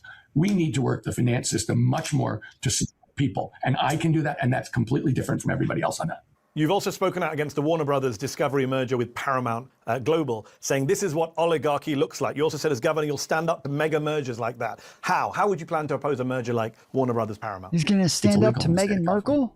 We have our own antitrust Let's laws, go. and we can enforce Piers them. Morgan And let me say this. Stoked. The Justice Department would be opposing this if there wasn't an inside game here where the buyer is one of the corrupt pals of Donald Trump. On all the measures of anti-competitiveness, this merger doesn't even come close. This is an inside game paying off one of Trump's supporters and letting the right wing take over more traditional, important sources of communications. And it's just wrong on multiple levels, including putting tens of thousands of Californians out of work. Let me just ask about Eric Swalwell, who came up earlier. After those women came forward recently alleging that they were sexually assaulted by Eric Swalwell, which he denies, of course, you called for him to drop out of the race and resign from Congress, which he did. What does it say about your party, Tom, the Democratic Party, that Swalwell was such a big star in the party? He was the undeniable frontrunner in the race until he was forced out by these allegations. Look, I think there's only one way to think about this. There was a conspiracy of silence. I think Javier Becerra, he knew for years this was true, but they did nothing about it. And I think it's absolutely critical that we stand up for women and that we stand up for women and make sure that we follow those kinds of very prevalent rumors, which were around for years. And, I think that that's incumbent on people to do. And it didn't happen. And now Swalwell's out of the race, you're leading, but you're not leading by much. You spent all this money, as I mentioned earlier, $130 million. Sorry to be the bearer of bad news. I'm sure you look at the polls more closely than I do. I've got to ask you this question, though. You won't like this question, though, that's coming up. It's a question I asked you back. Was Swalwell running for mayor? I didn't know that. It seems a bit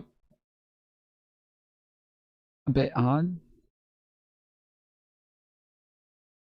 I guess he saw Mom Donnie and he's like, yo, Mom Donnie getting all the fucking press as a fucking mayor. I want to be a mayor.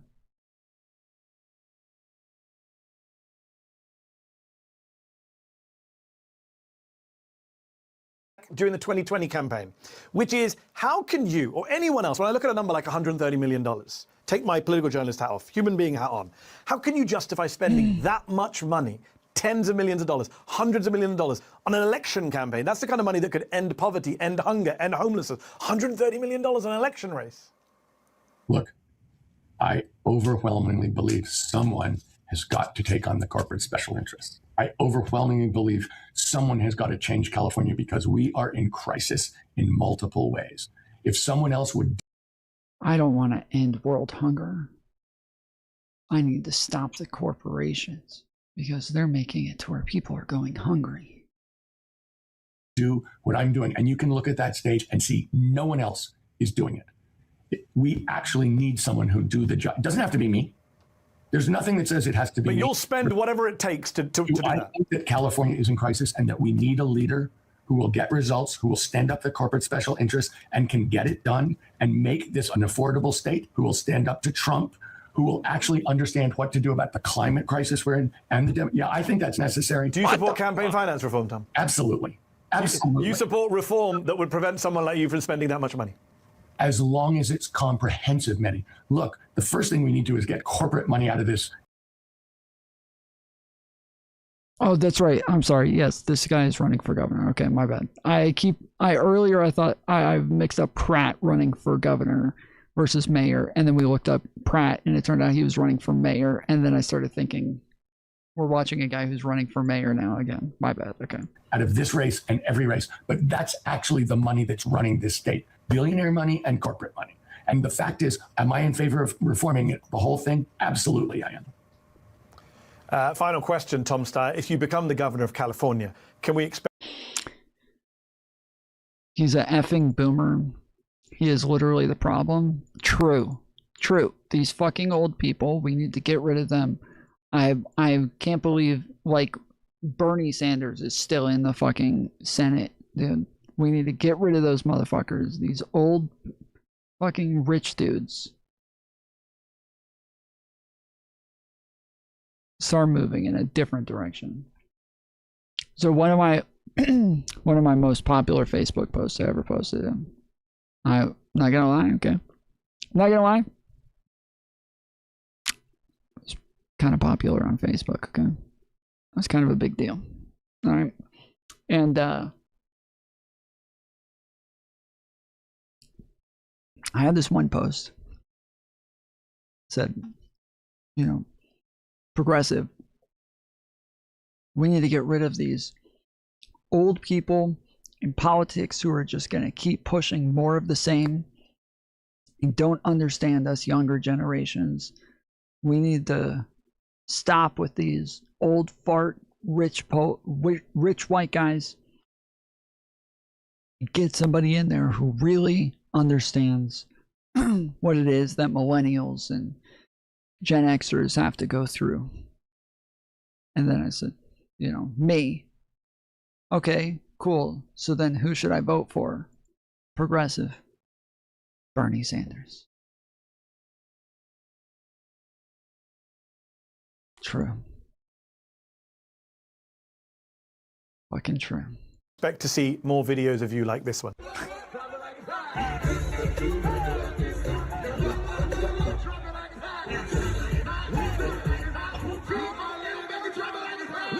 That is you dancing to Juvenile on the eve of the South Carolina primary in 2020. That video's gone viral since...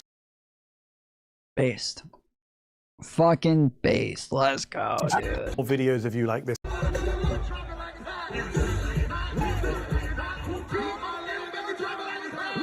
That is you dancing.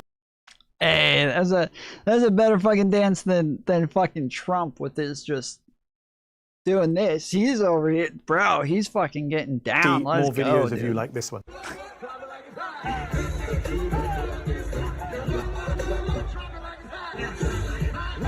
He's got. Oh yeah, dude. That bruh. Is you dancing. Sheesh. I'm in, bro. I'm in.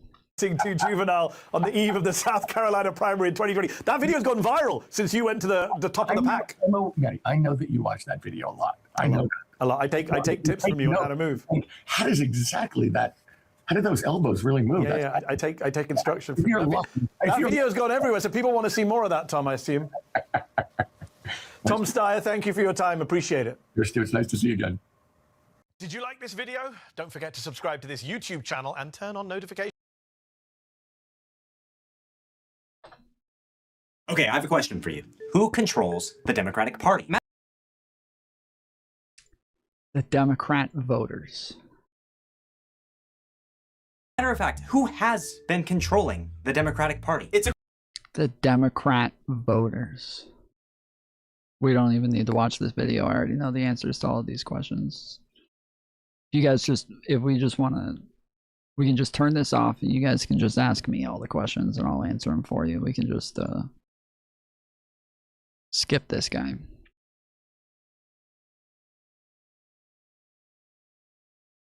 It's a question that seems pretty simple up top, right? Who are the Democrats? We know who the Republicans are. They're controlled by Donald Trump. But the more you think about this question for the Democrats, the fuzzier the answers get. The Democratic Party can be defined in different decades. I like this guy's music. He's got some pizzicato in the background. Good fucking shit. Good shit. I like it. This is my style. Now I've never made a documentary before, but if I did make a documentary, this is the type of music that I would use. I don't know.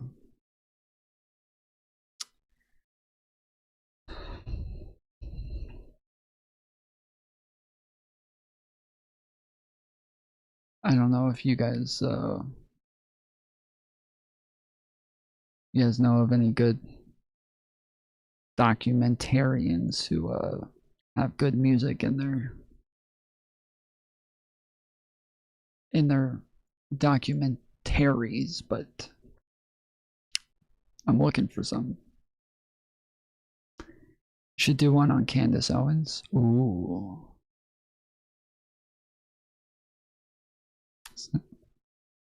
It's not a bad idea.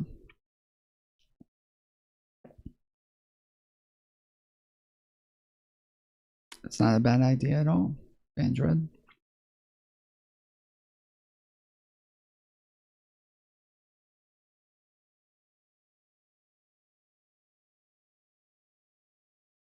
By different leaders. The 60s had Kennedy, the 90s had Clinton, and for a large chunk of recent memory, most of my upbringing, it was Obama. Want to feel old? It is now coming up on a decade since Obama was president. That's 10 years where the Democratic Party hasn't had a clear leader. And I think it explains a lot about what Terminally Online Media already did a Candace Owens one. Terminally Online Media, I like that name.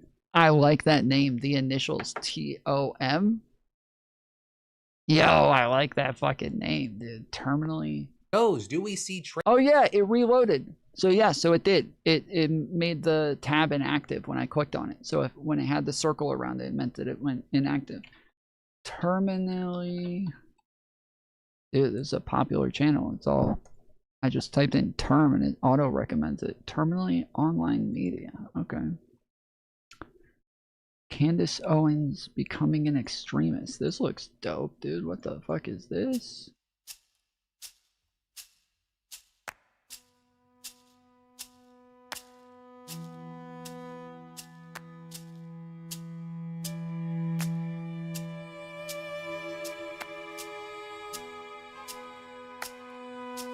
Can I watch this on YouTube? Like, am I allowed to? Am I gonna get copyrighted for reviewing this, or?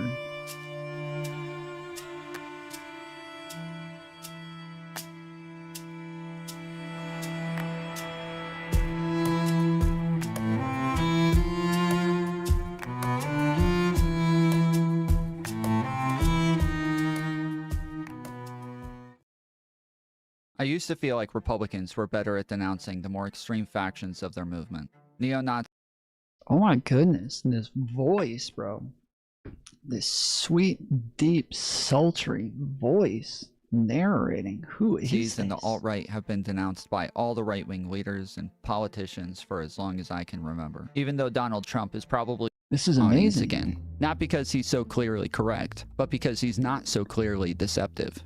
While fitting the definition of white nationalism, anti-Semite, and misogynist to a T, he refutes those labels. He claims activists and Jews are always changing the meaning of the words, only to target victims like him. But also, they said they wish she would stop defending Kanye's rhetoric and be more critical. She quickly thanked her Jewish friends for their defense by tweeting out an article by Max Blumenthal that said white American Jews are living through a golden age of power, affluence, and safety. Acceptance of this welcome reality threatens the entire Zionist enterprise, from lobby fronts like the ADL to Israel, because Zionism relies on Jewish insecurity to justify itself. Which swiftly received a response from Ben on Twitter. But Candace at this point had built a pattern of pushing Jewish conspiracy theories. We have hundreds of thousands of people here, and I just This want looks like them an to be amazing recognized documentary. by the fake news media. Turn your cameras, please, and show what's really happening out here, because these people are not going to take it any longer. They're not going to take it any longer.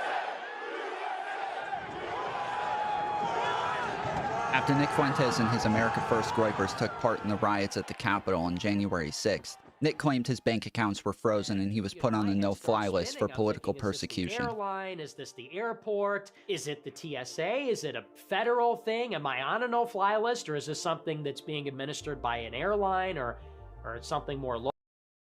Yeah, this is good shit. This has got great music too, dude. Got great fucking music, dude. Your side of the political well, I'm not conservative. I'm not a Republican. If I hurt the Republican Party, good. I mean, I support Trump. I don't. But he's going to be the candidate for the Republican Party. So. You should do more like this. You know, I would love to, but this has been up for 2 years and has 1.2 thousand views. It's a little disappointing when you put that much time and effort into a documentary that gets about 1,000 views, and I have to take off like a week or two to make something like this. At minimum, a week or two to make something like this. It is, it's a lot of fucking work, and then I miss all of the donations and all of the memberships, all the subs, all of that shit. I miss all of that in the meantime, so I don't make any money while I'm doing that, and then I go and make like $3 in fucking ad revenue. So I miss, hundreds of dollars, maybe thousands in donations and crap, and then I replace that with $3-4. So The email say, man. What did the email say, Nick? It said ban for violations of the terms of service. That's all it said? Are you That's all sure? it said. Yeah. Oh, well, do you think that 100%. going into Twitter Spaces saying shit like Hitler is base, I love Hitler, do you think that might be a violation of the Not TOS? again, no, because what I said wasn't a violation of the terms of service. Oh, okay. Do you think it was wrong for Candace to race mix? Yeah. So you don't agree with race mixing, but do you find black women attractive? Yeah. That's all. Yeah, I've said that before. Okay. Well, I wish you luck, and I don't. Wow. I really don't. I don't wish luck to racists. Oh, I'm not racist. Yes, you are. Yes, you are, Nick. Yeah, I am a little bit Yeah, racist, I know. but Do you respect women? But if you guys haven't seen this yet, go check it out. Here's the link to it. I think I accidentally timestamped that link, but go check out that documentary, Terminally Online Media. It's another channel that I have where I put documentaries up, and then I have another channel where I put up my video essays. And even on this channel that you're on right here, I have a lot of video essays that are top-notch video essays. You can go right here, video essays. The most recent one is kind of the shittiest one of all of them, but or the last two are just like not really video essays. I don't know why those are even there, but yeah, all of the other ones, top nickety notch video essays. So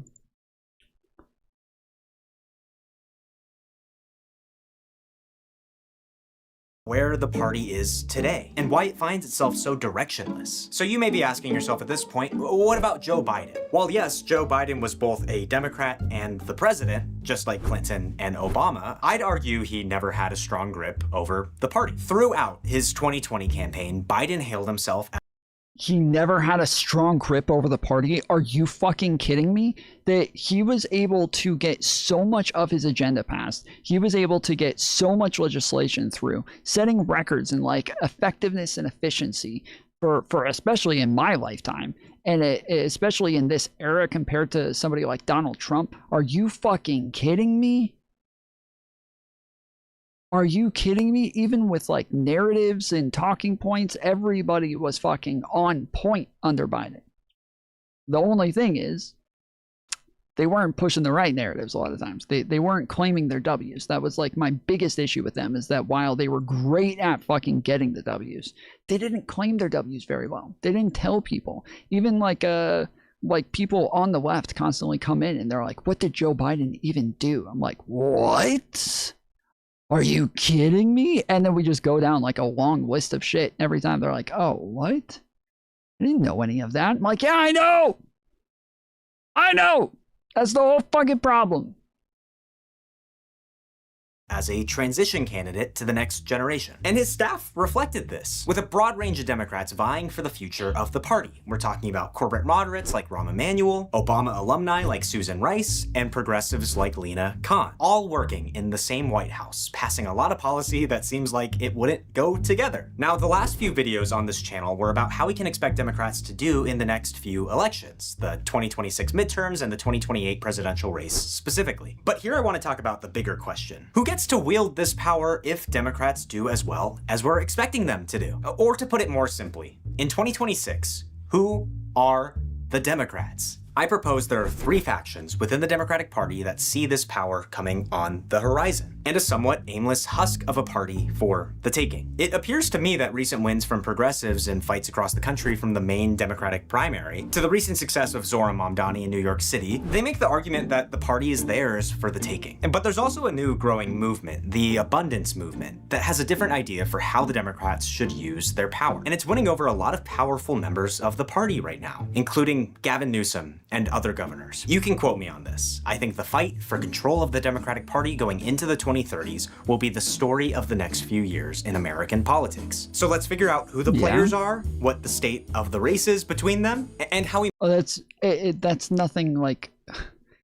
That's not new. That's not like, oh, I called it. Yeah, no dumb motherfucker. Like, since 2016, the Democrat Party and the Republican Party have been fighting with the populists and trying, like the more moderate groups have been trying to find ways to balance, you know, the more radical parts of their movement versus the more moderate parts, which is what moderates do best. And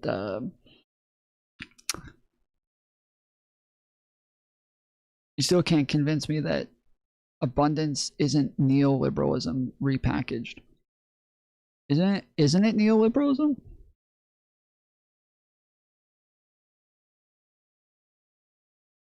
Well, whoever said it wasn't neoliberal?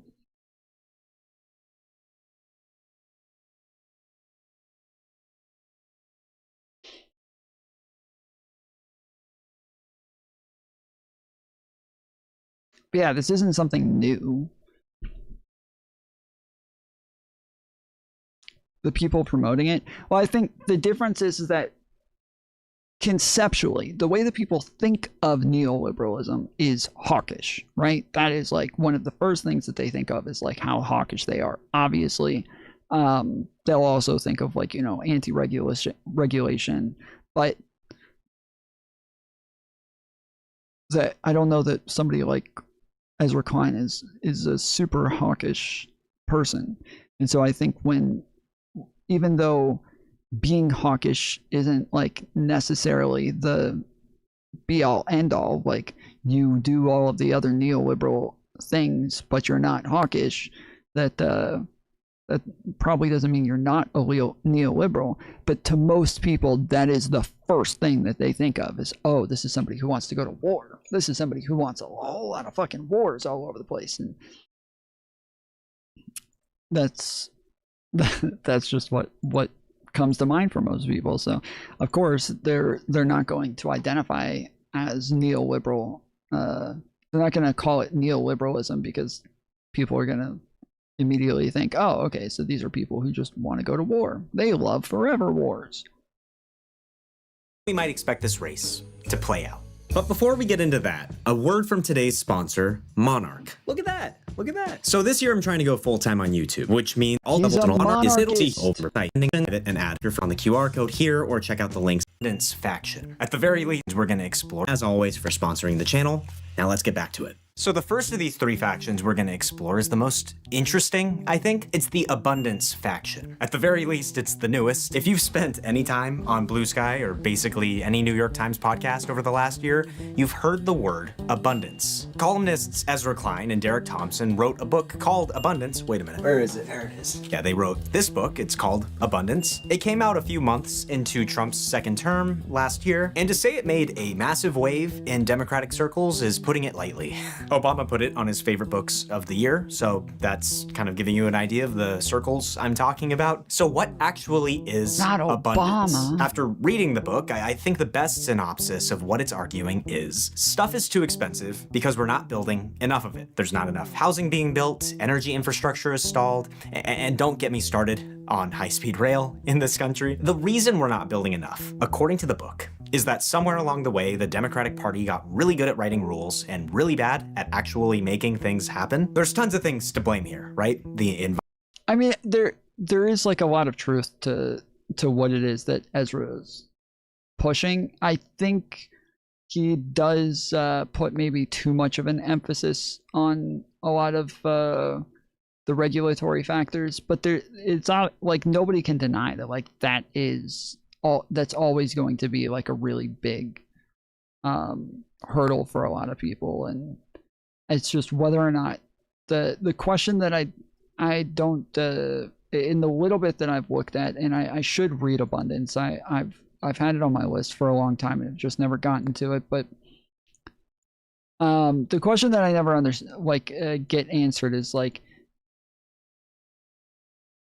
how many of these are just totally unnecessary? Like I've heard him give examples, and I've heard other people like I think Kyla give examples of like some things that they think are just like totally unnecessary regulations that that are more about making money for the city or the county or somebody like that, instead of it being about like a necessity for it to be regulated.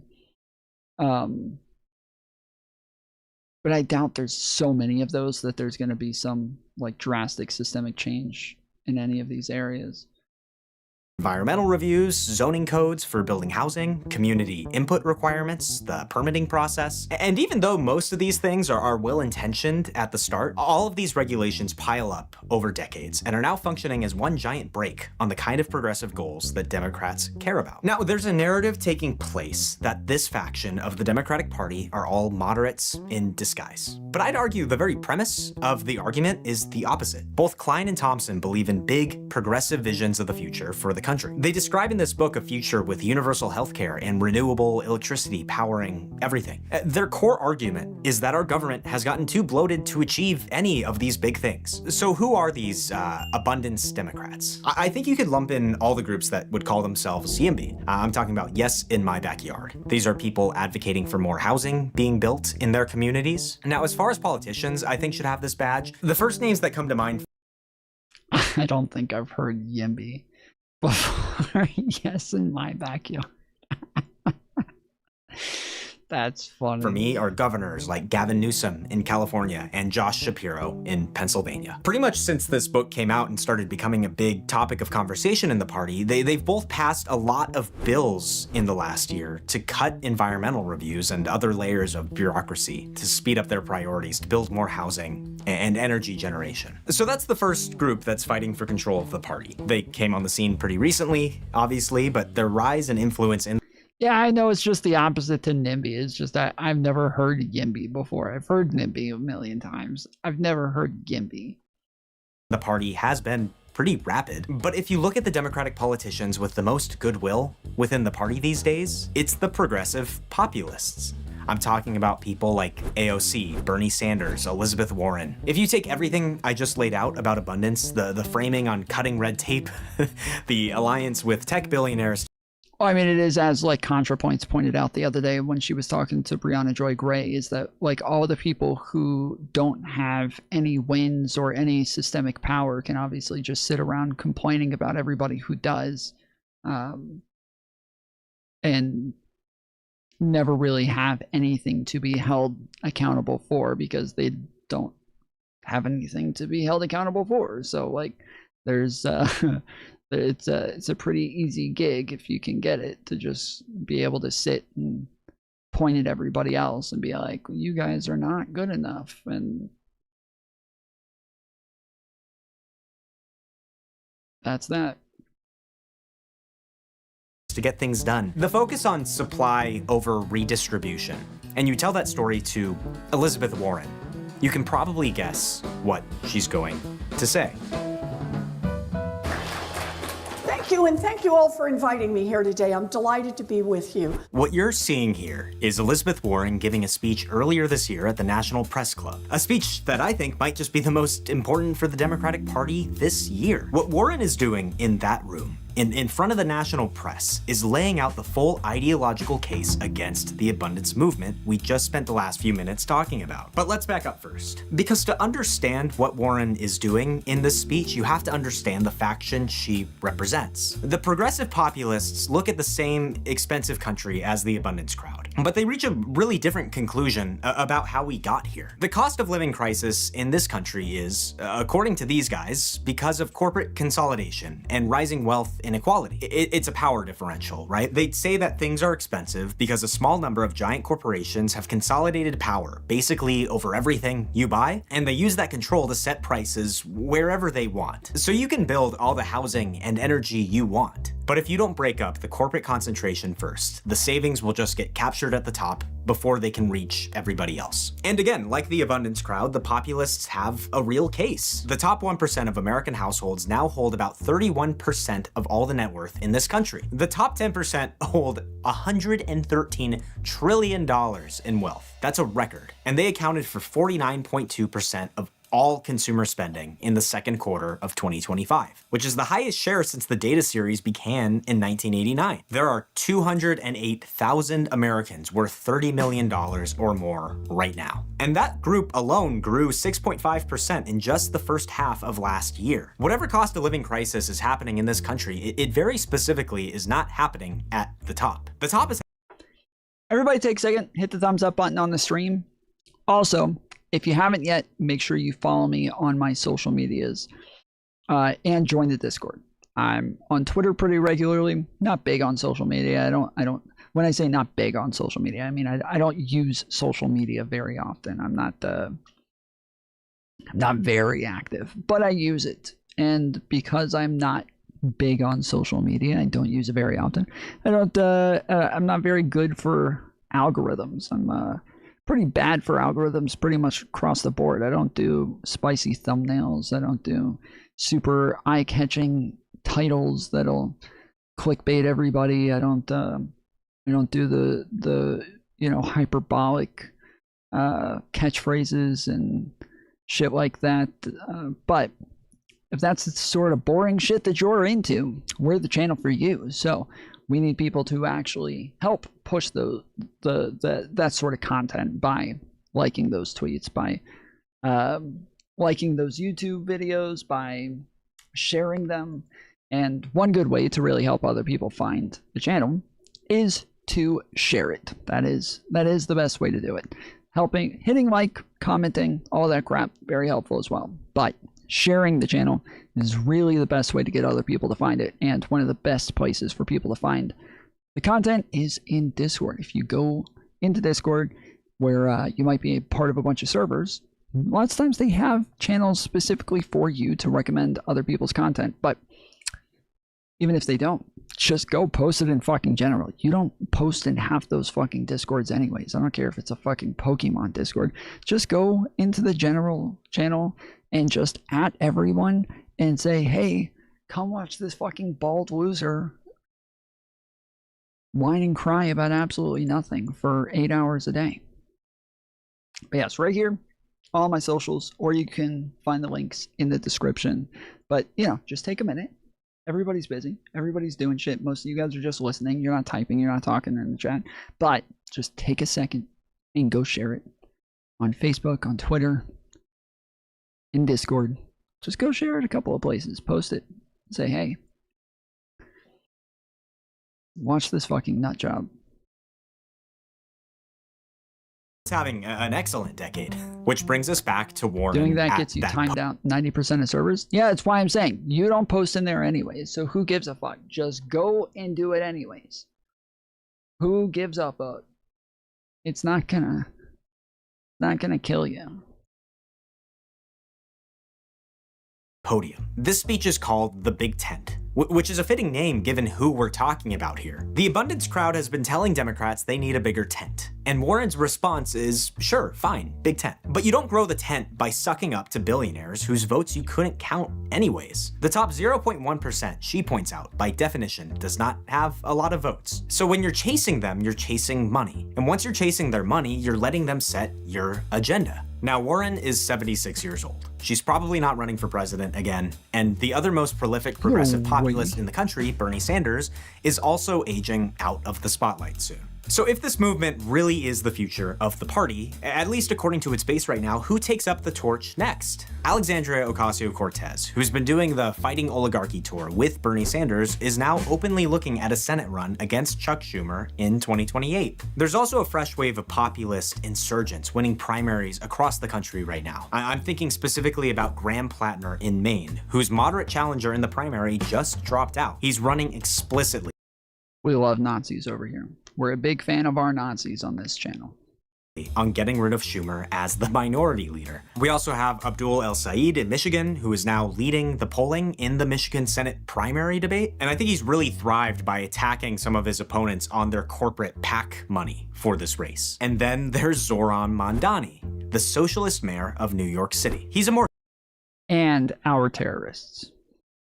Complicated case than the rest of the group, so I'm gonna hold off on him for right now, but trust me, we'll get back to it. I know I've mentioned the Democratic Party base is more sympathetic to this faction, but what are the numbers behind that? A Demand Progress poll last year tested both the abundance and populist messages directly. Among all voters, 55.6% preferred a populist argument like big corporations have too much power over our economy and our government, over an abundance argument focused on bottlenecks and supply constraints. Among Democrats specifically, the populist message won 59% to 16.8%, which is nearly a 4-to-1 preference. A separate poll from Way to Win, which is surveying Sunbelt battleground states, found that among centrist Democratic voters, the anti-corporate populist message beat the conventional centrist message 95% to 5%. 95 to 5. Whatever the donor class wants the Democratic Party to be running on, You know what I found is if you say you're going to give everybody $1 billion,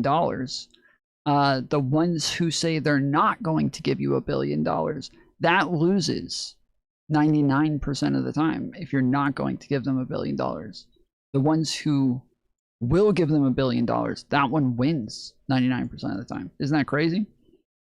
We have very long-term, longitudinal, and hexagonal study. Because these are the important questions that we need answered. The actual Democratic primary electorate is telling pollsters in pretty unambiguous terms that they want someone who's going to name villains and go after them. So if you're keeping score so far, Abundance has governors, they have policy think tanks, and a lot of donors behind them. Meanwhile, the populists have a lot of grassroots energy. They have the most viral politicians in the country, and they just elected the youngest mayor of New York in more than 100 years. The only problem is that neither one of these groups currently runs the Democratic Party. I feel like so far I've been laying out this video like it's a kind of two-sided war in the party, right? Like we have the abundance faction and the progressive faction. But there is a third faction that I think is just as important here. The fact of the matter is the abundance and populist groups that we're talking about here are both insurgent groups trying to vie for control of the party. Neither one of them actually controls the party in any traditional sense. They're like immigrants. They're like illegal immigrants engaging in an invasion on the Democrat Party. and they need to be deported. But this third faction does. Or at least it kind of has. It's a faction that's been running things within the party for so long that most... Like, don't wait till it's too late. They fucking eating your cats and dogs.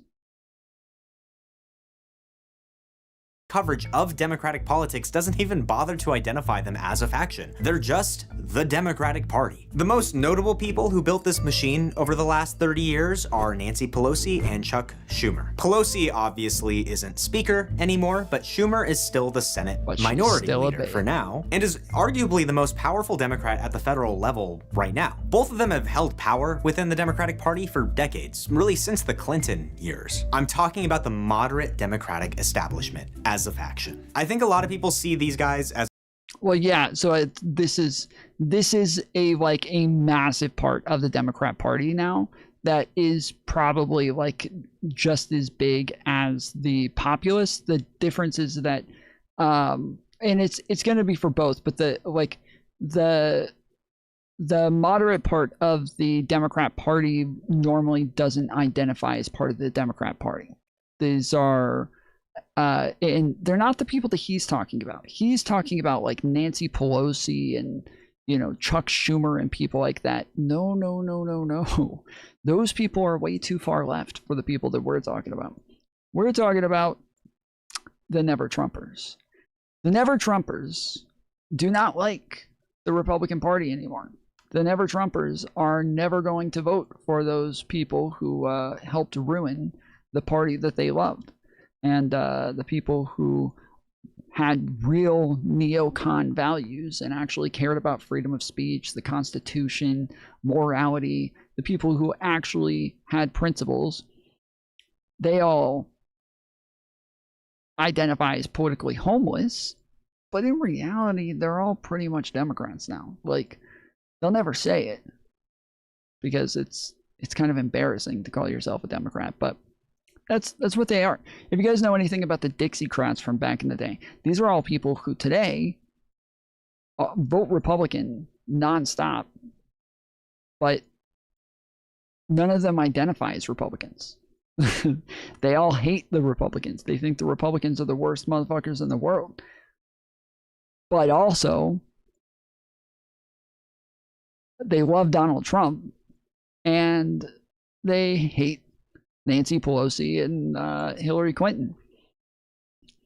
This is pretty much the same exact thing that's happening today with the Never Trumper, you know, Lincoln Project sorts of Republicans, where they are all so anti the Republican Party that they'll pretty much forever be Democrats. But the Democrat Party does not really even consider them. They are like a huge portion of the people that we think of when we think of independents. They're going to be like about 45 to 50% of independent, you know, moderates and centrist sorts of people. Those people are, again, they're never really considered. They're never really thought of as part of this group because they just don't identify as Democrats, but they're Democrats. I don't know how you say, like, what's the opposite of a dino? A dino is a Democrat in name only. This is somebody who's a Democrat in everything but name.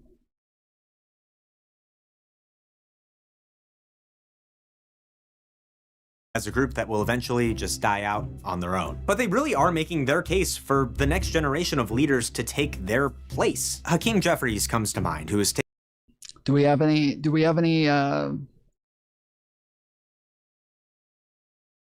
we got any Lincoln Project conservatives in chat? Put ones in chat.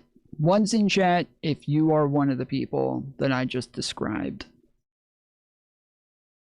taken over Nancy Pelosi's role in the Democratic House. But for a better example, I want to look to Michigan for 2 examples. I'm talking about the politicians Haley Stevens, who's actively running for Senate in Michigan, and Alyssa Slotkin, who won her Senate seat in Michigan in 2024. I made a whole video talking about these two over on Cold Takes, I think right here, so I'll keep this short. Both Slotkin and Stevens are moderate Democrats from suburban districts that both got endorsements from Chuck Schumer and the DSCC, that's the Democratic Senate Campaign Committee, and are both running on the message that Democrats need to be quieter and more competent, but not much beyond that. So, okay, beyond control over the party, what unites the people in this faction? 3 things.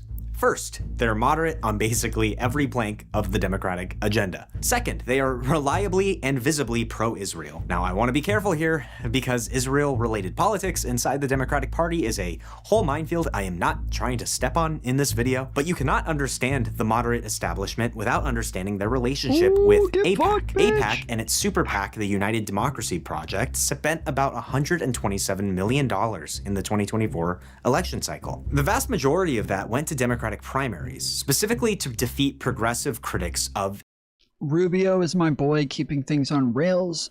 As best that can be said at the moment. Yeah, well, this is kind of what I said. I think that Rubio is like I think that he is the next front runner. I think that Donald Trump making him part of his cabinet is gonna send the Republican Party back in the other direction. I think, I hope. I think and I hope. But sorry, I don't think. I hope. I don't think that's gonna happen. I think that there's gonna be somebody else that's another Trump-like character, somebody who's an outsider who's gonna come in, and they're going to be a Christian nationalist, and they're going to win the Republican Party. They're going to be some Andrew Wilson-like Republican who's going to come in, and that will be the long-term future of the Republican Party.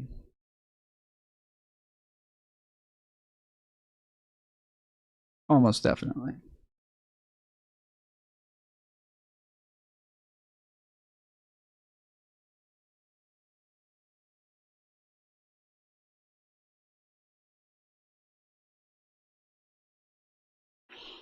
Tom, can you text Mantis if she knows any Aussie slurs? You think just because you think I know all of the hot babes' phone numbers, like you think I can just text them just like I got them on speed dial or some shit?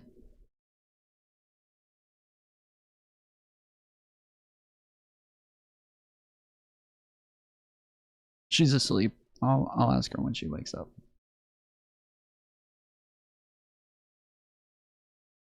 Israel and replace them with establishment-aligned challengers. The 2 most expensive House primaries in American history are Jamal Bowman losing his seat and Cori Bush losing hers, both fueled by AIPAC's super PAC. More than 318 candidates who took AIPAC money were elected to Congress in 2024. That's a majority of the United States Congress, funded in part by a single lobby. And the moderate establishment is the political home of basically all of these candidates. Okay, the third thing, and this is the thing that ties everything together. They tend to have no meaningful objection to corporate money in elections. The DSCC, which is the campaign arm of the Senate Democrats, took $6.7 million from the securities and investment industry last cycle. Pelosi's personal leadership PAC has historically taken 6-figure sums from Wall Street firms across multiple cycles. Okay, so how popular are these guys? Want to take a guess? Chuck Schumer's national approval rating hit just 28% in a December Gallup poll. That's the lowest of any top political figure they tested. Lower than Mike Johnson, John Thune, and even Donald Trump. Among Democrats specifically, only 39% approve of Schumer's job performance, which is down nearly half from 76% just 2 years ago. Emerson tested him in 8 states, and in every single one, including New York, his home state, voters said Schumer's leadership made them less likely to vote for Democratic congressional candidates in 2026, which raises a pretty obvious question. If the moderate faction is this unpopular, and neither abundance nor populism has clearly won over the party yet, what would it take? After all, the party needs a direction. It needs a leader. There's a path forward that's starting to appear, and I honestly believe it's where the party's going to go, and it's gonna bring everyone along for the ride. Let's look to New York City again. On day one in office, Mamdani signed 3 executive orders. The first revitalized the mayor's office to protect tenants, which is clearly a populist move. He went after bad landlords on behalf of tenants. He intervened on a Pinnacle Group bankruptcy. That one forced 6,000 repairs. It's Gavin motherfucking Newsom, bro.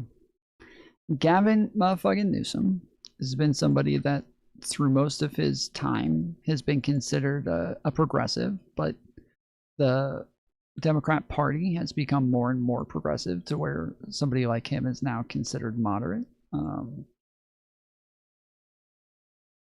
But he is the middle ground between the two sides. In apartments. He started rental ripoff hearings in all 5 boroughs, classic populist tenant-side organizing. The next order created the LIFT Task Force, which leverages city-owned land for new housing development. The third one created the Speed Task Force, which is, and this is the direct quote from the executive order, quote, streamlining procedures to expedite equitable development. He's proposed rezoning timelines from 2 years to under 6 months. He's pushing Albany for environmental review reform. He compressed an affordable housing project's approval timeline from 7 months to 90 days. If you handed that policy package to Ezra Klein with no name attached, he would call it abundance. He would probably write a column about it. And in fact, in their 1-year retrospective podcast episode, Klein and Thompson did exactly that. They explicitly named Mamdani as a politician pairing rent freezes with developer fast-tracking. The intellectual standard bearers of abundance are giving credit, on the record, to a Democratic socialist mayor. This is the future of the Democratic Party. Progressive populism fueled by abundance. Let me lay out the fusion of these ideas that I think might make the case at the DNC in 2028. Things are too expensive in America right now. Why? 2 reasons. First, there isn't enough. Not enough housing, not enough healthcare, not enough public transportation or energy generation. Second, what does exist gets captured by the people who can already afford it. Millionaires, billionaires, consolidated corporate power, monopolistic landlords, monopolistic utility companies, and the rest. A YouGov national survey done right after Mamdani won his election asked Americans about his policies. Universal childcare, freezing the rent, making public buses free, It also asked them if they want to murder all the conservatives, and 100% of them said yes. Policies polled significantly higher than Mamdani himself did. The polling group Blue Rose recently did a survey where they asked people whether they liked abundance messaging or populist messaging, similar to what we talked about earlier. And it turns out the most popular messaging was a synthesis of abundance and populism. Here's an example. Quote, working families can't afford the basics, and it's because we've stopped building them. Not enough housing, not enough energy, not enough childcare. And what little gets built goes to the wealthy first. Democrats want an America that works for everyone, not just those at the top. That message was the highest polling message in that entire survey, as the previous establishment literally crumbles before our eyes. I would put money on this being the path Democrats take going forward. People want their party to do big things now, whether you're a Republican or a Democrat. These 2 ideas together, populism and abundance, can accomplish that. So back to the question from the beginning. Who are the Democrats? The Democrats are a lot of different things to a lot of different people right now, and it's hurting them. The better question to ask now is, who are the Democrats becoming? So I want to take a look at some of the most prominent Democrats in the country and sort them into the buckets we've made today. Okay, let's get right into this. I realize that in recent videos, these impromptu sections have taken up a fair amount of runtime. And it's not that I don't like being very off the cuff and fun with you guys, but I work pretty hard in the scripted sections. So we're gonna take this section and we're gonna run with it. Here's the premise for what we're doing here. I've taken our 3 categories, our 3 factions of the Democratic Party, how I think they operate, and I've got a pool of figures within the Democratic Party down below. We're gonna place each where I think they belong in this Venn diagram. I would love to know if you disagree with my picks, by the way. I love your comments, please comment. Coming in first and swinging, we have Bernie Sanders. There could not be a more populist. He's going right in that category. Coming in on Bernie Sanders' coattails is Elizabeth Warren. Now, we talked about Elizabeth Warren a lot in this video.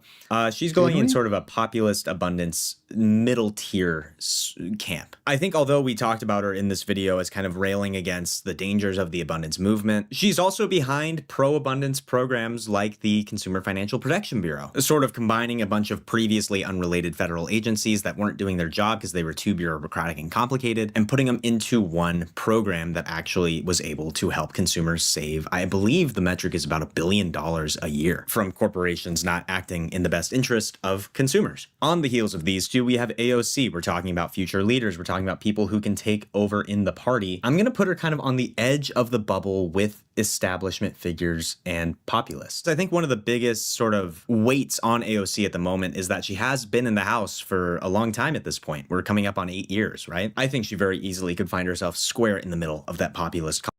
Yeah, she's getting old. She's one of those old folks we need to get out of the fucking party. We need new blood. We need fresh faces. Column, even drifting over to Elizabeth Warren, depending on how she chooses to campaign for Senate or president. We need somebody like Chuck Schumer In 2028. Next up, Chuck Schumer. There could not be a more establishment figure. I don't know how much more we need to go over here. I kind of want to loop him in with Nancy Pelosi here. These are two deeply unpopular figures within the Democratic Party. They have done a lot in their time. They've passed a lot of bills. But until Chuck Schumer does what Nancy Pelosi has done here and sort of taken a step back to let the next generation go forward, which I think we might see in the 2028 Senate race if AOC runs against Chuck Schumer for his seat, I think he may just step out of the race entirely with how unpopular he is. Until then, they are plagued dead in the middle of this faction. And I'm actually going to lump in a third here. We're going to put Hakeem Jeffries, I think, dead in this establishment category too. I think Hakeem Jeffries has done a very poor job laying out his priorities as a politician. He's sort of been waiting on the sidelines up until this point, but he has not inspired confidence in me. Next up, we have Jared Polis. Jared Polis is going in the abundance camp. I think he's the most outspoken kind of pro-abundance Democratic governor out there, namely because he's been passing these policies since before abundance was a thing, right? Colorado has seen a ton of housing development in a way we haven't seen in other blue states and blue cities because of these policies Polis has put in place. Next up, we have Josh Shapiro, who is going in this kind of middle camp between the establishment and abundance columns, especially during the 2024 election. That's fuck, that's where my senator goes. I'm forgetting his name all of a sudden. It's late or early. What's my senator's name again? You're in Georgia.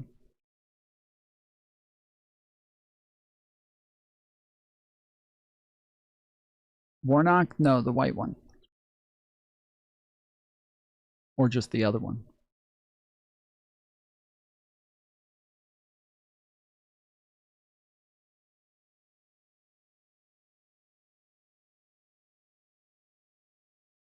Okay, Google. Who are the senators for Georgia? Georgia's senators are John Ossoff and Raphael G. Warnock. John Ossoff. John Ossoff. That's where he's gonna go as well. Although I think Pisco hates Ossoff.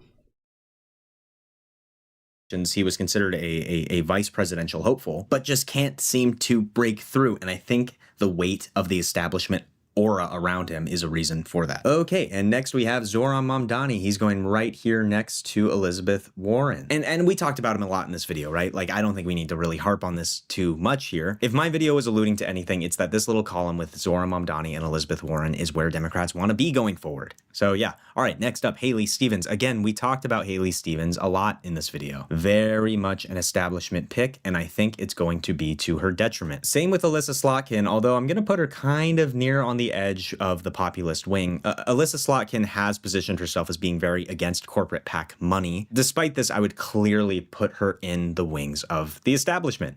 And then we have Rahm Emanuel. Rahm Emanuel is making a 2028 bid for the presidency in one of the strangest moves I've seen from a member of the Democratic Party recently. He has been serving in Democratic administration after Democratic administration for decades. Okay, Ezra Klein. Yeah, Ezra Klein's going in the abundance column. I was trying to be a little nuanced here and kind of put him on the edge of the establishment. establishment. Ezra has in the last.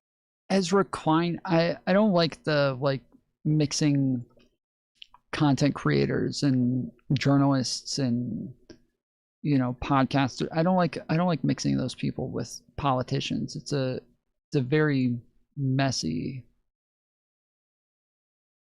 spectrum when you start to do that. It doesn't make a whole lot of sense anymore. Last year or so, given several presentations to establishment figures within the DNC, sort of guiding future policy options for the party. Despite this, he's clearly spearheading this movement of abundance. He wrote the book. Next up, Rashida Tlaib is kind of leading the progressive movement in the House of Representatives. She's pretty pragmatic, but I'm going to say that her policy squarely aligns with the progressive populists. Okay, now for one of our stranger picks, Ro Khanna here. Ro Khanna is also going to go in the same square as Elizabeth Warren, Zohran Mamdani, but for different reasons. I think Ro Khanna has kind of positioned himself as the Silicon Valley take on the modern Democratic Party. He represents Silicon Valley. It's a little weird to put Elizabeth Warren and Ro Khanna and Mamdani in the same category. You're talking about one person who's literally a fucking democratic socialist,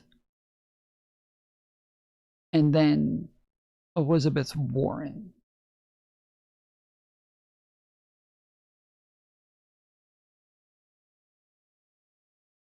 Well, yeah, I don't have any issues with Ro Khanna being there. Ro Khanna makes sense. Ro Khanna doesn't make sense. It makes sense that they would put him there. He does not make sense in any way, shape, or form ever, but I get why they would put him there. In the House of Representatives, it makes sense, right? But he also kind of represents this more isolationist version of the Democrats, right?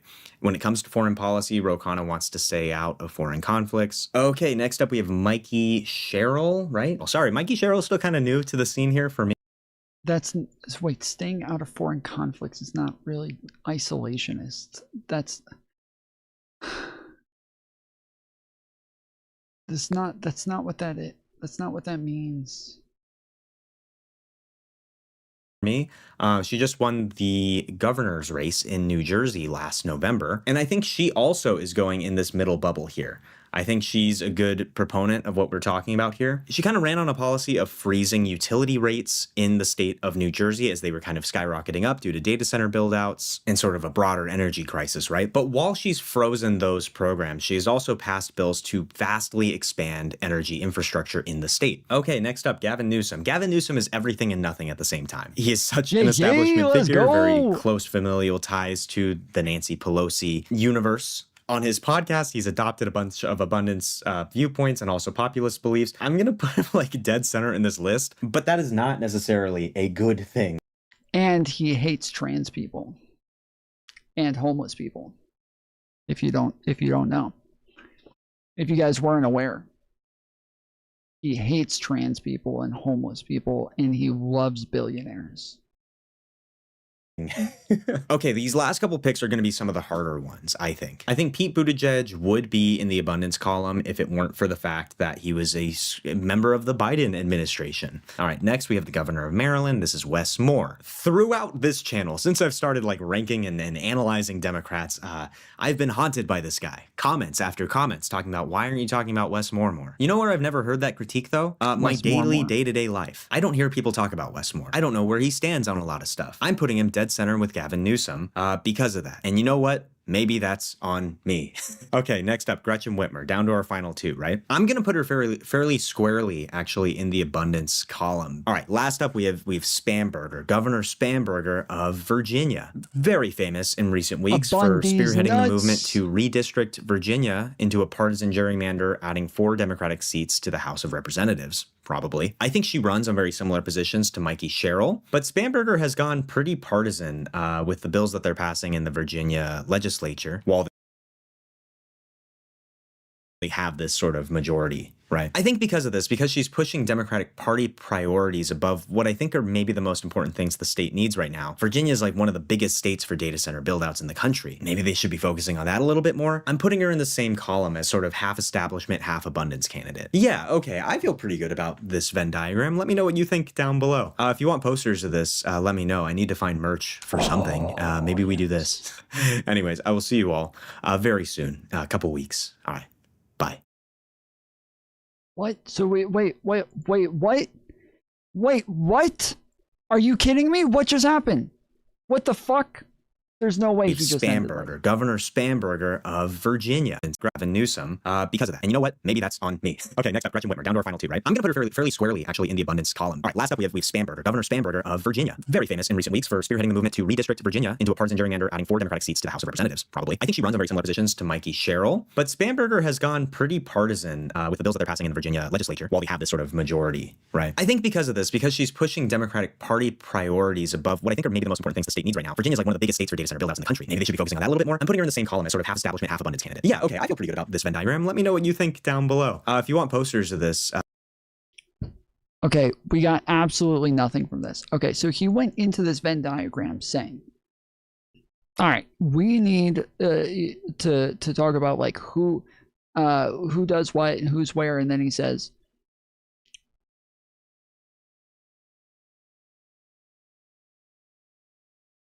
and then what did he say? I think I have the answer. Like, oh, we need to know who the leader of the party is, and we need everybody to get behind one candidate and one movement. And so I think I have the answer. And then didn't give us one. We don't have an answer.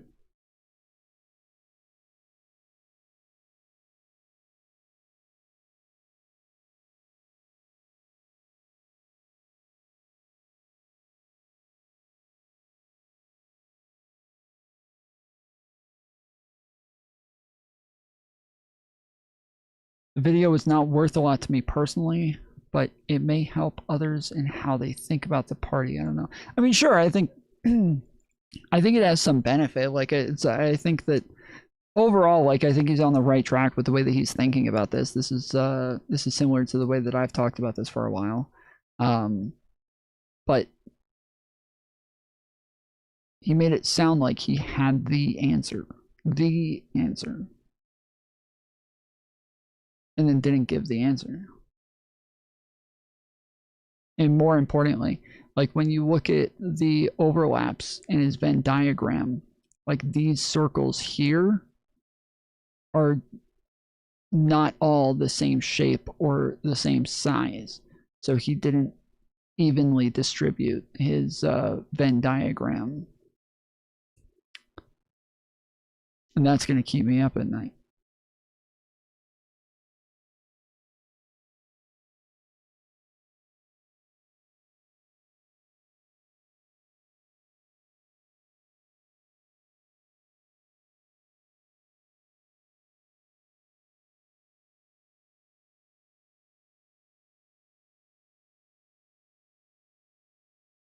Dumb face, uneven eyebrows.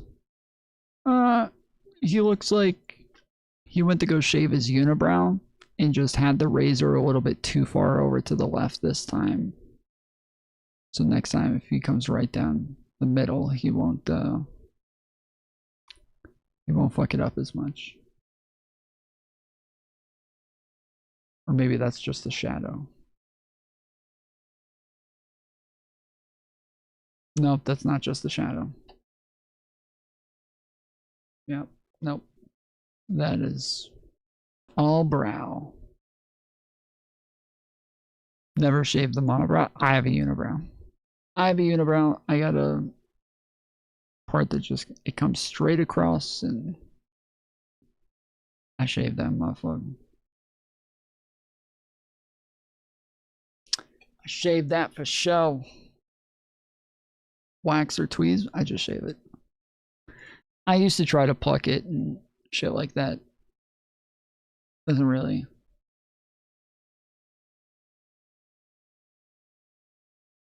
help. Or I mean, it helps, but whatever. Shut the fuck up. Torture does not work at all. You will get to a point where you hurt someone so bad they're going to tell you what you want to hear.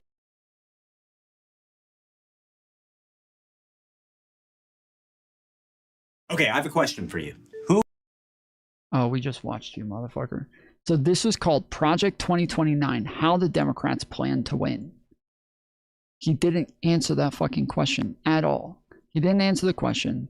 He didn't answer who the leader is. He didn't answer he didn't answer any. Did I miss it?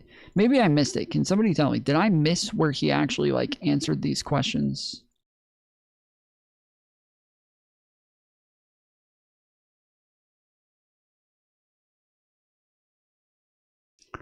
Razor is for my head, not my face.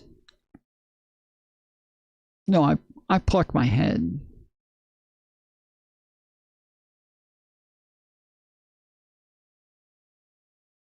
He did say half populist, half abundance is the strat.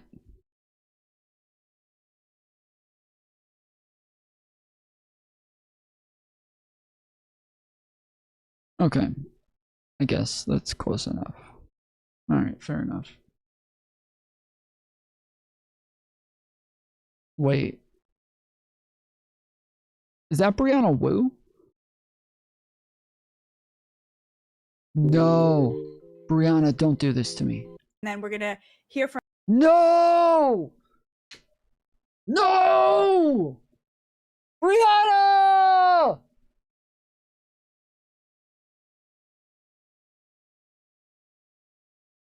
Oh, it's a debate.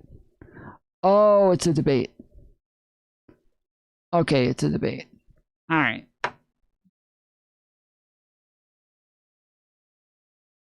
I fucking hate this bitch. I fucking hate this bitch. I fucking hate this bitch, okay? And I don't know if you guys know or not, but I fucking hate this bitch. Brianna Wu, friend of the channel. Been on here a bunch of times. Love Brianna Wu. Maybe not a big fan of her politics lately. Or the things that she says or does. But, friend of the channel. Bhatia. Not so much. Not so much. Bhatia truly sucks. Bhatia does truly suck. Yes. Yes, that is accurate. Bhatia does truly suck. I gotta run to the restroom, so I am going to show you guys real quick why Bhatia truly sucks. And I'll be right back. The prosecution project, supposed to list all of the acts of political violence in America, does not list Charlie Kirk's assassination. Tyler James Robinson, leftist identity unknown. On September 10th, Charlie Kirk, founder of Turning Point USA, was shot and killed while speaking at a rally, Utah University. The Tyler Robinson is fucking on here. She's such a fucking lying piece of shit. Does not list Trump's assassination attempts. Yep, there he is. Brian Wesley Ruth. He's on there. The people who went after Trump and were killed in the process, they're not going to be included in the data because this is about prosecutions. Does not list any George Floyd violence. It's at the top. Summer, fall 2020 protests. It's right there. What is she talking about? 1,741 cases just associated with the summer, fall 2020 protests. She's just lying. So as we are reeling from being the victims of left-wing political violence, The Economist comes out and tells us, oh no, sorry, you're wrong. It's mostly coming from your own side. But they are relying here on the prosecution project, which, guys, go check this out. I urge you to. The link is in my Substack. It literally does not have Charlie's assassination in its tally of political violence. I fucking hate this so much. It literally says right there on the fucking graph, resulting in a guilty verdict. On top of that, it also says through 2025 to September 4th. Tyler Robinson hadn't even committed the act in September 4th. He hadn't even done it yet. How the hell do you miss this? white nationalists, with the Aryan Brotherhood, any crime they do then gets listed as political violence. So, for example, 33 individuals charged in connection to a methamphetamine manufacturing and distribution network, that was classified as political violence on the right because they happen to be Aryan Brotherhoods. They were literally making guns from 3D printers and creating attachments that were supposed to make their guns go from semi-automatic to fully automatic. During this period, he posted online messages and photographs showcasing his use of a 3D printer to manufacture firearms. Additionally, he made statements online including calls for the mass murder of Jewish individuals. After searching Bradford's residence, law enforcement agencies discovered 116 rounds of ammunition, firearms parts used for converting semi-automatic firearms into fully automatic ones, Nazi propaganda, and an apparent improvised explosive device, IED. Bradford was sentenced to 57 months in federal prison. And just very quickly, the Cato Institute doesn't include the 3,000 fatalities from 9/11. This is the Cato Institute. We're on their site, and here's their data. Islamism, they have 3,120 deaths right there. You want to look at where they pop up? Oh, look at that. It's in 2001, 2,988. So they do track the 3,000 deaths from 9/11. She's just a lying piece of shit, huh? Huh.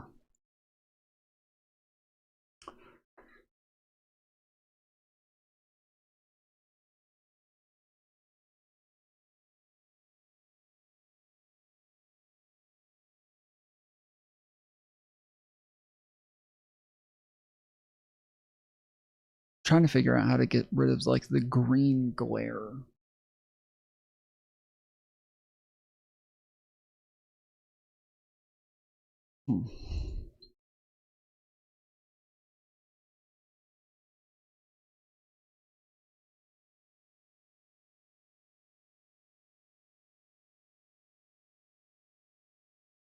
Here. A lot of people in these prisons, members of the prison service and IDF officers, are completely aware of the use of dogs. I think it actually is an insult if there are indeed victims, as he described, who have been abused in the ways that he described. You are not a journalist. Can we get back to the topic of this debate? You're justifying the slaughter of actual I'm here journalists to while speak pretending about to be a what's journalist actually on a happening show. on the ground, not to hurl angry insults at people.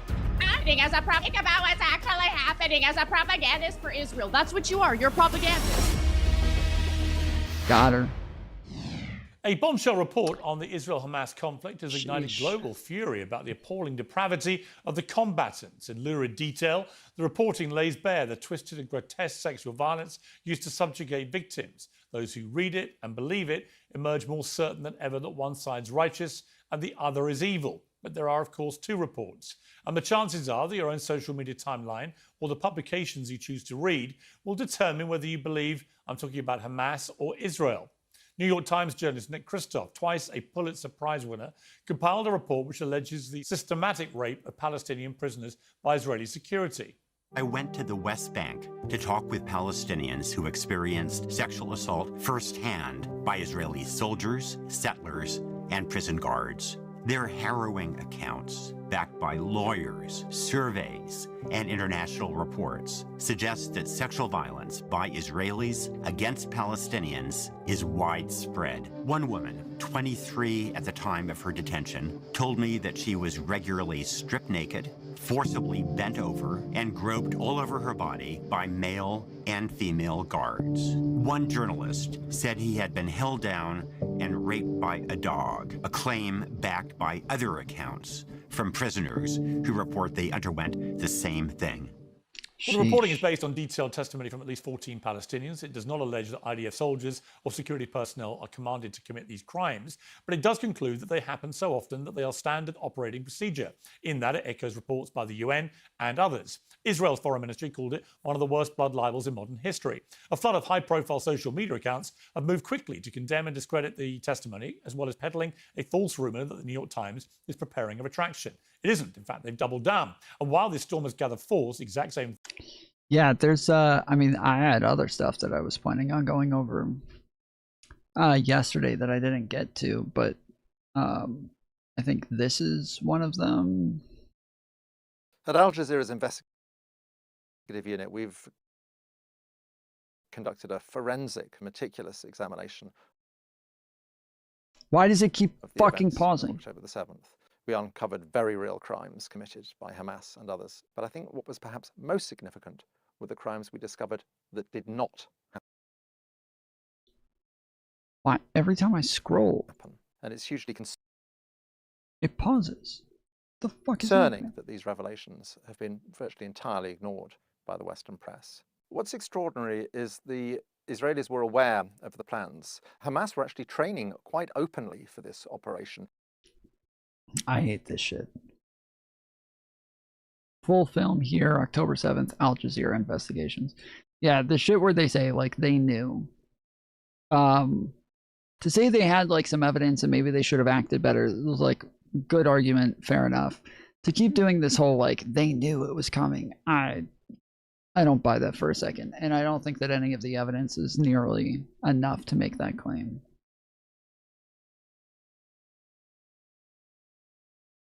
Thing that's been happening on the other side. Like many people, I read with horror the details of the Israeli Civil Commission's report on October the 7th. Heads were decapitated, it says. Pelvic bones shattered. Even after death, sexual assault continued. He started touching me and I resisted, and then he dragged me to the bedroom. Disfiguring their faces and their sexual organs. You'd see that multiple times. It's like they wanted to inflict pain in the cruelest manner possible. They've redefined evil. Well, the Commission's report draws on hundreds of interviews and thousands of photographs. It too echoes work by the UN, which concludes. I'll be here. I gotta fix my camera. I am trying to make it to where I am not like so yellow. It's the green that behind me that's doing it. So I gotta try to fix that real quick. But this is white. This is white, and I'm a little confused why this is white as fuck. But I'm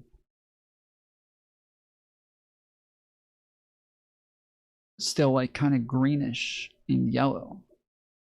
Check your livery. Yeah, maybe that's what it is.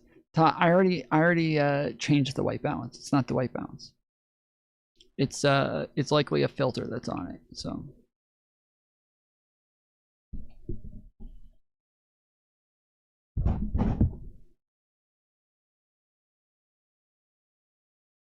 concluded that Hamas used sexual violence, and it too has been ransacked and trashed by people who support the opposite cause.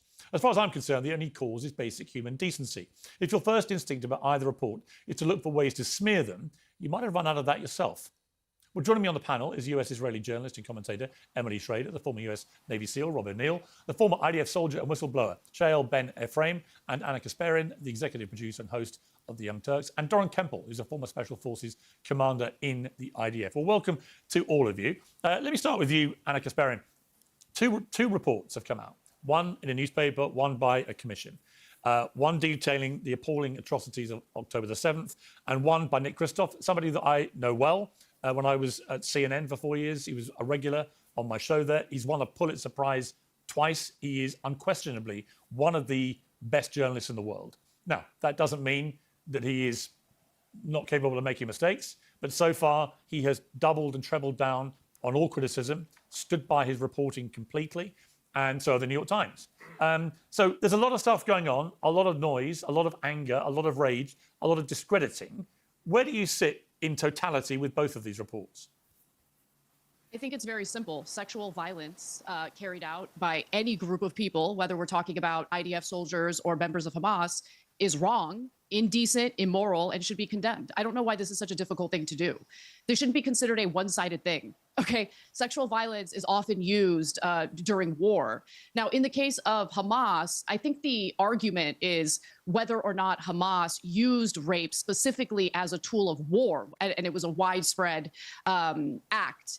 And so that's where the debate lies on the Hamas side. On the Israeli side, you know, Kristof was very clear in noting that there's no indication that IDF soldiers are commanded to carry out rape. But what stood out to me about his reporting is that, you know, there were individuals quoted who said that basically no one stops them. Like it's common, it's known that this is happening, it's been happening for a long time, but no one in a position of power in Israel is stopping them from doing it. And so it's just, I mean, it's so wrong. And I don't know how anyone can read the entirety of that Kristof piece and not be brought to tears over the just cruel and unusual punishment of individuals who were never even charged with a crime, by the way. That's the other thing. These are individuals who were arrested soon after October 7th on suspicion of doing something wrong. They were never charged with anything. They never stood trial, yet they were imprisoned and raped in some of the most horrific ways imaginable. So just long story short, rape is wrong, sexual violence is wrong, regardless of who does it. Okay, Emily Schrader, welcome back to Uncensored, to you too. You've posted Nick Kristof should really be fired over this. If such crimes actually occurred, there needs to be a respectable investigation into this behaviour, not an opinion column citing Hamas-affiliated sources. The NYT published an opinion column accusing Israel of systematic sexual abuse the night before a major report documenting Hamas October 7th sexual atrocities was released. Not an investigation, but an opinion piece built heavily on claims from Euromed Monitor, whose leadership has documented ties to Hamas networks. If abuse is happening, it should be investigated, but regurgitating absurd claims such as that Israel trained dogs to rape Palestinians does not help victims of sexual violence. It makes a mockery of them. Shame on the New York Times. So my first question is, I presume that you found everything in the... I don't want to speak for you, but you can clarify quickly. Did you find everything in the Hamas reports credible and entirely accurate, and you would just take it unquestionably as fact? We have no way of knowing if every single claim that's made in the Civil Commission's report is accurate. I personally, of course, have no way of knowing that. But what we do know from the Civil Commission report is that it relies on 1,800 hours of footage. It relies on more than 10,000 photos. It relies on forensic evidence that was collected from dead bodies that were there, as well as eyewitness and survivor testimony from the hostages who returned. So there is a lot more evidence that's provided in that report, which I did read in its entirety, 289 pages. In regards to the article by Kristof, my problem with it isn't that such abuses could occur or that there aren't abuses in prisons. I believe that there most certainly are, as I think there are in most countries that have a prison system, especially one involved in a heavy conflict like we see here. I think this might be the first time on Piers Morgan I actually agree with Anna Kasparian. It doesn't matter who did it. If it's happening, it's wrong. It deserves a thorough investigation. And I don't believe that Kristof did them a service in this article. I think it actually is an insult if there are indeed victims, as he described, who have been abused in the ways that he described. There needs to be a much more impartial investigation. And furthermore, the sources that he used, I mean, the way that he didn't disclose the associations between Euromed Monitor and Hamas, between what Rami Abdu has said and stood for, what the chairman of the board, Mazen Kahel, has stated. They have both explicitly supported the actions of October 7th on social media themselves. Euromed itself has been a denier of sexual assault and rape on October 7th by Hamas. So there's a lot of complications and problems that simply were not disclosed in this piece. But what which is interesting, Emily, Emily, here's what I would say. What is interesting to me is your mindset about these two reports, because on the first one, you conceded immediately that you don't know for sure if it's all accurate. And yet you're not calling for anyone to be fired. You're not throwing rocks at the quality of the reporting. You're just accepting you don't know it's all true, but you 100% support it and endorse it. Whereas with the Kristof report, and again, to remind viewers, this is not just any old journalist. He's one of the most experienced and highly awarded journalists in America. He's won 2 Pulitzer Prizes. He didn't lob this up as a piece of opinion. As he says himself, he defended... Sure, but the sources he relies Hang on, let me finish. The sources he relies on are very different than 1,800 hours of raw footage right, but and he photos himself, from actual dead bodies. Okay, but he, as he says, I deeply believe the best opinion journalism is based on new reporting. So my columns are rooted in travel and reporting. In this case, I saw a story and pursued it. And because I'm a columnist, it ran in the opinion section. What was intriguing to me, and maybe you can shed some light on this, but within minutes, there was this bombardment of people on social media, high profile, Bill Ackman and others piling in to Kristof, denouncing it all as just complete nonsense, fantasy, blood libel, and so on. How could they possibly have known? In the same way that you were open and honest enough to say you don't know if everything in the Hamas report is actually correct, why did you not collectively apply the same view to what Nick Kristof did, given his background as an award-winning journalist? Because the Civil Commission was based on evidence. It wasn't compiled by a journalist and it wasn't published in an opinion section. In fact, I would probably have been more likely to believe some of the claims that were made by Kristof if it had been done as a news article. And frankly, I think the New York Times has the resources, they have the time, they have the ability to conduct a thorough investigation about this, and they didn't. And I think that actually does a disservice to any of victims who actually have suffered from sexual harassment or abuse in captivity or otherwise. It's a huge problem journalistically. That said, I'm not denying denying that is it, something though? could Okay, have but occurred. Emily, But again, what? look, We don't really know. I don't wanna jump I mean, in. when you're Again, using sources that are Emily, praising Emily. Hamas that have affiliations with Hamas, Okay, but this Emily, is incredible. We all witnessed an IDF gang rape of a Palestinian hostage No, in you one didn't. of these. You didn't Yes, we did. witness. Yeah, I don't think I fixed this at all. This isn't this isn't any better. Whatever.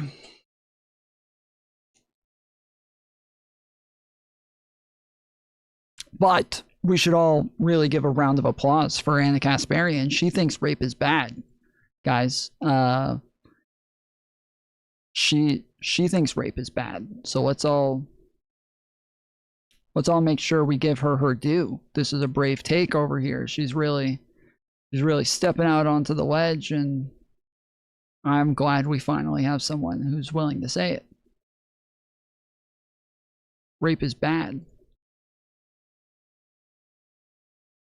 That, Anna, because that's not what the footage shows, and that actually has been investigated in the courts. I watched the video myself. I watched Anna, the video you myself. interrupted me, as a matter of fact, and We what all you saw is not and what you in think you fact, saw. This the has already been debunked. The victim. By the way, I just want to be clear that this woman is not a journalist. She's actually a spy who works for the 8200 group within the By the way, IDF, that is and I legal would appreciate defamation. if I have people never knew worked for about the that. Israeli government in any You capacity, yourself have and I posted also about it have on never X. served in the Israeli You army. yourself have posted about it on X. No, I didn't. I have Apparently a you have screenshot. problems I have a reading. screenshot. I have a screenshot. I have a screenshot. I'll share it I have a immediately after screenshot this too, interview. Anna. In fact, I have a Okay, screenshot great. of you defaming me on social Then go media, ahead and calling sue me a me. traitor Go to the ahead and sue United me. States when you have no Sue such me. evidence. You are a traitor to so the United maybe States. Go stick ahead and to sue the me. actual We all conversation here, which is witnessed not a about my gang background, rape. All right, but about can we not sexual talk assault over of each other? innocent Great people. moderation. We all witnessed it. If you talk We over each don't other, agree. Don't ever if you say talk that we over agree. each I'll other, never no agree one with can you. hear. And Yeah. let's not get into the tit for tat on who's suing who about what. Let's stick to the story itself. Can I finish my the point? point you're making is what?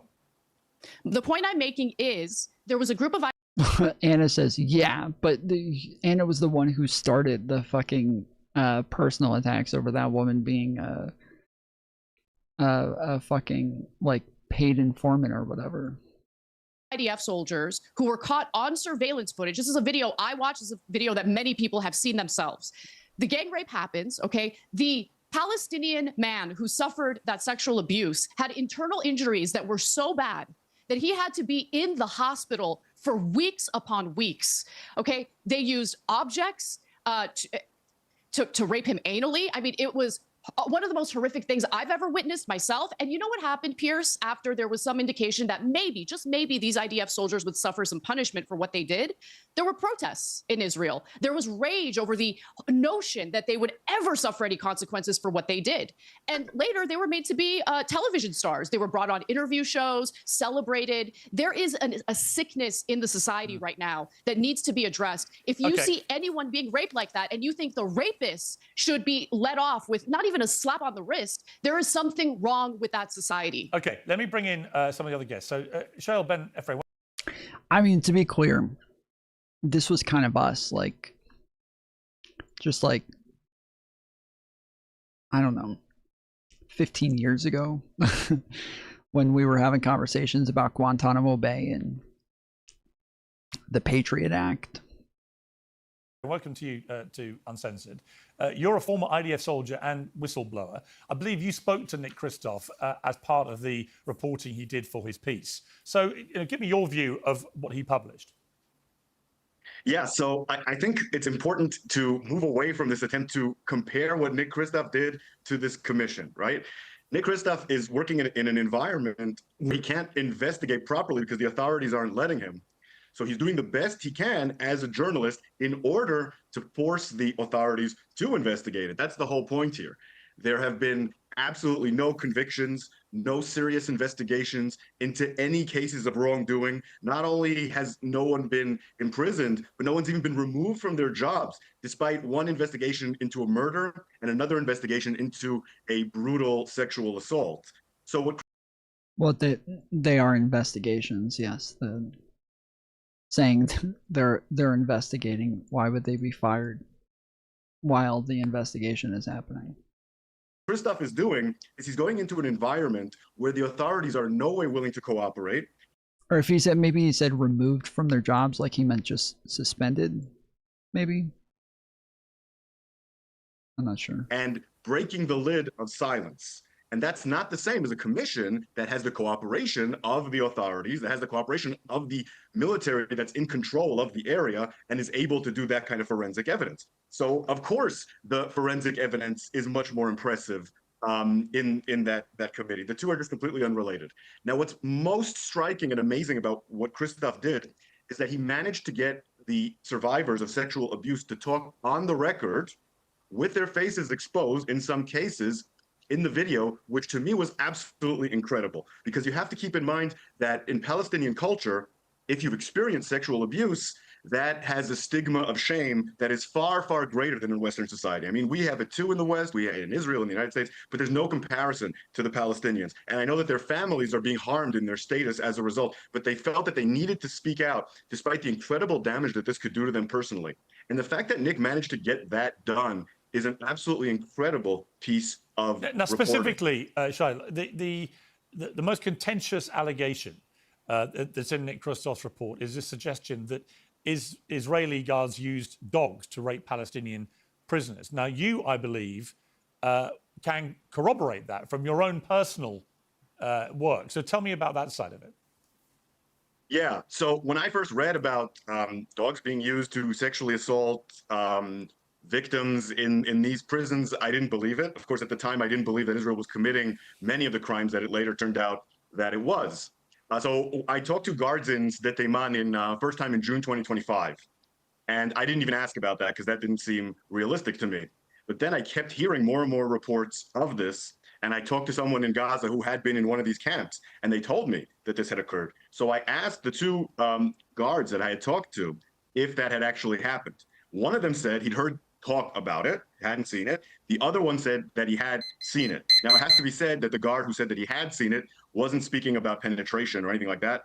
They were talking about having the detainee be sort of exposed and having the dog sort of seem like it was about to mount him. So a very disturbing, threatening kind of thing. So all this talk about whether there's been penetration or not, I don't know if there has been or hasn't been. But this guard saw them using a dog in a sexually threatening way. And the other one, it was just hearsay.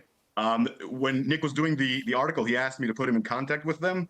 And one of them immediately said no. The other one chickened out in the last minute. So that's why you don't have any corroboration. Okay, I'm going to head out. I appreciate everybody coming to hang out. Make sure you guys hit the thumbs up button on the video. Really helps push us in the algorithm. And then one more thing before you go.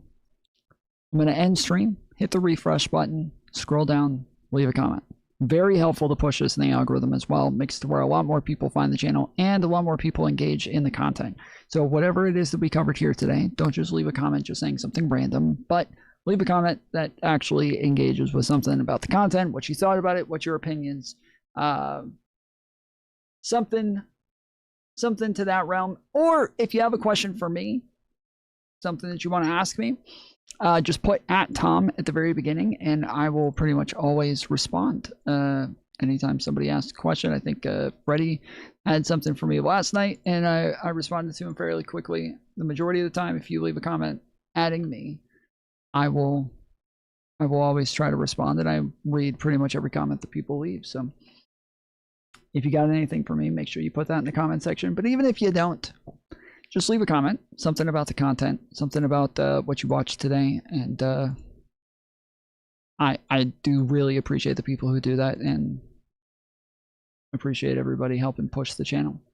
And Japingro, thank you for the 6-7. 6-7, he said it. 6-7.